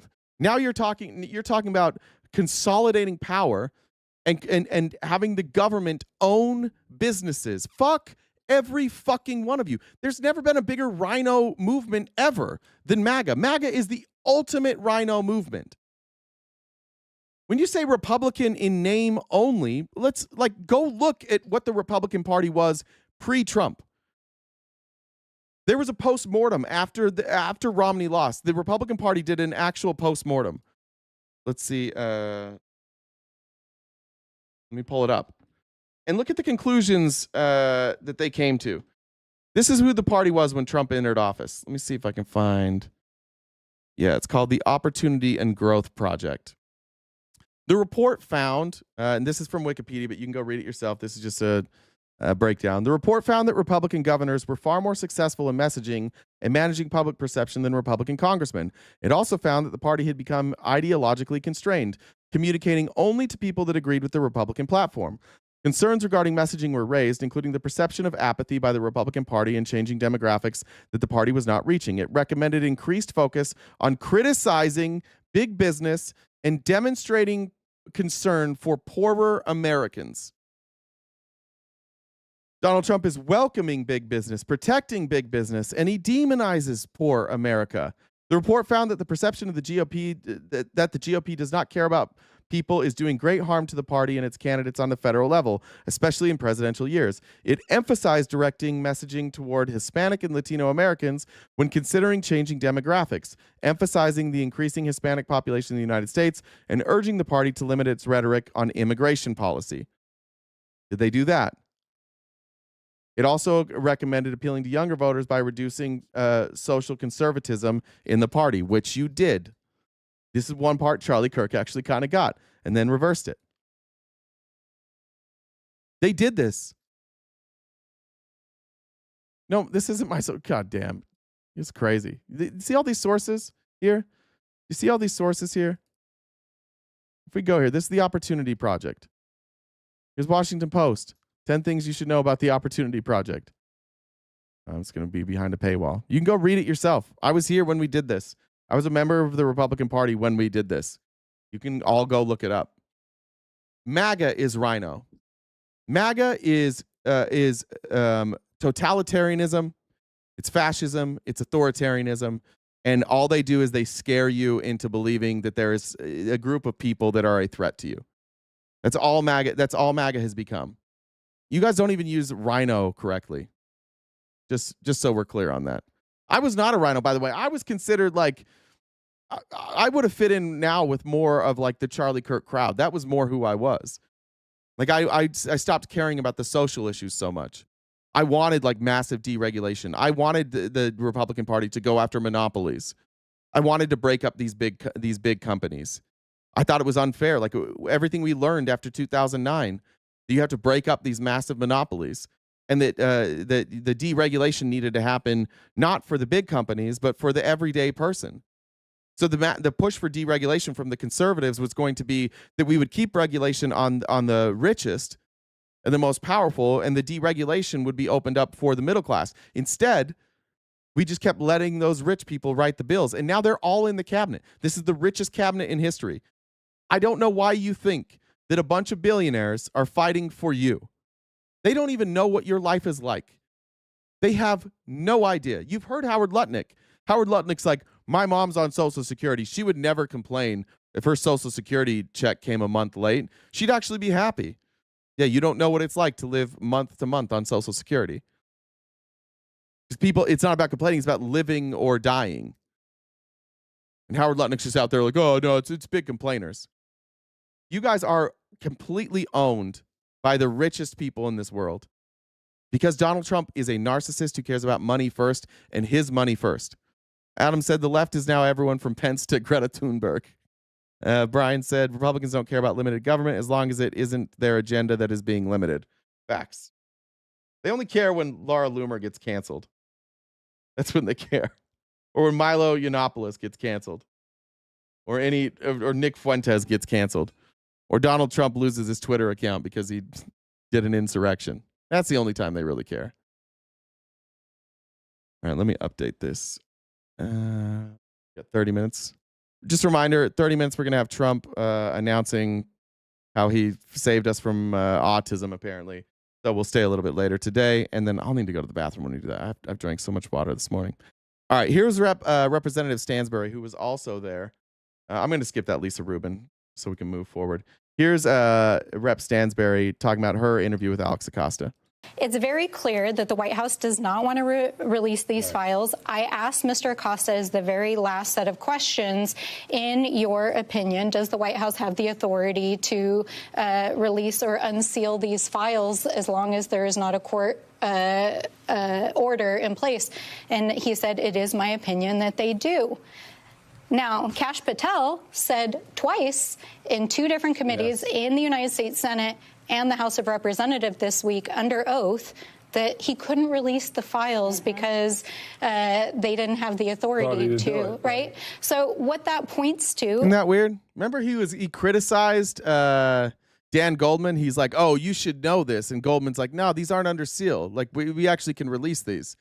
Alex Acosta also says we can release these. So it seems like the only one who doesn't know we can release them is like the dumb little guy that's running our FBI. Or he's covering it up. Couldn't be that though, right?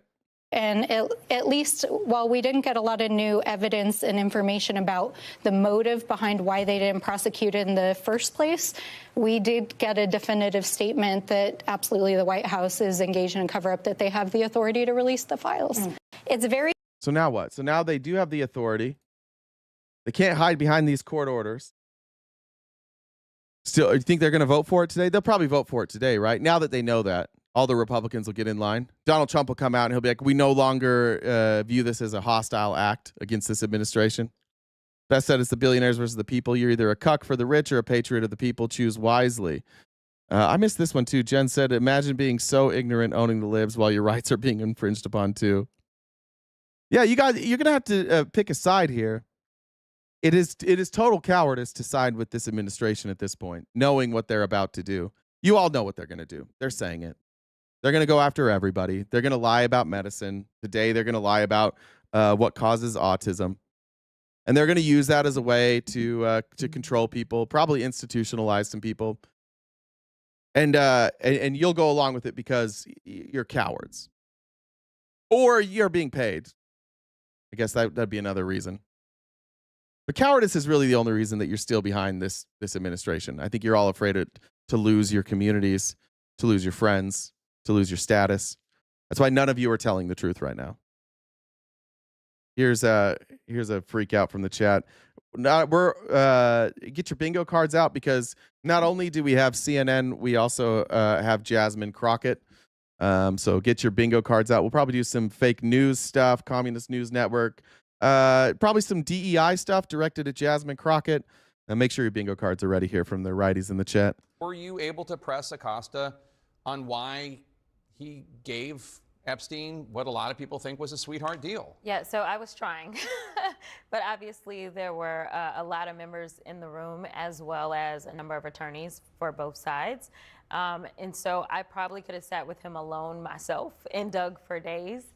But I specifically was also listening to him. So at one point in time, he was talking about they were basically gauging the strength of their case, which is not abnormal. That is what prosecutors are always going to do.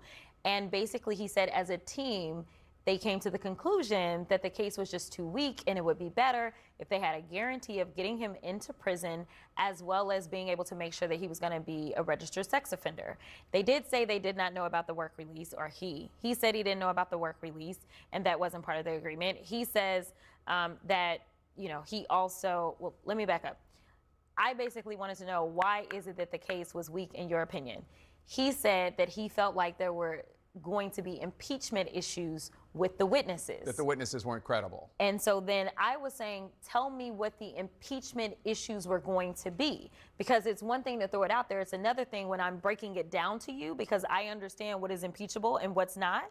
And so he's like, well, some of them didn't want to testify. I said, well, that's not impeachment evidence at all. And has there ever been a situation where you've brought a witness forward who did not want to testify? What other evidence was there?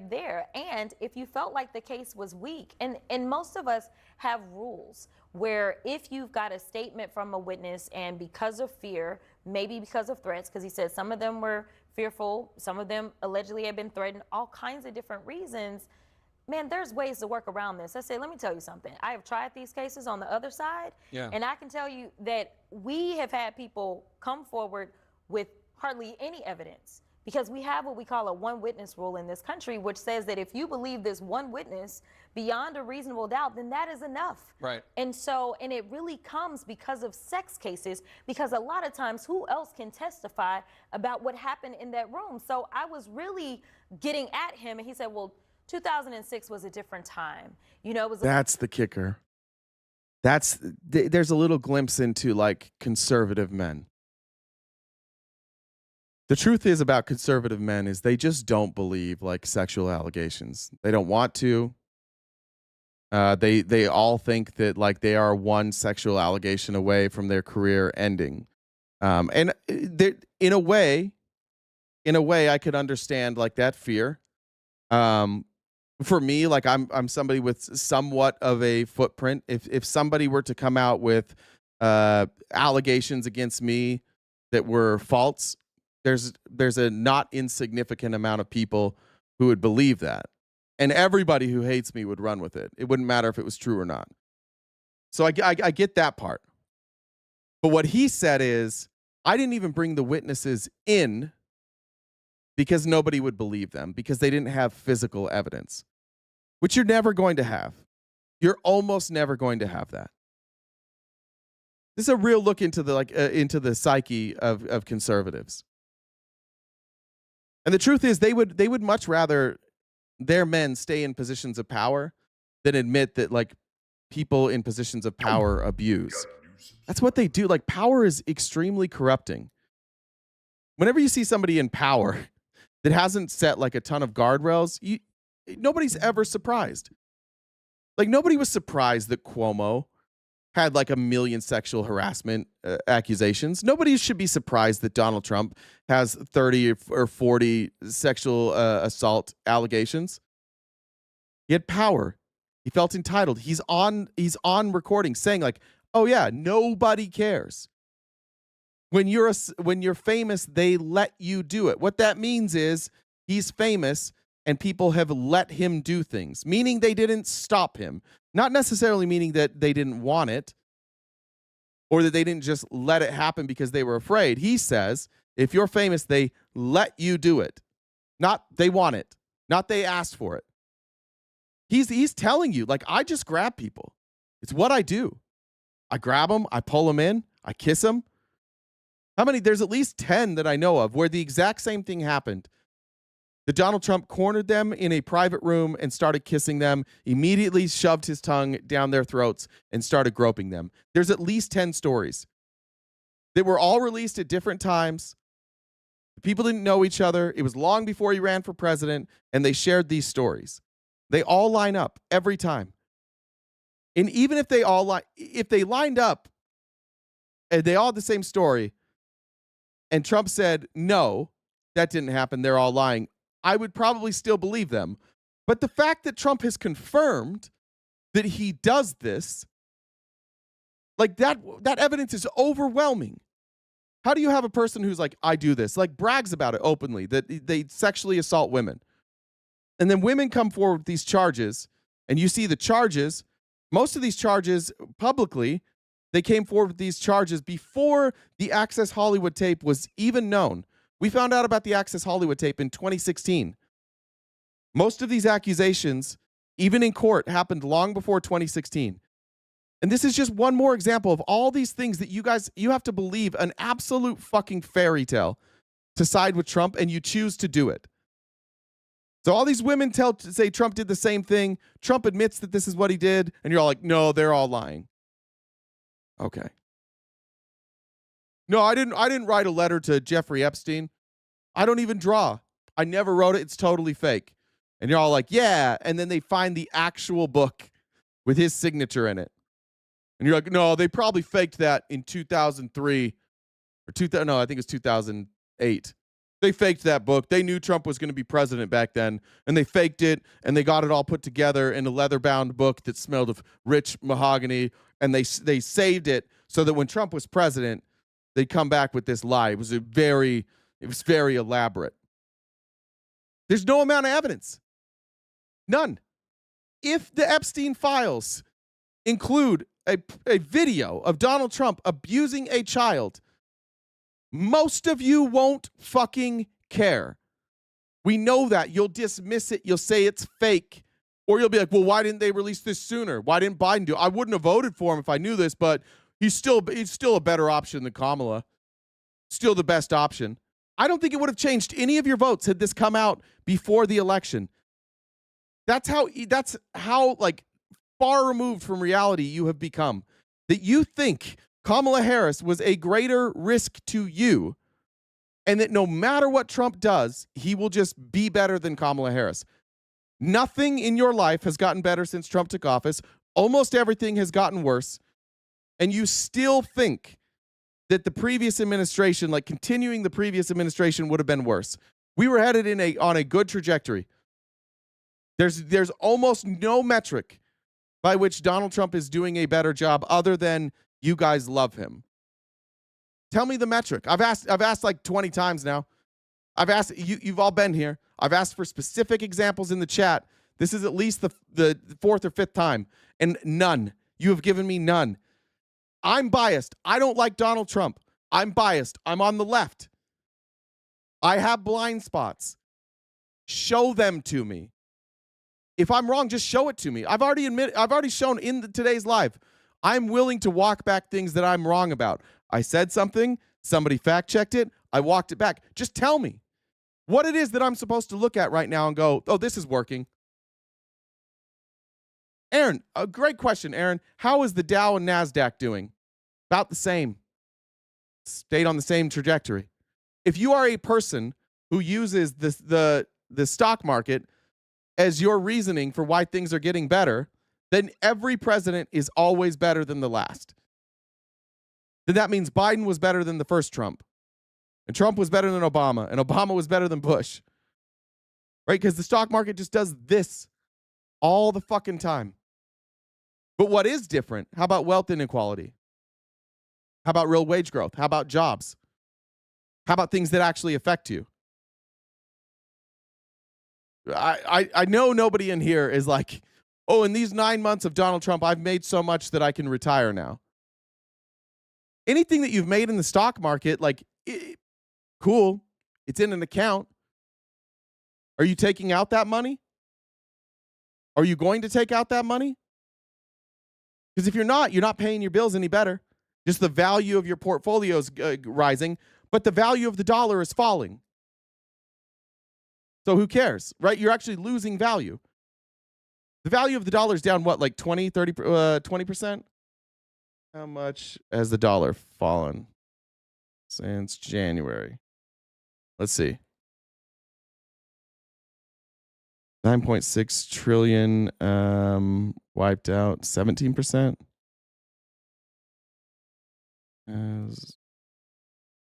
Let's see.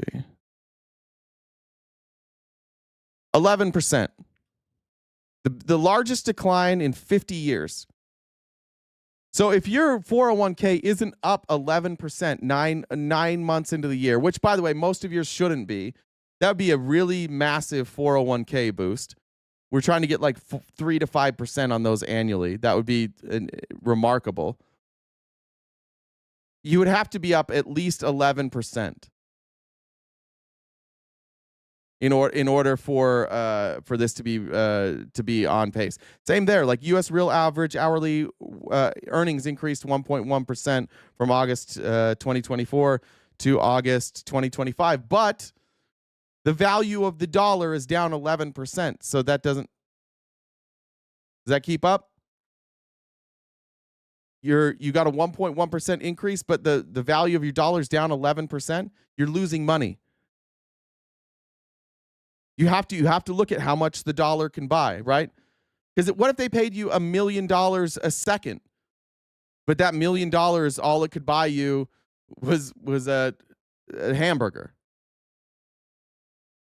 Suddenly, if the $1 million doesn't buy you what it used to buy you, who the fuck cares? So the dollar's down 11%.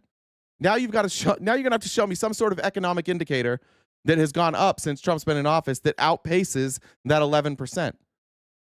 You can't find that. You're actually all losing money. But if you look at like singular statistics, like, oh, it's better there, it's better there. everybody in Venezuela has been getting paid. Like the amount of money people in Venezuela got paid dramatically increased because the value of their currency dropped. So people would be making like, well, I remember, I think they use the peso. I can't remember. What's the Venezuelan currency? I think they call it peso. Is that wrong? Bolivar. The Bolivar. It went down like 1,000%. Grinder crashed. There was a lot of grinder activity. All right, back to Jasmine. A lot different as it relates to the movement and what was going on. I said, let me tell you something.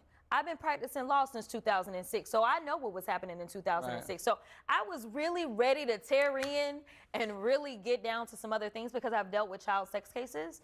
And based on the little information that I know about Venezuela, what he had back then, in my opinion, he had more than enough evidence, but he was arguing that he didn't. And I said, well, let me ask you this. Towards the end of the time that I was going to be there, I asked him, I said, normally prosecutors consult with the victims.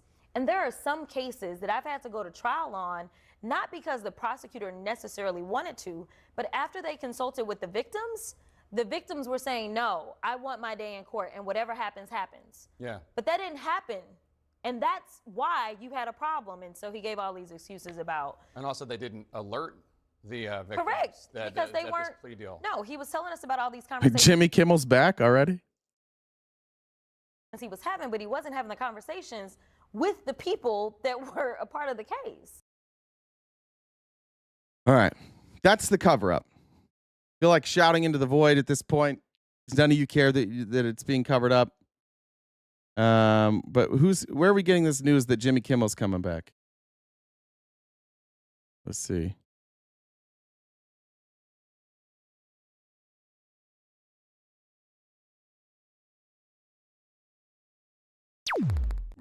Seeing this.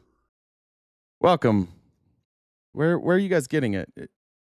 I see that you're saying it's true. I just want to make sure. Disney says, all right, here's some CNBC.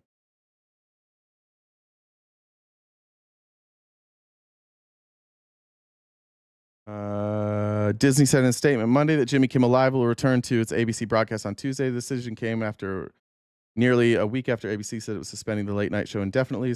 Shortly after the host meeting, last Wednesday, we made the decision to suspend production on the show to avoid further inflaming a tense situation at an emotional moment for our country. It is a decision we made because we felt some of the comments were ill-timed and thus insensitive. We have spent the last days having thoughtful conversations with Jimmy, and after this conversation, we reached the decision to return the show on Tuesday. Ironically, they're not talking about, will Jimmy be the host? Current and former Late Show hosts, including Colbert and David Letterman, rally behind. Okay. He should bring on Trump, honestly. That's what he should do. He should force all the, like, they say that they want more Republicans. He should just bring on Republicans all week and ask them questions. I hope he does that. That would show that, like, oh, now you have representation, and let's see how it goes for you. Let's see how that representation goes. Let's see if you guys are able to come on there and defend the fact that, once again, you're covering up the Epstein files. I want to get to more cover up, but I want to go to Senator Cotton. This video, it's PNN, Palestinian News Network. They're constantly following, which is not a real news network, by the way. I think it's just online. They're following members of Congress around and asking them questions.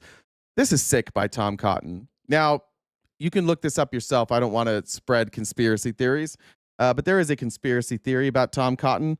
There is a theory about Tom Cotton that he has a secret life. And not that long ago, Tom Cotton was like, he was being a little wishy-washy on Donald Trump.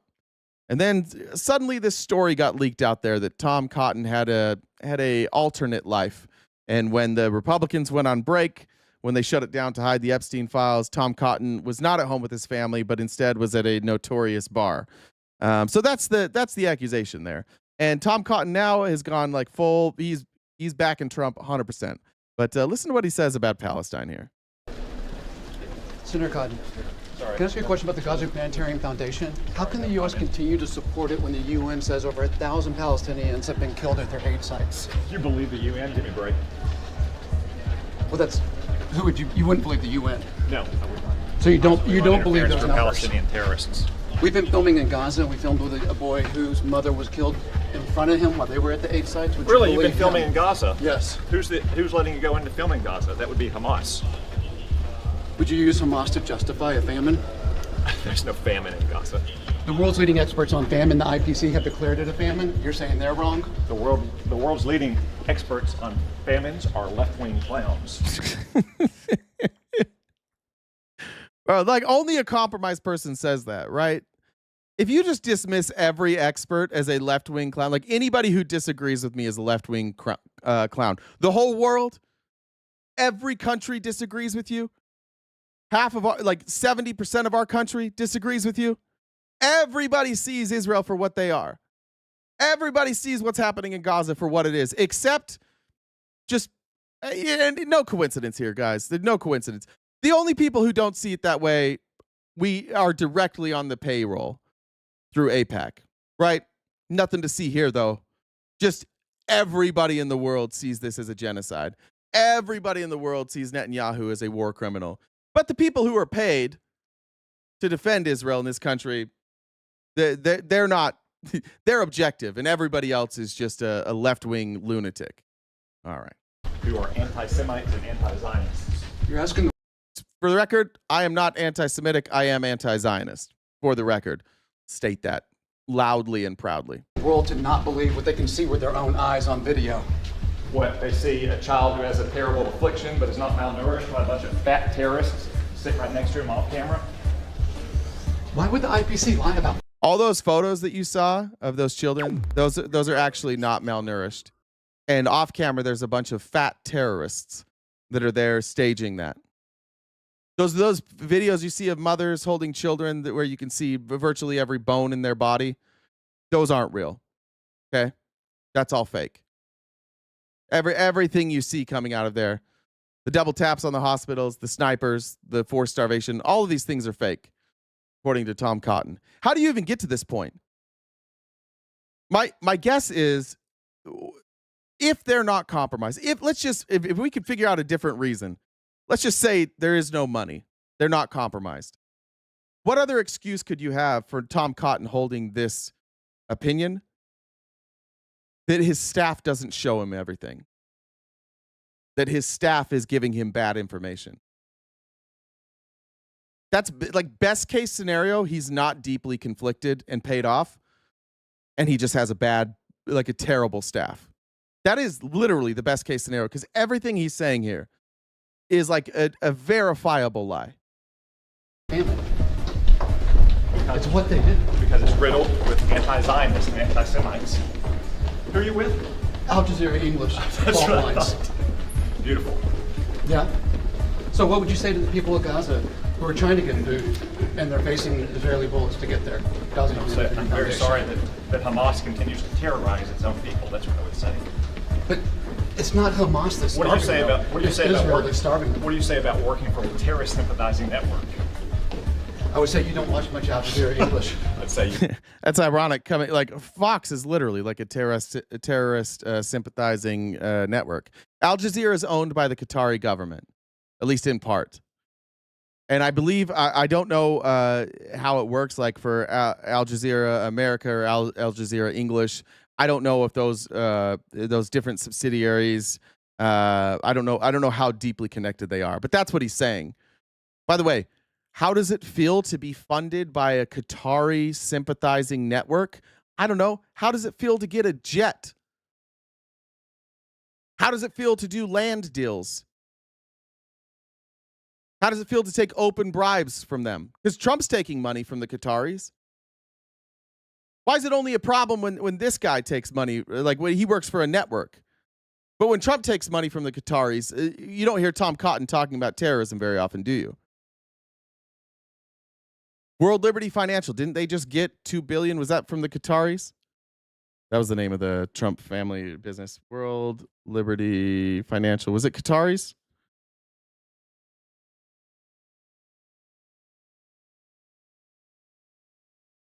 Yeah. Is that a problem? The president's family can get money from the Qataris, but this guy's job can't be sponsored by them? Got it. Pick a poison. Pick a direction here. Not pick your poison. Pick a direction. Either if you get money from the Qataris, you can't be trusted, or you can. But like all things Republicans, it's so fucking selective. When Qatar is supporting the Palestinians, they support terrorism. When they give Donald Trump money, it's because they must love Donald Trump and democracy, right? You're an embarrassment. You have anything more? I'm happy to keep going. Yeah, absolutely. Can you justify genocide by saying Hamas? You mean the October 7th attacks against Israel? That genocide? Long before October 7th. Yes.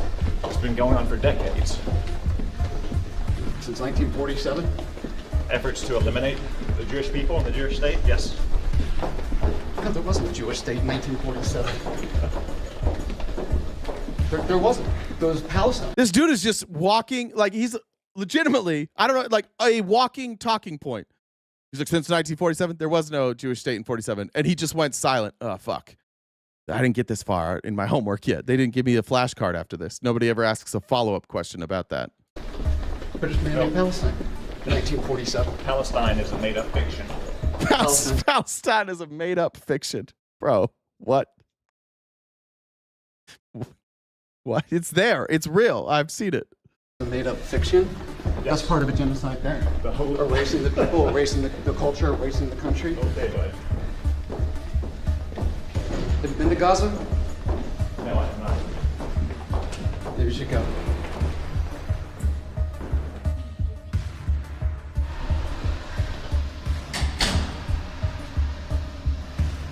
That's the head of the Intelligence Committee for the Senate, Senator Tom. Yeah, Green Jack, Trump got money from the Qataris. You're thinking about the jet, and that's still, who knows? Who knows with the jet? Because it's supposed to go to the Trump library, so we'll see with the jet. But they gave $2 billion to his company, World Liberty Financial. $2 billion, of which Donald Trump gets to collect a 3%, I think it's between 1% and 3% fee. I can't remember what World Liberty Financial is. So like hundreds of millions of dollars he's made taking foreign investments. But what, even if that, like Green Jack, the crazy thing is even though that's true, you will not fucking care. You could literally have the Qataris handing Donald Trump gold bars while they sucked his dick. And you'd be like, nah, it's probably not happening. Just probably not happening. There's no amount of evidence that matters to you. I already covered this last week. You were here last week. You know the Qataris gave World Liberty Financial $2 billion. You know that. Donald Trump makes hundreds of millions of dollars off that deal. Not a peep from you guys. Not a peep. But when they fund Al Jazeera TV, suddenly they're terrorists. We could talk about the Clintons. Did the Clintons ever get money from Qatar? See how quickly Green Jack went to whataboutism there? They don't care about anything. Trump didn't get that money from the Qataris. Yes, he did. Okay, but what about the Clintons? Yeah, they got $1 million. So about 300 times less than Trump. Cool. And that went to the foundation, by the way. Like, they can launder that. But $1 million laundered through a foundation, that's not massive amounts of money. This is actual hundreds of millions of dollars in fees. But again, you don't care. It doesn't matter. Trump could come out tomorrow and be like, guess what? I actually am a schmatzi. I actually am copying Schmittler's playbook. And you'd be like, all right, that's fine. What's up, Jen? Hey, just want to remind you what time it was. Okay. I see it. It's just I have the AP app. It looks like it's just the White House. He's probably gonna be late again, but just okay. So you know what time it is. I'll put it in the background here too. Remind everybody we're still a little ways from the gift goal. If you guys could help us out, Venmo, Cash App, PayPal, Super Chats to knock out the rest of that balance, that would be awesome. And we've got the members only event tonight on YouTube, and if you're on Twitch and a subscriber on Twitch, we'll have it in Discord. So let's show the trailer for that while we're waiting. You said it's called Altar. What is it? Meet me at the altar. The altar. Oh, the altar. It looks like Trump's on. Is this not cut up live? Oh, that was earlier. Let's see.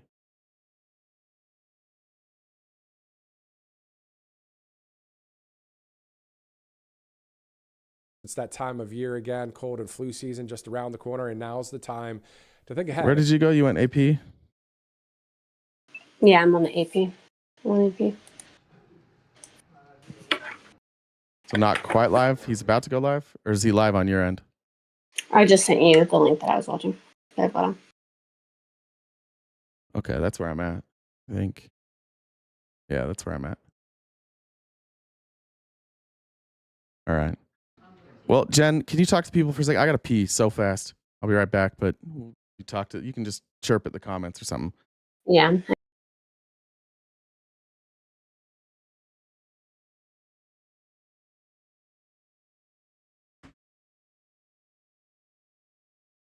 Time. So if you guys are a member or subscriber on Twitch, make sure for Twitch you need to make sure your Discord is linked to your Twitch account so that you can see the stage channel for that. So make sure you're doing that. Check out the link tree in our bio. We're on most social media platforms. We've got merch. Jay's on Cameo. Of course, he walks away when things start to move. Hurry up, Jay. Anyways, sorry, I'm just trying to multitask with this different stuff that we talk about typically. Like I said, Jay's on Cameo. We upload these episodes to Spotify. Yeah, all that good stuff. So, yes, FOD, I see you. I see Sully. I see all kinds of. The Twitch chat's kind of quiet. Where's everybody in Twitch? I did close out TikTok because he sounded like a chipmunk. Everybody always. Well, that might be better. Huh? I said that might be better. What? Me sounding like a chipmunk. Yeah, it was entertaining. There's some people got some clips of it. Okay. Is it in the out of context? Yeah. There's I don't know who this. It's on YouTube. It's GXRY. They always seem to like want to talk shit for me for whatever reason, which I find funny. Because then I'll just mute you and you won't be able to talk anymore. So Take that. I was just trying to see if I can find like a trailer for The Altar. What's going on with this camera here at the White House? Let's see. That's The Altars. Back. It looks exactly like Jubilee. Let's go. Let's just do this. Here's some of the stuff, I guess. I noticed that.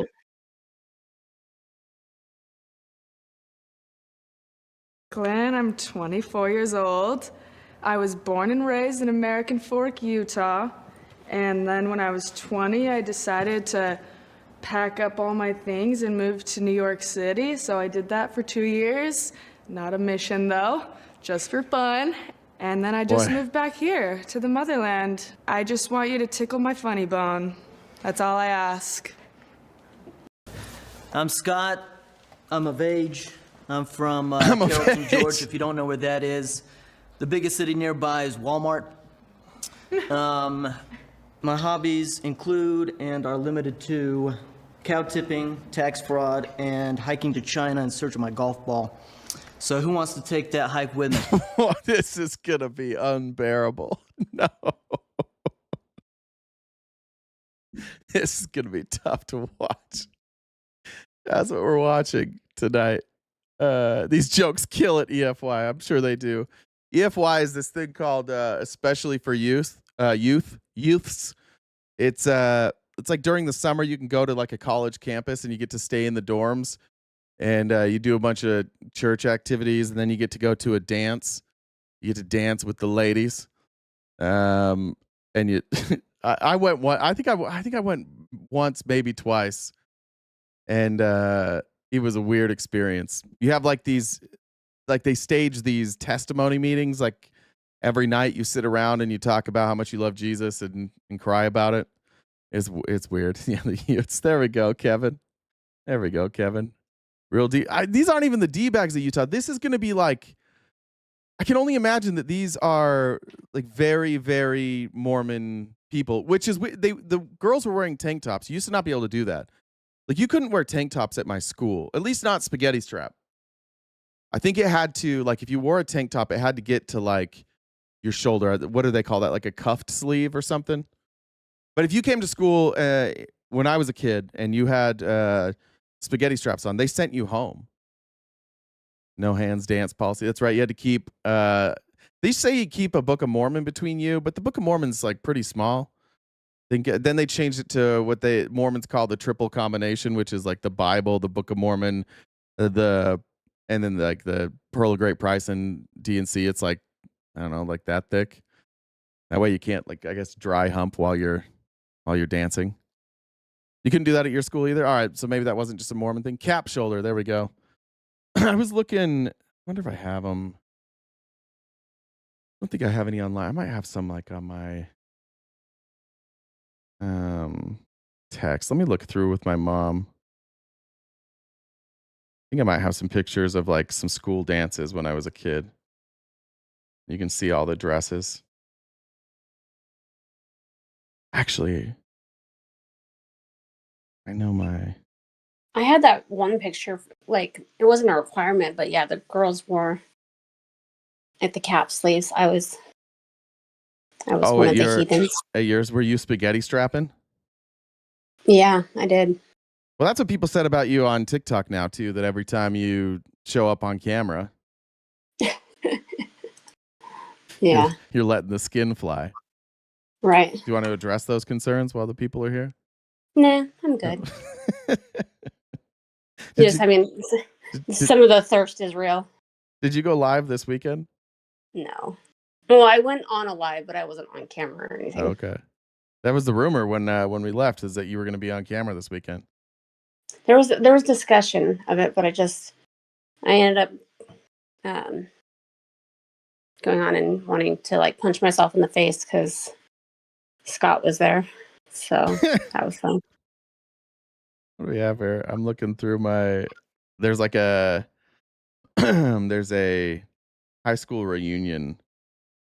Oh yeah. You want to see something wild? While we do this is real hair. I'll tell you guys a story while we're waiting. I had a very Mormon girlfriend when I was I think this is maybe my junior year of high school. And she went to a different high school, and I kept trying to break up with her, but when I would break up with her, she would just say no. And she wouldn't let me break up with her, so we just stayed together. And she hated if I dyed my hair. It was kind of like the bleach stage was there. This was 2003, like if you bleached your hair. And she hated that. And I grew my hair out, which is very curly. And then the day before our dance, I dyed it like yellow, not even like platinum, not even like white. And then she finally got her to break up with me. But I do have a picture of this, which is pretty sweet. I don't know if you guys can see that. That is me right there with my dyed yellow hair and my sweater vest, which I think is pretty sweet. So bleach tips. No, I got the whole thing. That's unbelievable. That's not even, that's just yellow. Yeah. Yeah, that was me. Right. Got it. I haven't looked through any of I didn't even know this site existed. Yeah. It's a tough look. Jay went flock of seagulls cancel. This was the one that I think it looks like a cross between like Justin Timberlake and Justin Guarini had a baby. This is the one that went through the Discord where this was the Justin Guarini age, which was looking like that. Yeah. It was tight. This is where it would get like, I didn't know how to properly care for it. So like all these curls, they were like dreads. I could pull out like a dread out of my hair. I didn't. Yeah. I'm sure my hair smelled awful. I didn't even think about that. You got a meme about that. That's not true. Everybody has seen a gay clown. I know you're trying to make a joke there, but everybody has. By the way, gay jokes aren't that funny over here. You need a different audience. This isn't going to be the spot for it. I'm seeing if there's any other ones in here that are... I was trying to find one from the dance. Can't find any. I was trying to find like the prom dresses. Oh, here's one. It's blurry, but you can see, I'm not in this, but you can see everybody's like dresses. Sorry if I'm doxing anybody. Like everybody had sleeves. We even got a shawl down there at the bottom. All right. Well, we got an estimate on Trump? Are we just going to be late forever? I'll keep going. Will you let me know? I mean, I've got a thing I have to step away for. So. Oh, that's right. I mean, I'll be kind of here, but I've got to head out. All right, chat. Chat's gonna have to let me know if he starts speaking. We're gonna keep going because I want to show some other things. Maybe we might be going back.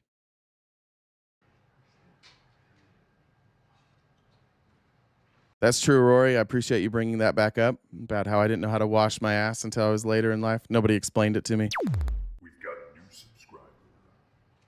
All right. Megan said, send a super chat for Jen. Thank you. Beth said, I think I read that. It's the billionaires versus the people. We are staying overtime, so if you could help us knock out that gift goal, it would be greatly appreciated. Let me check here and see if there's any that came through that I missed. I didn't like saying go Chiefs. Aren't you guys? Oh, that was maybe a joke. Aren't you guys 0-3? 0-2? Did the Chiefs play yesterday? I only watched. Yeah, they played the Giants. That one. They won. All right. Oh yeah, they that one kid that from ASU, Scadaboo. He's awesome. He's playing for the Giants now. He got, I think, a touchdown and. What are you, a Giants fan? Where the fuck where's this coming from? I know his family. How do you know the Scadaboos? We can talk about it separately. Jan, do you have a secret relationship with an NFL player 20 years younger than you? Be honest. No. All right. No, I just know people who know people. Oh, Did you know? Oh, he played at Sac State. I didn't realize that. Yeah. Oh, okay. I forgot he played at Sac State. Yep. All right. Is that where? No, never mind. Wait, is that the place where they did like a JUCO there that they did Last Chance University, the basketball one? Was that Sac State? Sac State? I mean, they used to have like basketball tournament stuff there, I think. Now, Last Chance used a Netflix series. Oh no, that was East LA. Never mind. Not even close. I don't know why I had Sacramento in my head there, that it was up near Sacramento. All right, let me show you guys some other things while we're going. Jen, if you leave, we love you very much. But this, Trump tweeted this out. A lot of people said this was a mistake. I don't know if it was or not. A lot of people said that they think he was trying to like text Pam. Here's the confusing part. One, Trump's an idiot. Two, he does sometimes tweet things by accident, but he never admits that he's wrong, which is why like Kafefi still exists. So we'll never know if he did this on purpose, but he's going to say he did, so we'll just pretend he did. But he tweeted out, truthed out, I've reviewed over 30 statements and posts saying that essentially same old story as last time. All talk, no action. Nothing is being done. What about Comey, Adam Shifty Schiff, Letitia? They're all guilty as hell, but nothing is going to be done. Then we almost put in a Democrat-supported U.S. attorney in Virginia with a really bad Republican past. This is actually crazy that he says a Democrat-supported U.S. attorney in Virginia. This is a Trump nominee. It was a Republican. And when he says Democrat-supported, he just means that the Democrats who were like, all right, this person actually has credentials, so we'll vote to confirm that. That's what he actually means there. So they supported the confirmation, but it was his choice. A woke rhino who was never going to do his job. That's why two of the worst Dem senators pushed him so hard. He even lied to the media and said he quit and that we had no case. No, I fired him, and there is a great case, and many layers and legal pundits say so. Lindsay is a really good lawyer and likes you a lot. We can't delay any longer. It's killing our reputation and credibility. They impeached me twice and indicted me 5 times over nothing. Justice must be served now. This was talking about firing a district attorney who refused to say that Letitia James committed mortgage fraud. They investigated and found no evidence of mortgage fraud. And so they didn't continue with the prosecution, which is what you're supposed to do, and Trump fired them. Now, I don't know if he meant to send this to Pam Bondi or if he did it publicly. But the craziest thing about this is that, like, this is a crime. This is evidence that they are weaponizing the Justice Department. It's blatant. There's always been a history of accusations by administrations who abuse the Justice Department. During the Obama years, there was the accusation that conservative dark money groups were being targeted by the IRS. And it turned out that they were being targeted. And it turned out also that there was a reason for them to be targeted, because they're the ones that get all the money. The big secret that Republicans never want to tell you is that they are the ones that are heavily funded. The left is not heavily funded. Nobody is going to give a bunch of money to then advocate for higher taxes.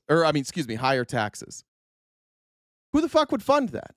What rich person's like, hey, we need to distribute wealth more evenly? So anytime you see like anybody on the left, pick them. Young Turks, Majority Report, Hassan, Destiny, at least initially, all of these people were grassroots funded. I don't know with Hassan. I don't know that he takes any outside money. I have no idea. I've never heard that he does. If he does, it's a blind spot for me. I don't really follow that stuff. Kyle Kalinske, totally funded by his viewers. Same with David Pakman. Same with Brian Tyler Cohen. Until recently, when they got the tiniest bit of money, in the tune of $8,000 a month for David Pakman, then all of a sudden it was a big story. But this weaponization shit has gone from, let's let the courts decide if it's weaponization. Let's see if the courts decide whether or not they overstep their boundaries, to just blatantly saying it.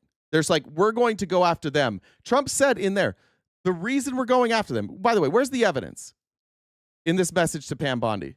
You would think that if this was such a solid case, somewhere in this message, Trump would be like, you're ignoring this evidence.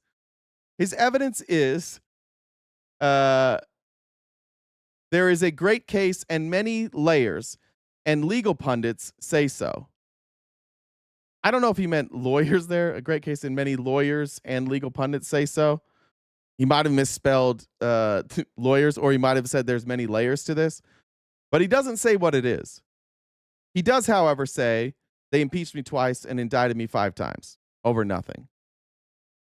I don't know if it could be any more clear cut that they are weaponizing the Justice Department. But lucky for us, the person that they're sending out to defend this is Mark Lee Harvey Oswald McMullen McMuffin, and he is so bad at this. He's like slowly exposing himself as dumber than we all thought. And listen to Mark McMullen, or I guess it's Mullen. I don't even know his real name anymore. It's Mullins, right? Listen to him try and explain this away. As Attorney General in a public way to go after his political enemies. Very open about it. You're okay with that? Well, I think what we know is President Trump is very open and transparent with the American people, and he speaks his mind. And that's what his supporters love about him, and that's what America loves about him. I don't think there's any question that Comey should be looked at. I mean, we just got to look at the 86. For what? For what? What should Comey be looked at for? In the chat, where if there's Republicans still here, tell me what James Comey should be looked at for right now, please. Comment that he made, and when we start looking at the lies that he chose to continue with. The Trump's live. That's the live for Trump. I don't see Trump live still. Russiagate. Adam Schiff went out while he was the chairman of Intel every single meeting and said that we had the smoking gun, and he said that for how many weeks straight. And you're going, where was the smoking gun? Even if that's like, first of all, whatever the smoking gun is, even if he said that, what is a smoking gun? Did Adam Schiff present evidence? Yes. But even if he said there's a smoking gun and it never came about, that's not a crime. These guys have taken, they will say what Donald Trump's doing is unconstitutional, and their justification for it makes no fucking sense. Trump is allowed to do this because Adam Schiff said that he would have a smoking gun. So now Trump gets to open investigations into people. There is no justification for any of this. No, what crime did Comey commit? What crime did Schiff commit? Now, in the chat, they'll say treason, but they'll never bring charges of treason. That's just a word that they say that you guys can repeat that you'll remember, but none of them have done treason. There's no evidence of treason for any of these folks. This is just Donald Trump wanting to be vindicated, and it goes to show that anybody who doesn't do what he wants gets fired. He said it specifically. They refused to do this, so I fired them. Totally not a cult. Well, their actions need to be looked into, and if they did something, I don't know. This is a country that should look into it. If they did something illegal, if they were leaking classified information, if they used their position of power for corruption, then they 100% should be held accountable. And what President. That's not how our justice system works. You don't get to investigate somebody and then find an accusation. You have to you can only investigate them with an accusation, a credible accusation, with evidence. They have completely rewritten to Republicans what justice is. They do this all the time. They're consistent. They did it with Letitia James. They did it with, who was it in Georgia? Fani Willis? I don't remember if it's Fanny or Fanny. I think it's Fanny. They do this all the time. They're literally saying we need to investigate these people to find out if they committed crimes.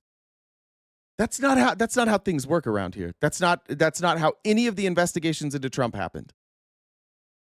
There was evidence, there was an accusation, they collected evidence, they went to a grand jury, they submitted that evidence. The grand jury said there's enough evidence there to open a case, and then you opened a case. You don't just go dig through somebody's personal life to try and find a crime.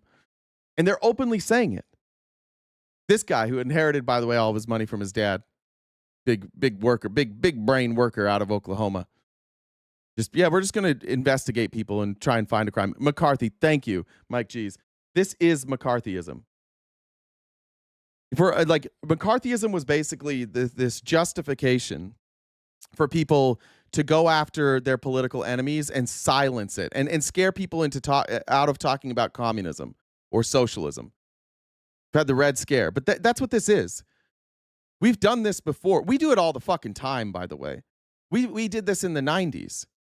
We do this all the fucking time in America, where the conservative body in this country, at a time where usually economic times are struggling, or like we're getting to a struggle, and they don't want to admit that it's conservatism that does this. It's our inability to change and adapt that does this. And so they just blame somebody else and they call them evil. This idea that somehow communism is evil and capitalism is not, or that either of them are actually evil, is kind of insane. It's always the application. It's the application of what you do with your ideology. But communism is not inherently evil. Communism is what we would all do if we crash landed on a island and we would all work together. There would be no currency, there would be no government, there would be no class system. We would all arrive with the clothes on our backs and we would do communism. That's how we would survive. And then eventually, if we grew a community, you might start doing things that are more capitalistic. You might create a currency, you might create a government. But communism is just what exists when you don't have a government and people work together. That's what all of us would do. There's nothing inherently evil about that. Just like there's nothing inherently evil about saying I've got some money, you need some money to start your business. I can give you some of that money, and in return, you can just pay me back that money and a little bit of interest. I don't think that there's anything evil about that. But when you start having politicians say that your ideology or your economic theory is evil, that's where we get to a place where we're at now, and using the weight of the government to silence that. And they do it by going after prominent people. I wondered aloud, I think 2 weeks ago, I said, I don't really know how this administration is going to do this. It'll be interesting to see how they roll out fascism. Will they go after, like, will they start at the bottom and work up? Because to me, that sounds like the easiest way, right? That's the way you're going to get the least amount of voices, or the most amount of voices. But you're not necessarily going to get like the biggest impact. But if you can scare ABC into capitulating, or you can scare David Pakman into capitulating, or the Young Turks, then everybody below them gets scared, and you'll see people fall off. I've already seen it. There's already left-leaning creators that are falling off, and I'm not going to name names because I don't know if that's really why they're falling off or not. They cite that like they don't like the political landscape anymore, so they're going to focus on other things. I don't know if it's this or not. But like already it's making people nervous. I mean, you can look at our live stream today, whatever you want to say about it. Every time we bring up Trump and their connections with Israel, we get about 1/10 of the viewers, and we have like problems, network problems. It crashed on Twitch, it crashed on TikTok, it crashed on YouTube. Maybe it has nothing to do with the algorithm. Maybe it's just my internet connection. Maybe it's luck of the draw. But every time we've ever got into like details of what they're doing, like the actual fascism they're doing, that's when like we start to see like, oh, everything's breaking up. On my end, the video's playing fine. I'm looking at my computer. I'm looking at my internet connection. Everything's working fine. But on your end, shit doesn't work. So I don't know. I don't know how much control people have. It's just getting bizarre. Here's Mark Wayne Mullen again. Whoever is making this decision to put him on TV is great. Now that we know in hindsight that Jimmy Kimmel, 1, wasn't fired, 2, didn't lie, and 3 is making a return. Let's see how well this ages from Mark Lee Harvey McMahon Mullins. Jimmy Kimmel said something that was extremely insensitive and a flat-out lie about the President of the United States, and there was no excuse for it. There was no excuse for making a joke. I don't care if you're a comedian or who you are, to making a joke about an assassination. Hold on. He just said that the attack was on Trump. Remember, do you guys remember earlier in the chat when they said this was about Charlie Kirk, and I was like, no, he's making a joke about Trump. And they're like, no, it's not about Trump. It was about Charlie Kirk. Well, Mullins is now saying that he should have been fired because he made a joke about Trump. He just said it he just said it on national television. You can't make jokes about Trump. A flat-out lie about the President of the United States, and there was no excuse for it. There was no excuse for making a joke. I don't care if you're a comedian or who you are, to making a joke about an assassination. There's no room for that at all. And I can't think of a single assassination that we haven't joked about.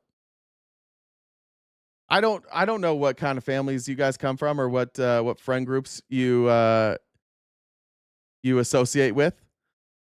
But like, there's a lot of groups of friends that have dark humor. Somebody mentioned earlier that like I was kind of callous talking about Jen's husband who had passed away. Jen does dark humor. That's how she deals with it. Joke, yeah, make comedy legal again. He just said it. You can't make jokes about the president. Okay, Kim Jong-un. Okay, Xi. Okay, Putin. Imagine being the other side of this right now, the Republicans that are like, yeah, we really gotta do something about these jokes.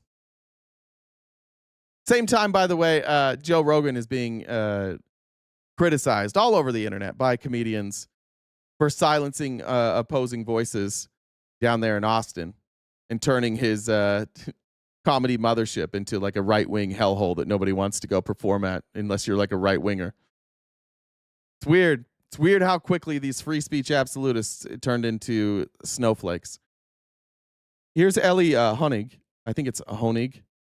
Talking about the unprecedented action of this administration openly saying we are going to go after our enemies and we're going to like try and find crimes. We don't know any crimes they've committed.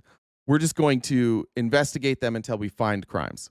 This is about as straightforward as it gets. Look, we try to not overuse this unprecedented word. Mm-hmm. This is truly unprecedented. Never before have we had a president overtly and publicly instructing his attorney general, I need you to indict my political enemies. And Why this is such a big deal is what has defined DOJ, what has made DOJ over the decades and centuries, Republican, Democratic administrations alike, is a degree of independence. When it comes to what do you call ghost boobies, paranormal, and titties? Thanks, Ms. Terry. That prosecutorial Kimmy. function. And so it's incredibly dangerous if you have a president who is ordering an AG, who knows nothing about the evidence, by the way, the president, to say, go after these people, indict them, evidence be damned. That is a red line that's being crossed. And as part of this, one U.S. attorney has been removed, another said to be being brought in. What does it do to put a new prosecutor on this? Well, it does nothing to improve the quality of the evidence against Letitia James or any of the other people. And this is an important point. We don't know here in the public all of the evidence against Letitia James, let's say, for example. However, we do know a couple things. One, a team of career prosecutors, the people who were running this case for months, looked at it and ultimately concluded there's not a viable criminal charge here. More to the point, the now former U.S. attorney, a guy named Eric Seibert, he was against charging it. And you know how he got that job in the first place? Trump appointed him. And then finally, Todd Blanche, the deputy U.S. attorney, deputy attorney general for the United States, who used to represent Donald Trump in his criminal cases and has very much shown himself to be a Trump loyalist. He, too, according to the reporting, pushed back on this and said this is not a viable criminal charge. I think we can draw a lesson from that. Well, yeah, it looks like there's a little bit of a spine happening in the administration, like barely. And Trump seems to be getting very upset about it. And he's just going to fire everybody. If Pam Bondi does nothing about this, like, he's going to fire Pam Bondi. Jackie said, hey, bestie. See you, Jackie. Thank you for the donation. And just a subtle reminder, we are crowdfunded here. So if you could help us knock out that goal before the end of the live, that would be great. We're waiting on Donald Trump to show up and do his job. We're supposed to find out today. I think today we're finding out what Tylenol did, right? Like Tylenol it caused autism. I told you guys before, I think what RFK is doing is RFK is putting out all this information so that he and his friends can go sue these pharmaceutical companies. And if the government has concluded something, that evidence is going to be admissible in court. You're going to be able to make that argument. And that's going to be a really hard argument to take down in court. So good luck with that. I think RFK probably is going to. Didn't he have a lawsuit that was ongoing that he refused to say he would accept royalties from? RFK, let's see. I think there's one about the polio vaccine or something.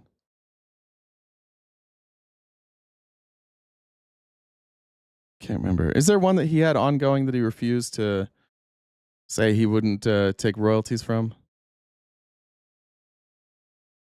Only in the US, the rest of the world has. I don't know. All right. Here's what they're saying.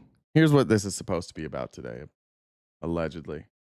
Tomorrow, multiple news outlets are reporting that you plan to tie Tylenol to increased risk of autism. Can you confirm that? We're going to see tomorrow. We're going to do it tomorrow, but I think it's a very big factor. I think you'll see what it is tomorrow. We have various things, but you'll see what it is tomorrow. I think it's going to be a very important news conference, and we want things to take effect immediately.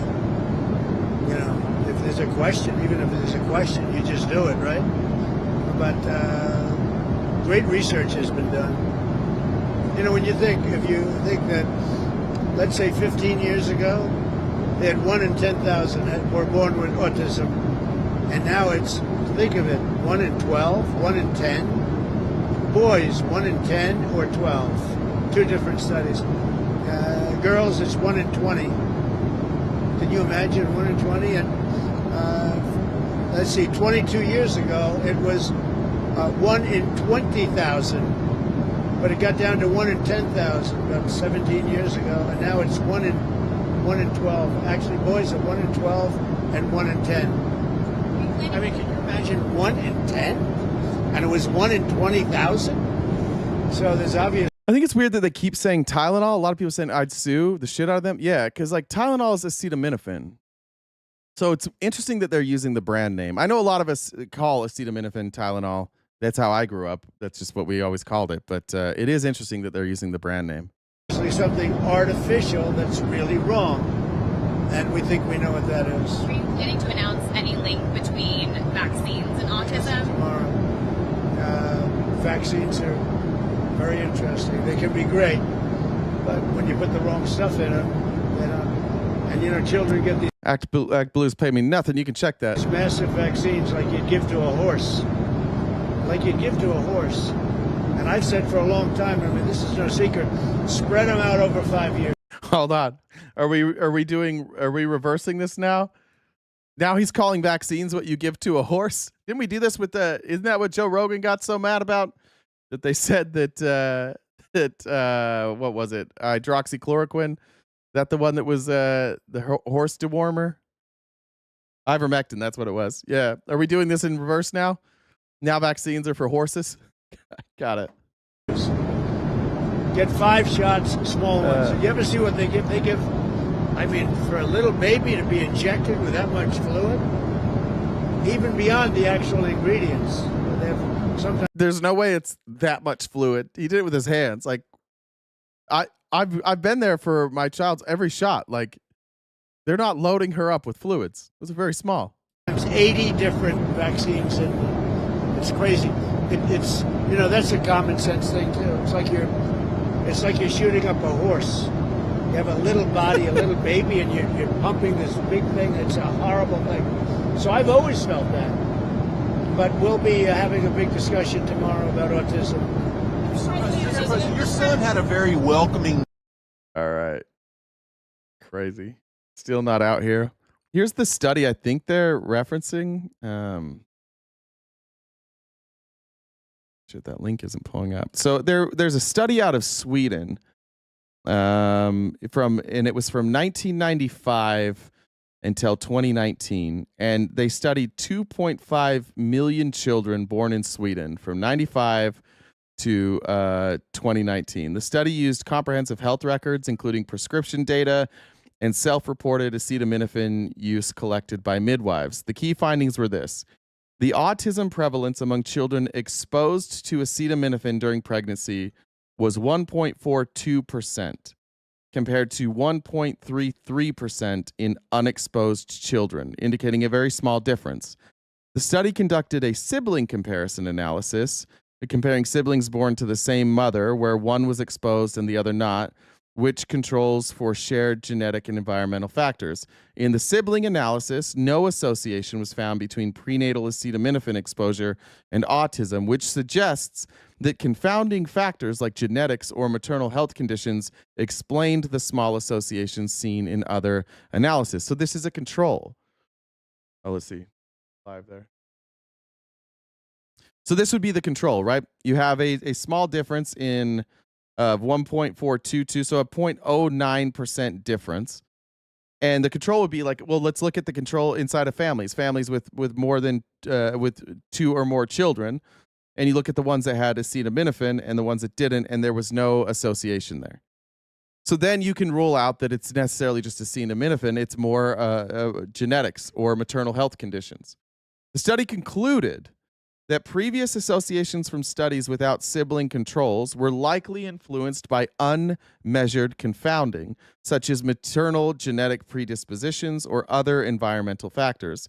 Similar results were found in another large study from Japan employing sibling comparisons. Overall, this largest and most rigorous study found no evidence supporting a causal link between acetaminophen during pregnancy and autism spectrum disorder in children. This is from nature.com, JAMA Network, PBS, and Autism Speaks. I'm trying to find, when I click on the full link in the article there, it's a dead link.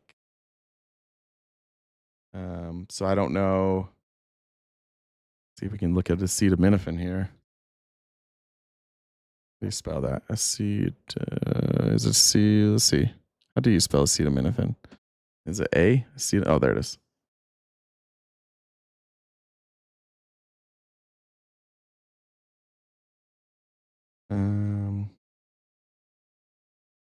That's for malaria. All right, so it's going to be this study. Still nothing live there. God damn, Trump. Question: does acetaminophen use during pregnancy increase children's risk of neurodevelopment disorders? Findings in this population-based study models without sibling controls identified marginally increased risks of autism and attention deficit associated with acetaminophen during pregnancy. However, analysis of matched full sibling pairs found no evidence of increased risk of autism. Hazard ratio 0.98, ADHD hazard ratio 0.98, or intellectual disability hazard ratio 1.01 associated with acetaminophen use. Meaning acetaminophen use during pregnancy was not associated with children's risk of autism, ADHD, or intellectual disability in sibling control analysis. This suggests that associations observed in other models may have been attributable to co-founding. Okay. So he's gonna what we're gonna need to see if they're gonna make this link is we're gonna need to see some sort of double-blind study, which he's been advocating for. He keeps talking, like RFK keeps talking about the fact that we're gonna get back to gold standard science. We're gonna have double-blind, placebo-controlled studies. He does this shit on purpose, being like, he might, yeah. Oh, that's interesting. Renhead said, my son's on the spectrum, no Tylenol. My daughter has not, took Tylenol. We had a midwife. I remember discussing this when my daughter was, before she was born, talking about like what things you can take. And I remember them bringing up acetaminophen specifically, saying that there are people who make this claim that it's harmful, but they have found no links. So just make your own decision. That's what my doctor told us. Who owns Tylenol? Kenview McNeil, Consumer Healthcare.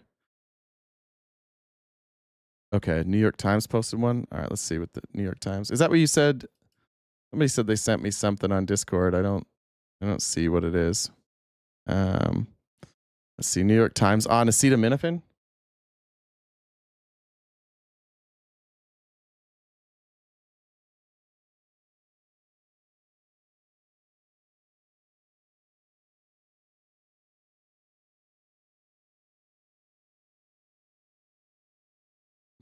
Let's see. I never know. Yeah, he does look. Rubio does look rough.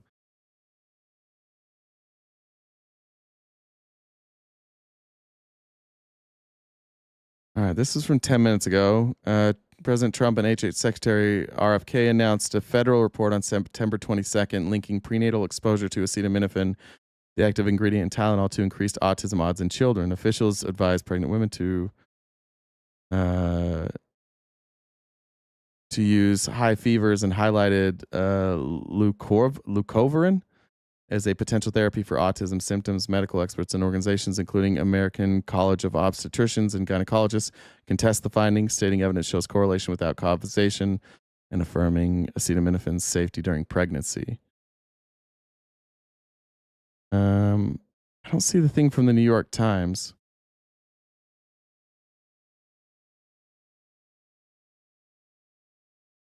You said New York Times covered it today?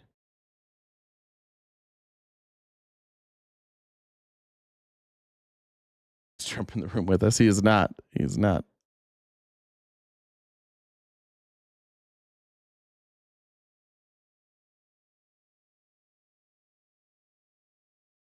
New York Post. Yeah, that's what it was, Tildy and Maggie. That's the right word. I don't know how you say that. Leucovorin? Is that how you say that?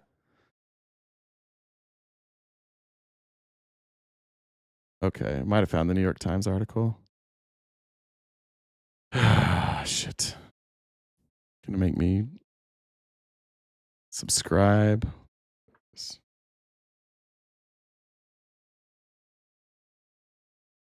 Demonizing autism for the intro to eugenics. Yeah, it's hard to argue that that's not what they're doing, right? Like, why are they coming to definite conclusions when like the scientific community is saying the exact opposite? I had a Red Bull once while I was pregnant with my son, and he has ADHD, but so do I. And Red Bull didn't exist when my mother had me. Science. I think the studies I've seen shows that Red Bull, or excuse me, the ADHD is tied to like the conditions in which the baby was gestated and then brought into. Yeah. This is AP is still live here too. We're gonna be here all day. All right. Here's the New York Times. I'll leave that so that we can see if somebody comes in. Federal health officials are expected to link rising rates of autism to use of acetaminophen, the active ingredient in the common painkiller Tylenol. In a report to be released on Monday, scientists have studied a potential connection for years, but the research so far has yielded inconclusive results.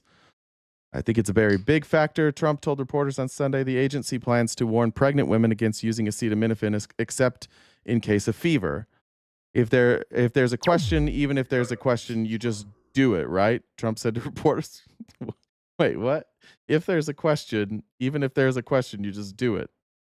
All right. Acetaminophen is considered one of the few safe options to treat pain or fever during pregnancy. Doctors already routinely warn pregnant women against long-term use. This afternoon's report also is expected to recommend a drug called leucovorin. I don't know if that's a form of B vitamin folate, which has long been known to influence neural development as a possible treatment for autism.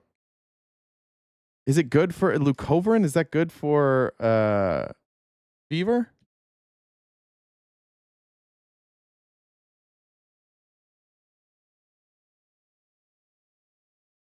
It's not used to treat fever, but it can be a side effect. Wait, hold on. Leucovorin, folinic acid, is a form of folic acid that is prescribed to protect healthy cells from the toxic effects of certain cancer and other medications. So it's not used for fever? It's used to treat anemia and folate deficiency?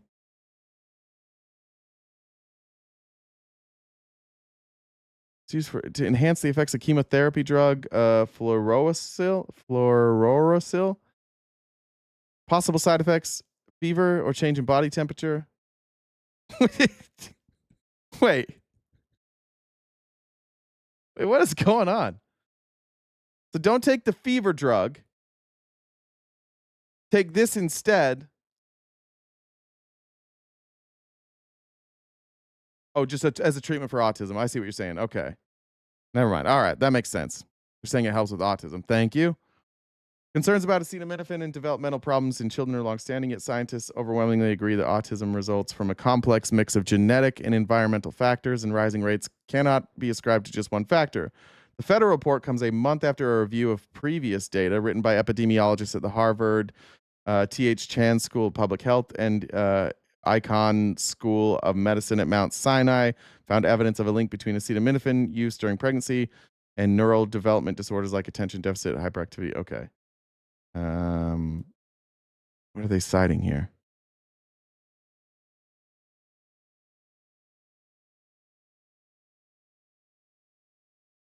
They just link it. They literally linked archived. Acetaminophen is the most commonly used over-the-counter pain and fever medication taken during pregnancy, with 50% of women using acetaminophen worldwide. Numerous well-designed studies have indicated that pregnant mothers exposed to acetaminophen have children diagnosed with neurodevelopment disorders, including autism, spectrum disorder, and attention deficit hyperactivity disorder, at higher rates than children of pregnant mothers who were not exposed to acetaminophen. Wait, what? Who did this? Andrea Baccarelli. Results: we identified 46 studies for inclusion in our analysis. Of these, 27 studies reported positive associations. 9 showed null associations, and 4 indicated negative associations. Higher quality studies were more likely to show positive associations. Overall, the majority of the studies reported positive associations of prenatal acetaminophen with ADHD, ASD, or NDDs in offspring with risk of bias and strength. But they're leaving out the... He's on. Trump's on. Okay. Oh, there we go. All right, thanks. So thank you all. Thank you, Dorothy, very much.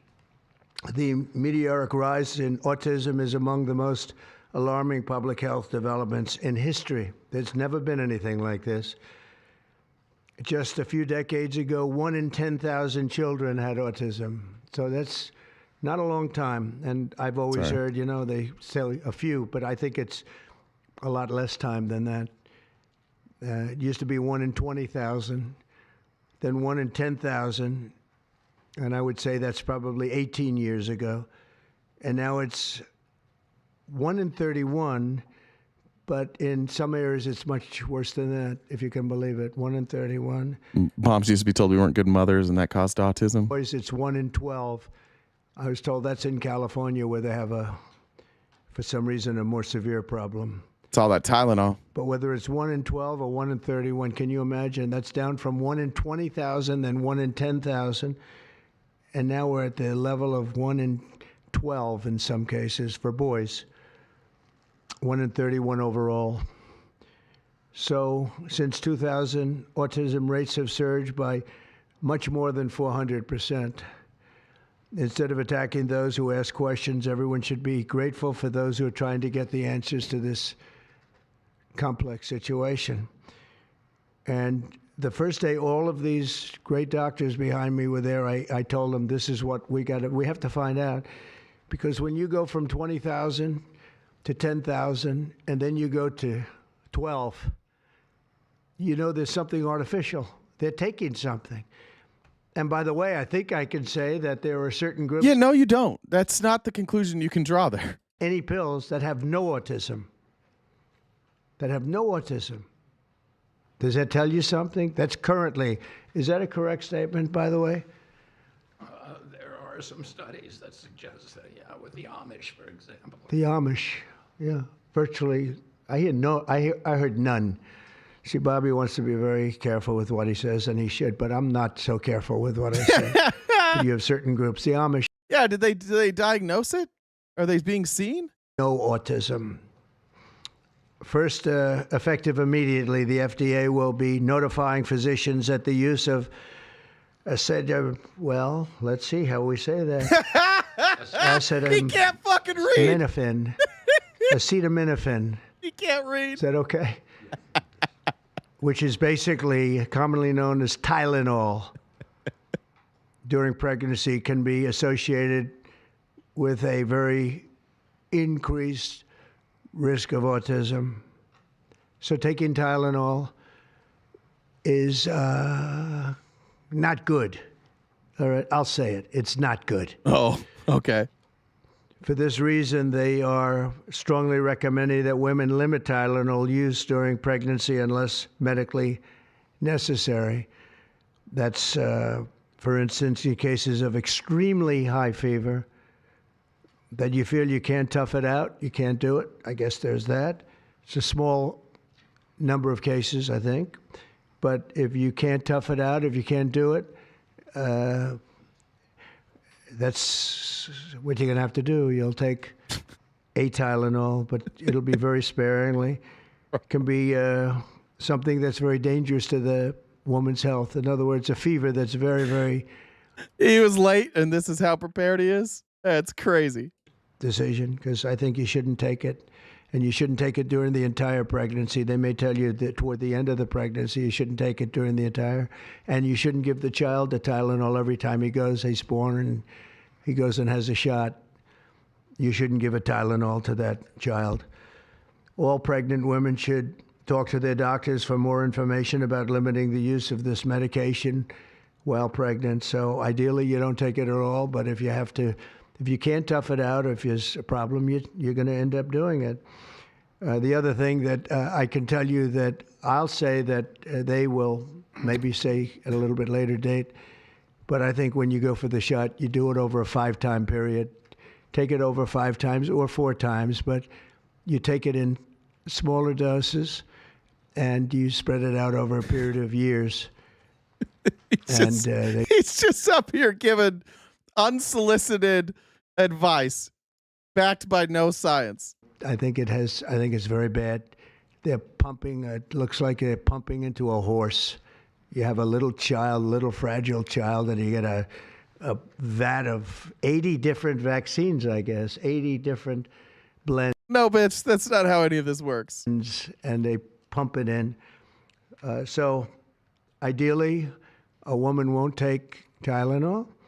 And on the vaccines, it would be good instead of one visit where they pump the baby, load it up with stuff, you'll do it over a period of 4 times or 5 times. I've been so into this issue for so many years just because I couldn't understand how a thing like this could happen. And it's artificially induced. It's not like something that when you go from all of those, healthy babies to a point where I don't even know structurally if a country can afford it. And that's the least of the problems. To have families destroyed over this is just so terrible. I also, and we've already done this, we want no mercury in the vaccine. We want no aluminum in the vaccine. The MMR, I think, should be taken separately. This is based on what I feel. The, mumps, measles, and all the three should be taken. Mumps, measles, and I just feel you shouldn't take this separately. Crazy. And it seems to be that when you mix them, there could be a problem. So there's no downside in taking them separately. In fact, they think it's better, so let it be separate. The chicken pox is already separate because when that got mixed in, I guess they made it for a while, it really was bad. So they make chicken pox. Individually, they're okay. When you mix them, something maybe happens. So there's no downside in doing it. It's not like, oh, if you do it, bad things. No, it's only good side. And it may not have that much of an impact, but it may have a big impact. So let he's really selling this. Those be taken separately. And then hepatitis B is sexually transmitted. There's no reason to give a baby that's almost just born hepatitis B. So I would say wait till the baby is 12 years old and formed and take hepatitis B. And I think why did he do that? Why did he say 12? if you do those things, it's going to be a whole different, it's going to be a revolution in a positive sense in the country. The FDA will be updating the label of an existing drug to reflect potential benefits in reducing some autism symptoms. This gives hope to the many parents with autism. By the way, it's not, but just be clear, like all sexually transmitted diseases or any diseases from the blood, like it's not just through sex, right? You could have contact through infected blood. You could have an open wound. It could be if there's like a dirty needle or syringes. I think mothers can pass Hep B along to their children in childbirth. Like the idea of getting hepatitis B is to make sure that like for the future it's covered. This is so nearsighted. If everybody's vaccinated against hepatitis B, you also miss those mothers who would pass it along to their children. It's like the generational stuff. You do it early on so that you avoid it, because once you have it, it's incurable. From my understanding, somebody can back me up if I'm wrong on that. I'm fairly sure it's incurable. But that was the whole point, is to stop the spread. That's the whole point. It's not about like just your child and when your child's going to get hepatitis B. Conservatism is literally just like never looking at the world around you and just only looking at what's right in front of you and then making your policy based on your feelings, which he said like 50 times already. These are just my feelings. Children that it may be possible to improve their lives. That's one of the things that I'm very, very happy about. I mean, this was mostly going to be on how not to have the child affected, but we've learned some pretty good things about certain elements of genius that can be given to a baby, and the baby can get better, and in some cases maybe substantially better. Not going to be easy, but it's like when my kid does like talent shows for me, and I tell him how good she's doing. It's this feels like he just keeps looking. Am I doing it good? You're doing good. Be a lot easier if it didn't happen in the first place, as these great parents fully understand, right? They fully understand. I feel so terribly I have so many friends with autistic children. It's a tough situation. Finally, to help reach the ultimate goal of ending the autism fever, the NIH will be announcing 13 major grant awards from the Autism Data Science Initiatives. And to be honest with you, to me, that's the least important. It's not even a money thing at this point. There's so much money, but they have to do, and they have to move quickly. When the alternative is that nothing bad can happen, let's do it now. I was just saying to Bobby and the group, let's do it now. Nothing bad can happen. It can only good happen. But with Tylenol... that sentence, one, doesn't make any fucking sense. But what is he saying? Are they changing the child vaccine schedule? What are they doing? Does anybody know what the fuck they're doing? Did we miss that? What are they doing? What's this announcement that they need to do now? I have no idea. I think they're talking about the child vaccine schedule. I think. Well, don't take it. Don't take it. And if you can't live, if your fever is so bad, you have to take one because there's no alternative to that. Sadly, first question, what can you take instead? It's actually, there's not an alternative to that. And as you know, other of the medicines are absolutely proven bad. I mean, they've been proven bad with the aspirins and the Advils. So just have a fever? What about the effects on the baby with a fever? Look, this isn't my area of expertise, but certainly a sustained fever from the mother is obviously a danger to her health, but there's no way a sustained fever is healthy for the baby. For a less than it's 0.09% higher rate in autism that, again, is eliminated when they compare siblings. This is bizarre. Others, right? And they've been proven bad. So I'd like to ask Bobby to get up to the podium and say a few words, and then Dr. Bhattacharya and Dr. McCary, Dr. Oz, Dr. Fink, followed by two incredible mothers that have experienced firsthand what this country is going through, what parts of the world are going through. And I will say there are parts of the world that don't take Tylenol. I mean, there's a rumor, and I don't know if it's so or not, that Cuba, they don't have Tylenol because they don't have the money for Tylenol, and they have virtually no autism, okay? Tell me about that one. And there are other parts of the world where they don't have Tylenol, where they don't have autism. That tells you a lot. And I want to say it right now. And, you know, the way I look at it, don't take it. Don't take it. There's no downside in not taking it. So I'd like to ask Bobby to come up and say a few words. I hope I didn't ruin his day, but that's the way I feel. I've been very strong on the subject for a long time. You know, life is common sense, too. And there's a lot of common sense in this, and I wish things like this were brought up. And this group has worked so hard on it, but I'd like to be a little bit more, a little speedier in the process of a recommendation, because there's no harm in going quicker. There's absolutely no harm. At worst, I just checked out on Cuba. You can get acetaminophen. It's just harder to get because they are blockaded everywhere, but you can get it. It's just harder to get in Cuba. There's no harm. Thank you very much, Bobby, please. Thank you, Mr. President. To meet the president's challenge, I ordered HHS to launch an unprecedented all-agency effort to identify all causes of autism, including toxic and pharmaceutical exposures. At President Trump's urging, NIH, FDA, CDC, and CMS are turning over every stone to identify the etiology of the autism. For the record, I'm just looking here. As of 2017, Cuba health authorities noted that no national survey had ever been conducted to establish an accurate baseline for autism spectrum disorder. They're not even studying this. So you are linking a 0.09% increase, which has been debunked, and then saying because Cuba doesn't have Tylenol, it must. This isn't even science. This isn't even pseudoscience. This is like, where's Waldo?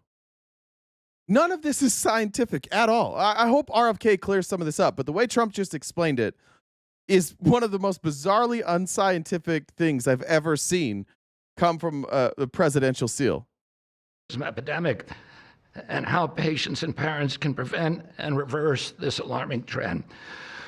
We have broken down the traditional silos that have long separated these agencies, and we have fast-tracked research and guidance. Historically, NIH has focused almost solely on politically safe and entirely fruitless research about the genetic drivers of autism. And that would be like studying the genetic drivers of lung cancer without looking at cigarettes. And that's what NIH has been doing for 20 years.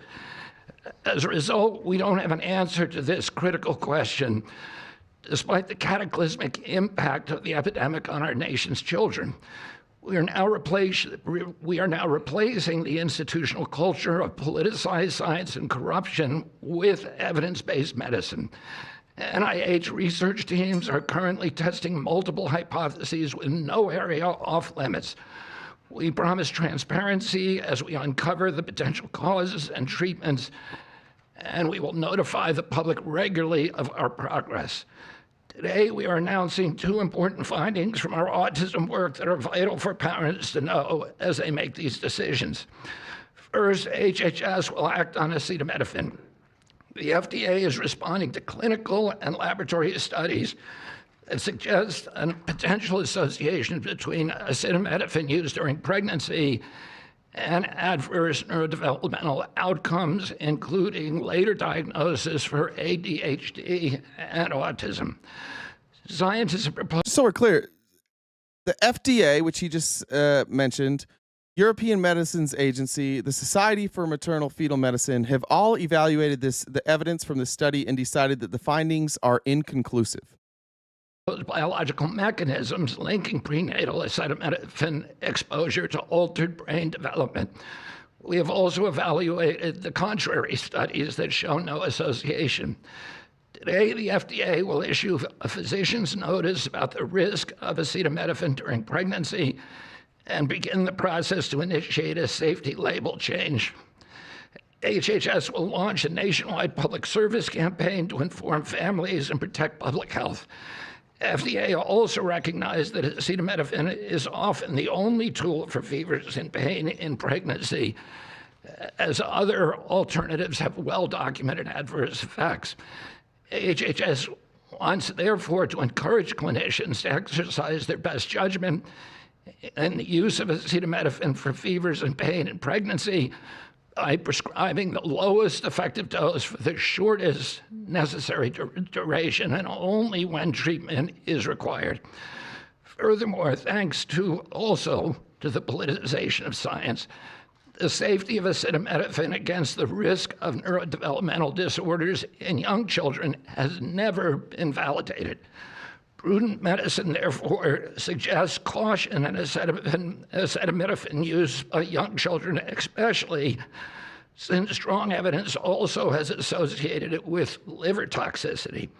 Some studies have also found the use of acetaminophen in children can potentially prolong viral illnesses.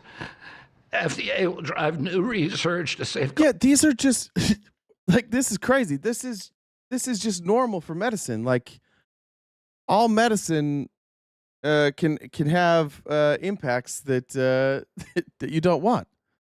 This is bizarre. They're just reading like the negative side effects of acetaminophen. Mothers, children, and families.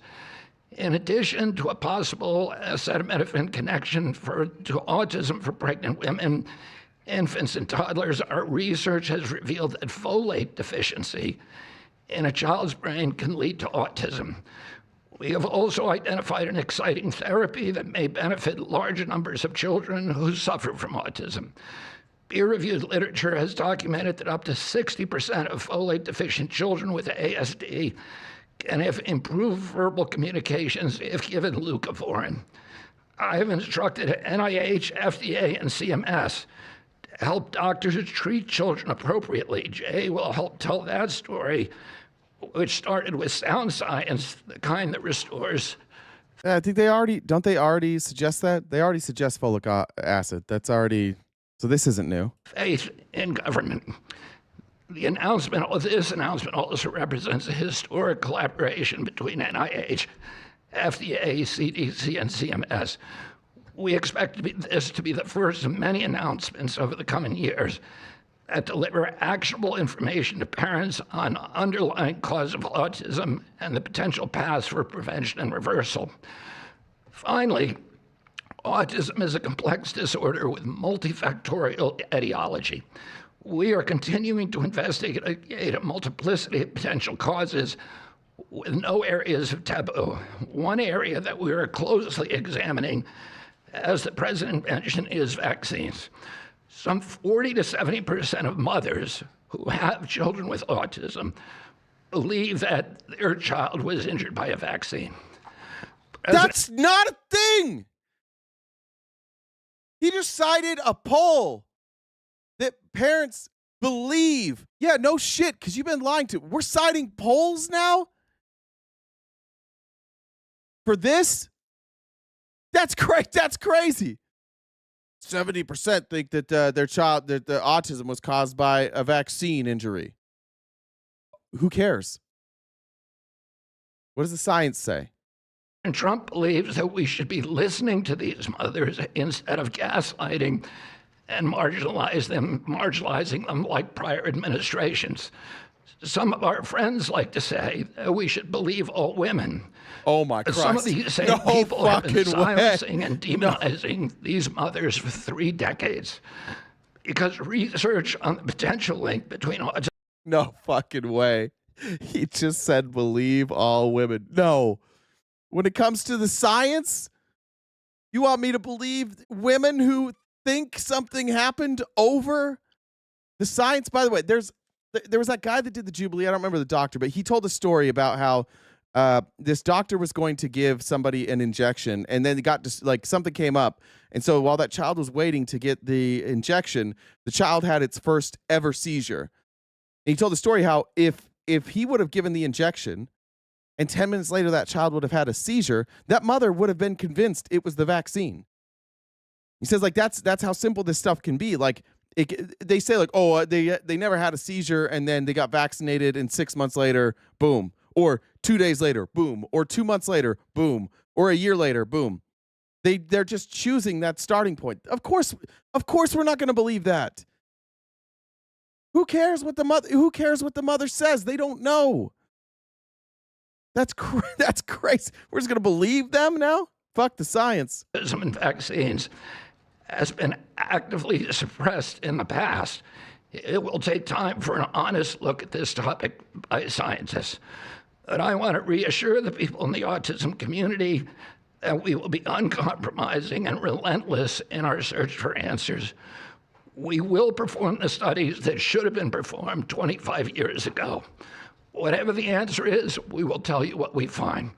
We are researching this issue to all 3 agencies. Jay will discuss one of our research initiatives at NIH.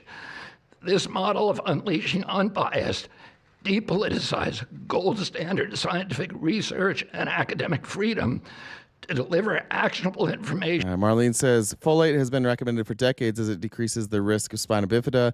If autism is associated with folate, we would have seen rates drop. Thank you, Marlene. Ivory said, a fever in the first trimester risks birth defects. Jen said, of course, there will be positive results from this revelation. They will only release data that looks favorable to them. FOD said, watch Tylenol stocks tank as he buys it up, then takes this all back. Did he get his medical license yet?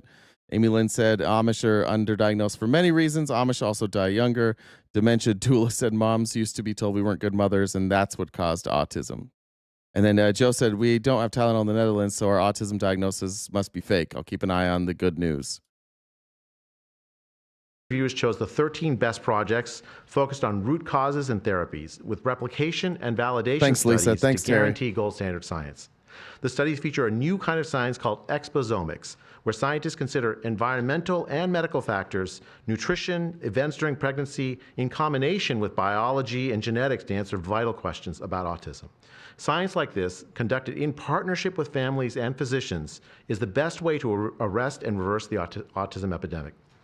Autism spectrum disorder encompasses a very wide range of symptoms, ranging from mild difficulties with social interactions to profoundly autistic children who experience severe disabilities in speech and behavior. Given this wide range of symptoms across the spectrum, it seems certain that there will be a wide range of biological contributors to explaining the cause. The great thing about By the way, his career is as an economist, just if you were wondering, Jay Bhattacharya. He does have a BA and a master's from Stanford, but his career, he worked for the Rand Corporation as an economist, and then he worked at the Hoover Institute until 2008. But mostly, this is an economist. New NIH initiative on autism is that scientists will use rigorous advanced methods in causal inference, machine learning, organoids, and other fresh approaches to the problem. The sharp rise in the prevalence of autism deserves an urgent response by the scientific community. As Bobby said, the NIH has invested a lot of money to study autism over the years, but the research has not produced the answers that families and parents of autistic clowns are dangerous, yeah, children themselves deserve. For too long, it's been taboo to ask some questions for fear the scientific work might reveal a politically incorrect answer. Because of this restricted focus in scientific investigations, the answers for families have been similarly restricted, often pointing families to behavioral therapies that don't work for every kid or suggest non-modifiable genetic factors as the cause. But genetics alone can't explain such a sharp rise in autism prevalence over just a few decades, as the president said. In coming months and years, as NIH scientists learn more that can help autistic children and their families, we won't delay. Like scientists often like to do. I can say as a scientist myself, it's really tempting to delay, but but in face of a problem like this, you have to move fast. But we will not delay before telling American people about what we find, and we will win the public trust with transparency and rigor. Already, our broadened focus on autism research has pointed to 2 items that will help families prevent and treat some cases of autism. I'll leave the good news on these 2 items to my close friends and colleagues, Dr. McCary and Dr. Oz. We've been working together closely on this problem for the past 6 months, and our cooperation represents an unprecedented collaboration with Secretary Kennedy's Department of Health and Human Services and with President Trump. I'm delighted to introduce Dr. Marty McCary, Commissioner of the Food and Drug Administration, who will tell you about these announcements of practical help for families with autism. Great, thank you, Dr. Bhattacharya. Mr. President, this is the start of a historic... This is the first person with a medical degree. He's a surgeon. He completed a surgical residency at Georgetown. And he is, it was in surgical oncology and gastrointestinal surgery. So that's his expertise here. Historic shift in medical culture. This administration is working together to ask big questions about why our nation's children are getting sick so fast. Too often, medicine is doing small little studies, giving us answers we already knew. But we've got to make a difference. You've given us a charge to identify root causes, and we are not going to stop so that we can end the suffering we are watching. And if you've seen a kid with autism, with severe autism, it's hard to watch. Kids get frustrated, they get angry, they can be crying because they want to speak and they... Yeah, by the way, Bhattacharya did have a PhD from Stanford. I don't know if I said that correctly. They can't speak. It's hard to watch, and it may be entirely preventable. For an epidemiologist, that child is an expanding statistic. But for a child, it can be brutal to have autism. Today, the FDA is taking action to update the label on acetaminophen and sending a letter to all U.S. doctors letting them know about the risks in pregnancy. We now have data we cannot ignore. There's a very large study, the Boston Birth Cohort, with researchers that have, from Johns Hopkins, my former institution, and Boston University, found quote-unquote consistent associations between acetaminophen in pregnancy and autism. And the Nurses' Health Study with researchers from Yale, Columbia, and Harvard looking at 9,000 kids found that acetaminophen use in pregnancy was associated with neurodevelopmental disorders. And 4 weeks ago... That's just not... We just read it. That's not true. It is not true what they're saying.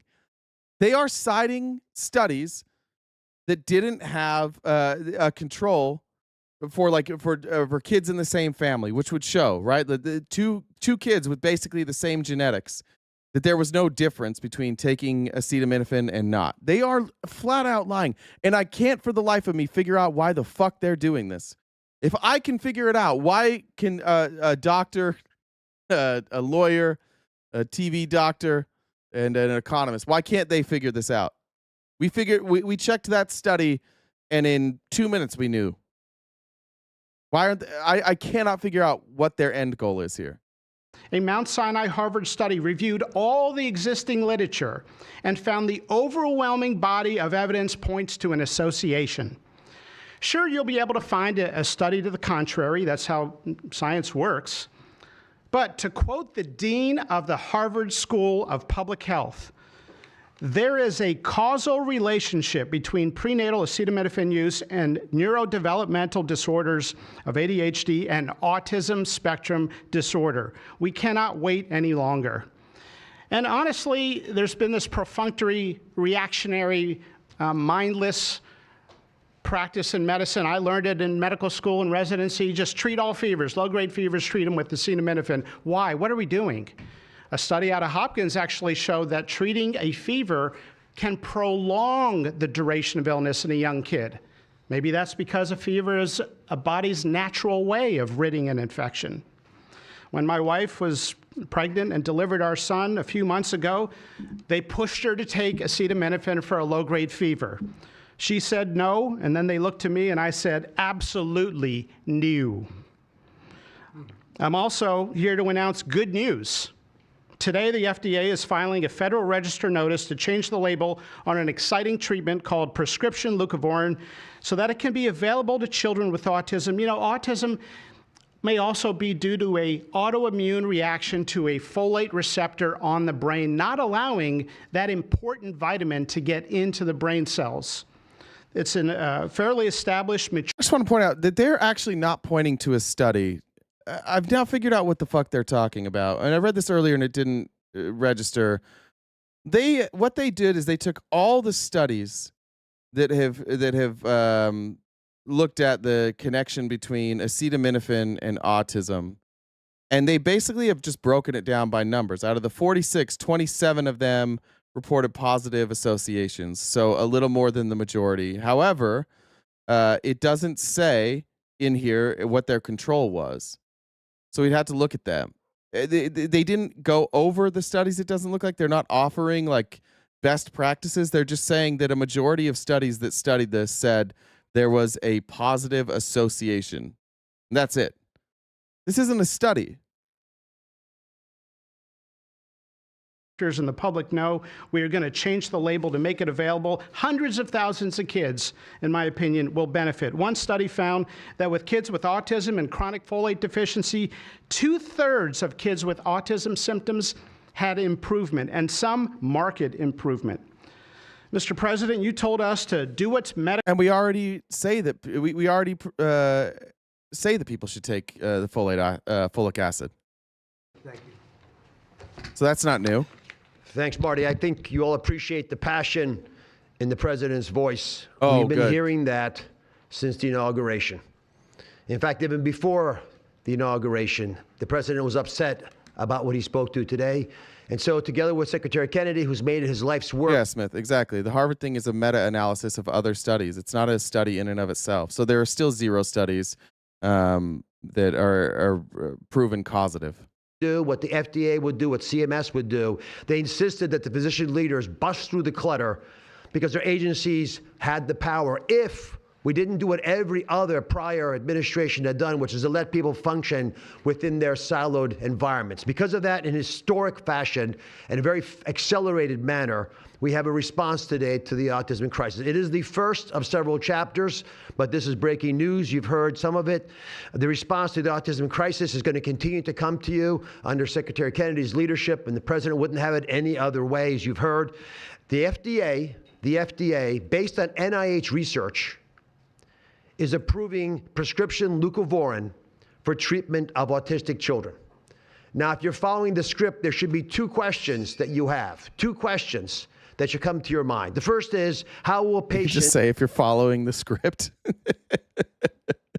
You're just admitting there's a script here? And parents get access to the treatment. I'll tell you how. Over half of American children are covered by Medicaid and CHIP, government health insurance. Over half. And therefore, because they're covered in Medicaid and CHIP, upon this label change by Marty, state Medicaid programs in partnership with CMS will cover prescription leucovorin around the country. It's yours, but you have to go to a doctor to get a prescription because they know your child, they know you, and they know the medication. States will also have tools to monitor its use and ensure appropriate utilization. That's important for a bunch of reasons because we want the right kids getting the right prescription medications. We believe private insurance companies will rapidly follow our lead if they have not already done so. And again, to make sure that this is safe and effective. So folate was added to many grain products, specifically cereal, and it says 1098. That's got to be 1998. Marlene said it's also been at least 10 years where we've older treated fever if the child is at risk for seizures or they feel too icky to drink enough fluids. Eric said those clowns are so dangerous, we're fucked. Prescription leucovorin, while also maintaining the privacy of all patients, all health information of our beneficiaries.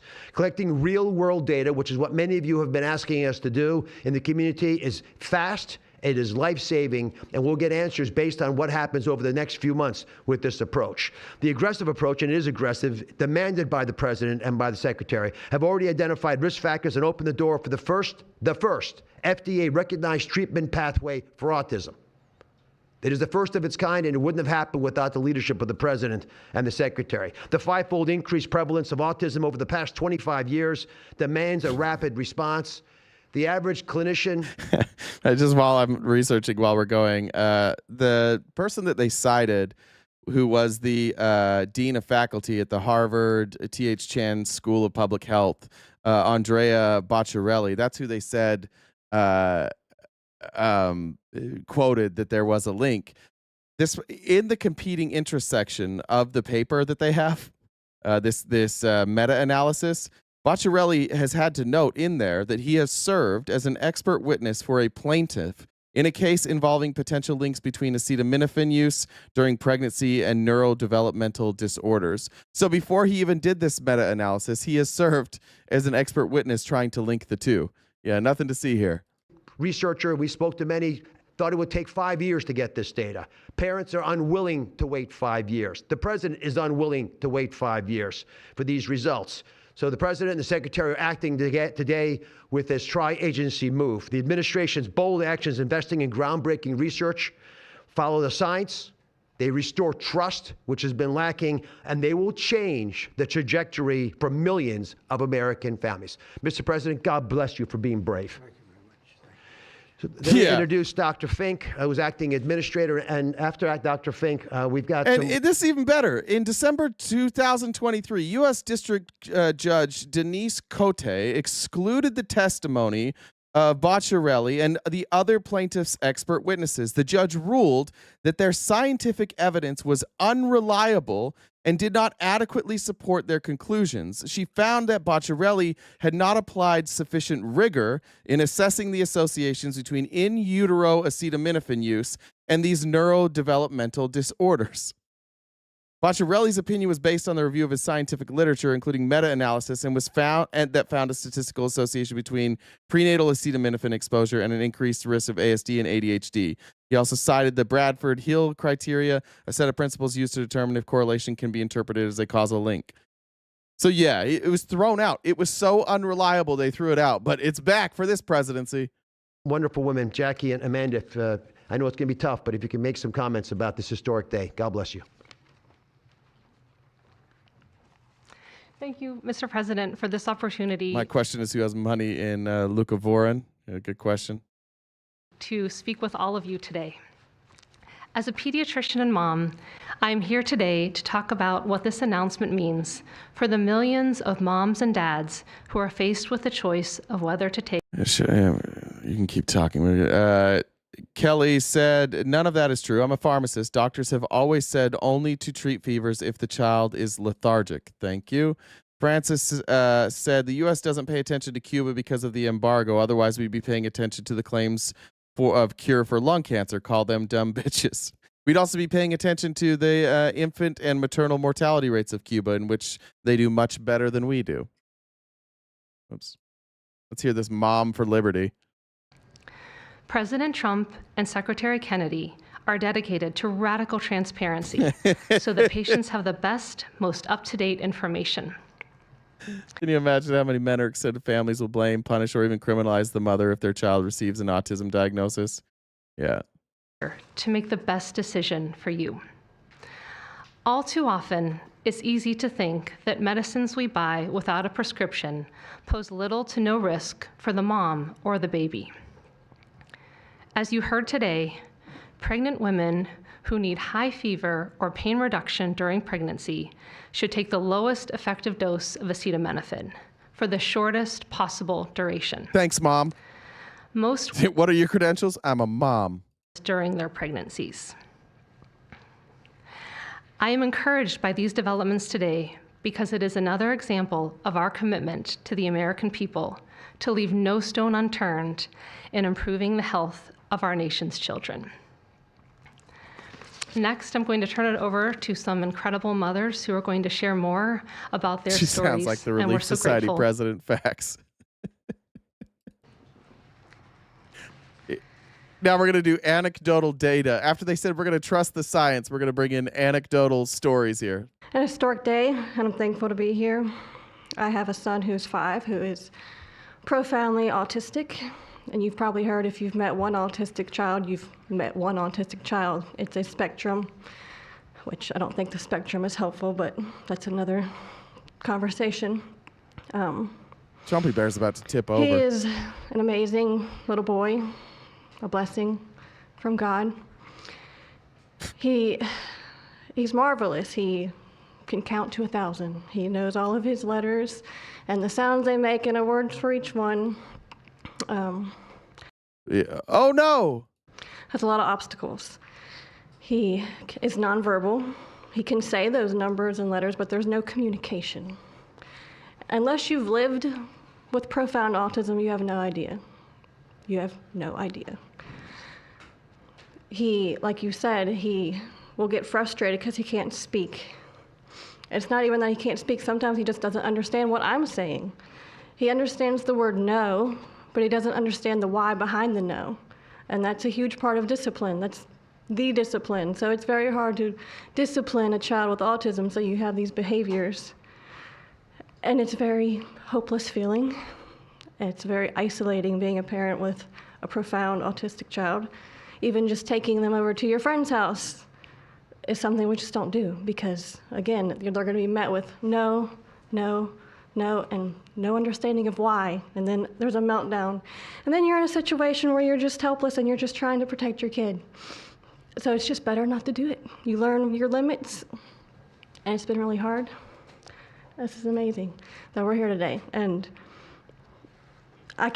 no one has been able to point to anything to say this is what caused it. And you can't point to that and say it didn't cause it. I have no idea. I am completely open, not blaming anything, but I'm open to the discussion and the fact that there's work being done to find answers. I'm very grateful. I was already excited to vote for Mr. Trump anyway, Mr. President. But when we got word of RFK doing his work, I was ecstatic. I could not wait for this work to be done, that somebody would try to find us some answers. I'm just very grateful. I pray for my son every day and hope that he can get the help that he needs. All right.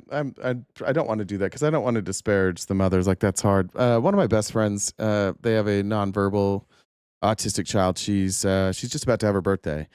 And I can tell you this, that he doesn't give a fuck about this stuff. The thing that's hurting these parents is the lack of care and the amount of cuts that have come through Medicaid and Medicare and social programs. He works full time. His wife has worked full time, and their child was a full time job. They weren't sleeping. Their health suffered, and they were able to get help through the state. And they've just been told that because of federal cuts, some of the access that they have for care is no longer going to be available, and it's not covered by his insurance. And he works for a massive mega corporation. To me, like, to me as somebody who is just viewing this from this perspective, I don't have a child with autism. I'm certain I have a child with ADHD. I have ADHD. I don't look at that as limiting. I think that my child's ADHD allows her to experience a lot of things, and she's extremely curious. I just I don't know what the fuck we're doing here. This is one of the most confusing things I've ever seen. I don't know why they had this press conference.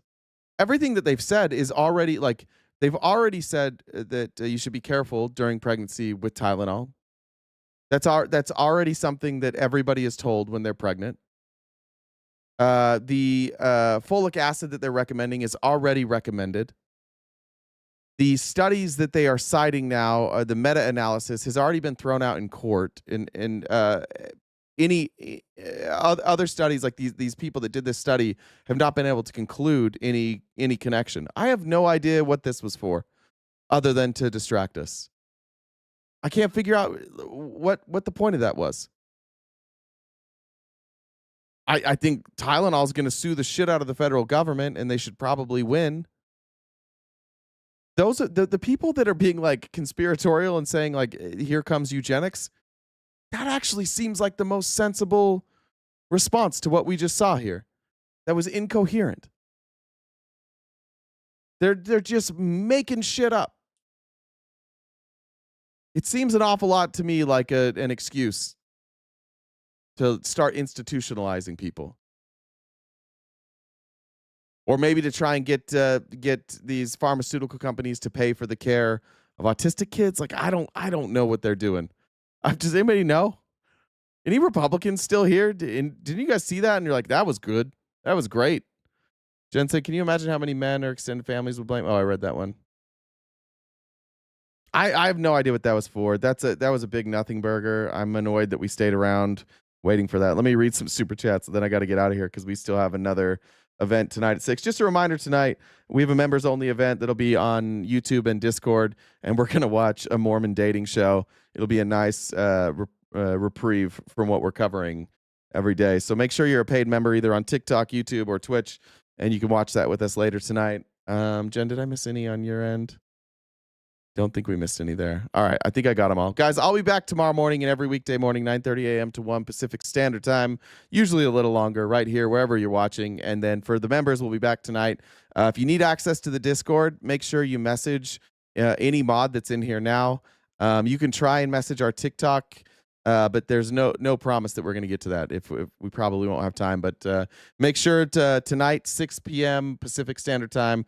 That's when we'll watch it. I think it's like a 30 or 40 minute episode, and so plan on like an hour and a half. It'll be fun to to hang out with each other and talk about something besides politics. I'll see you guys then. Until then, take care of yourselves, stay cute and cool, and have a great summer.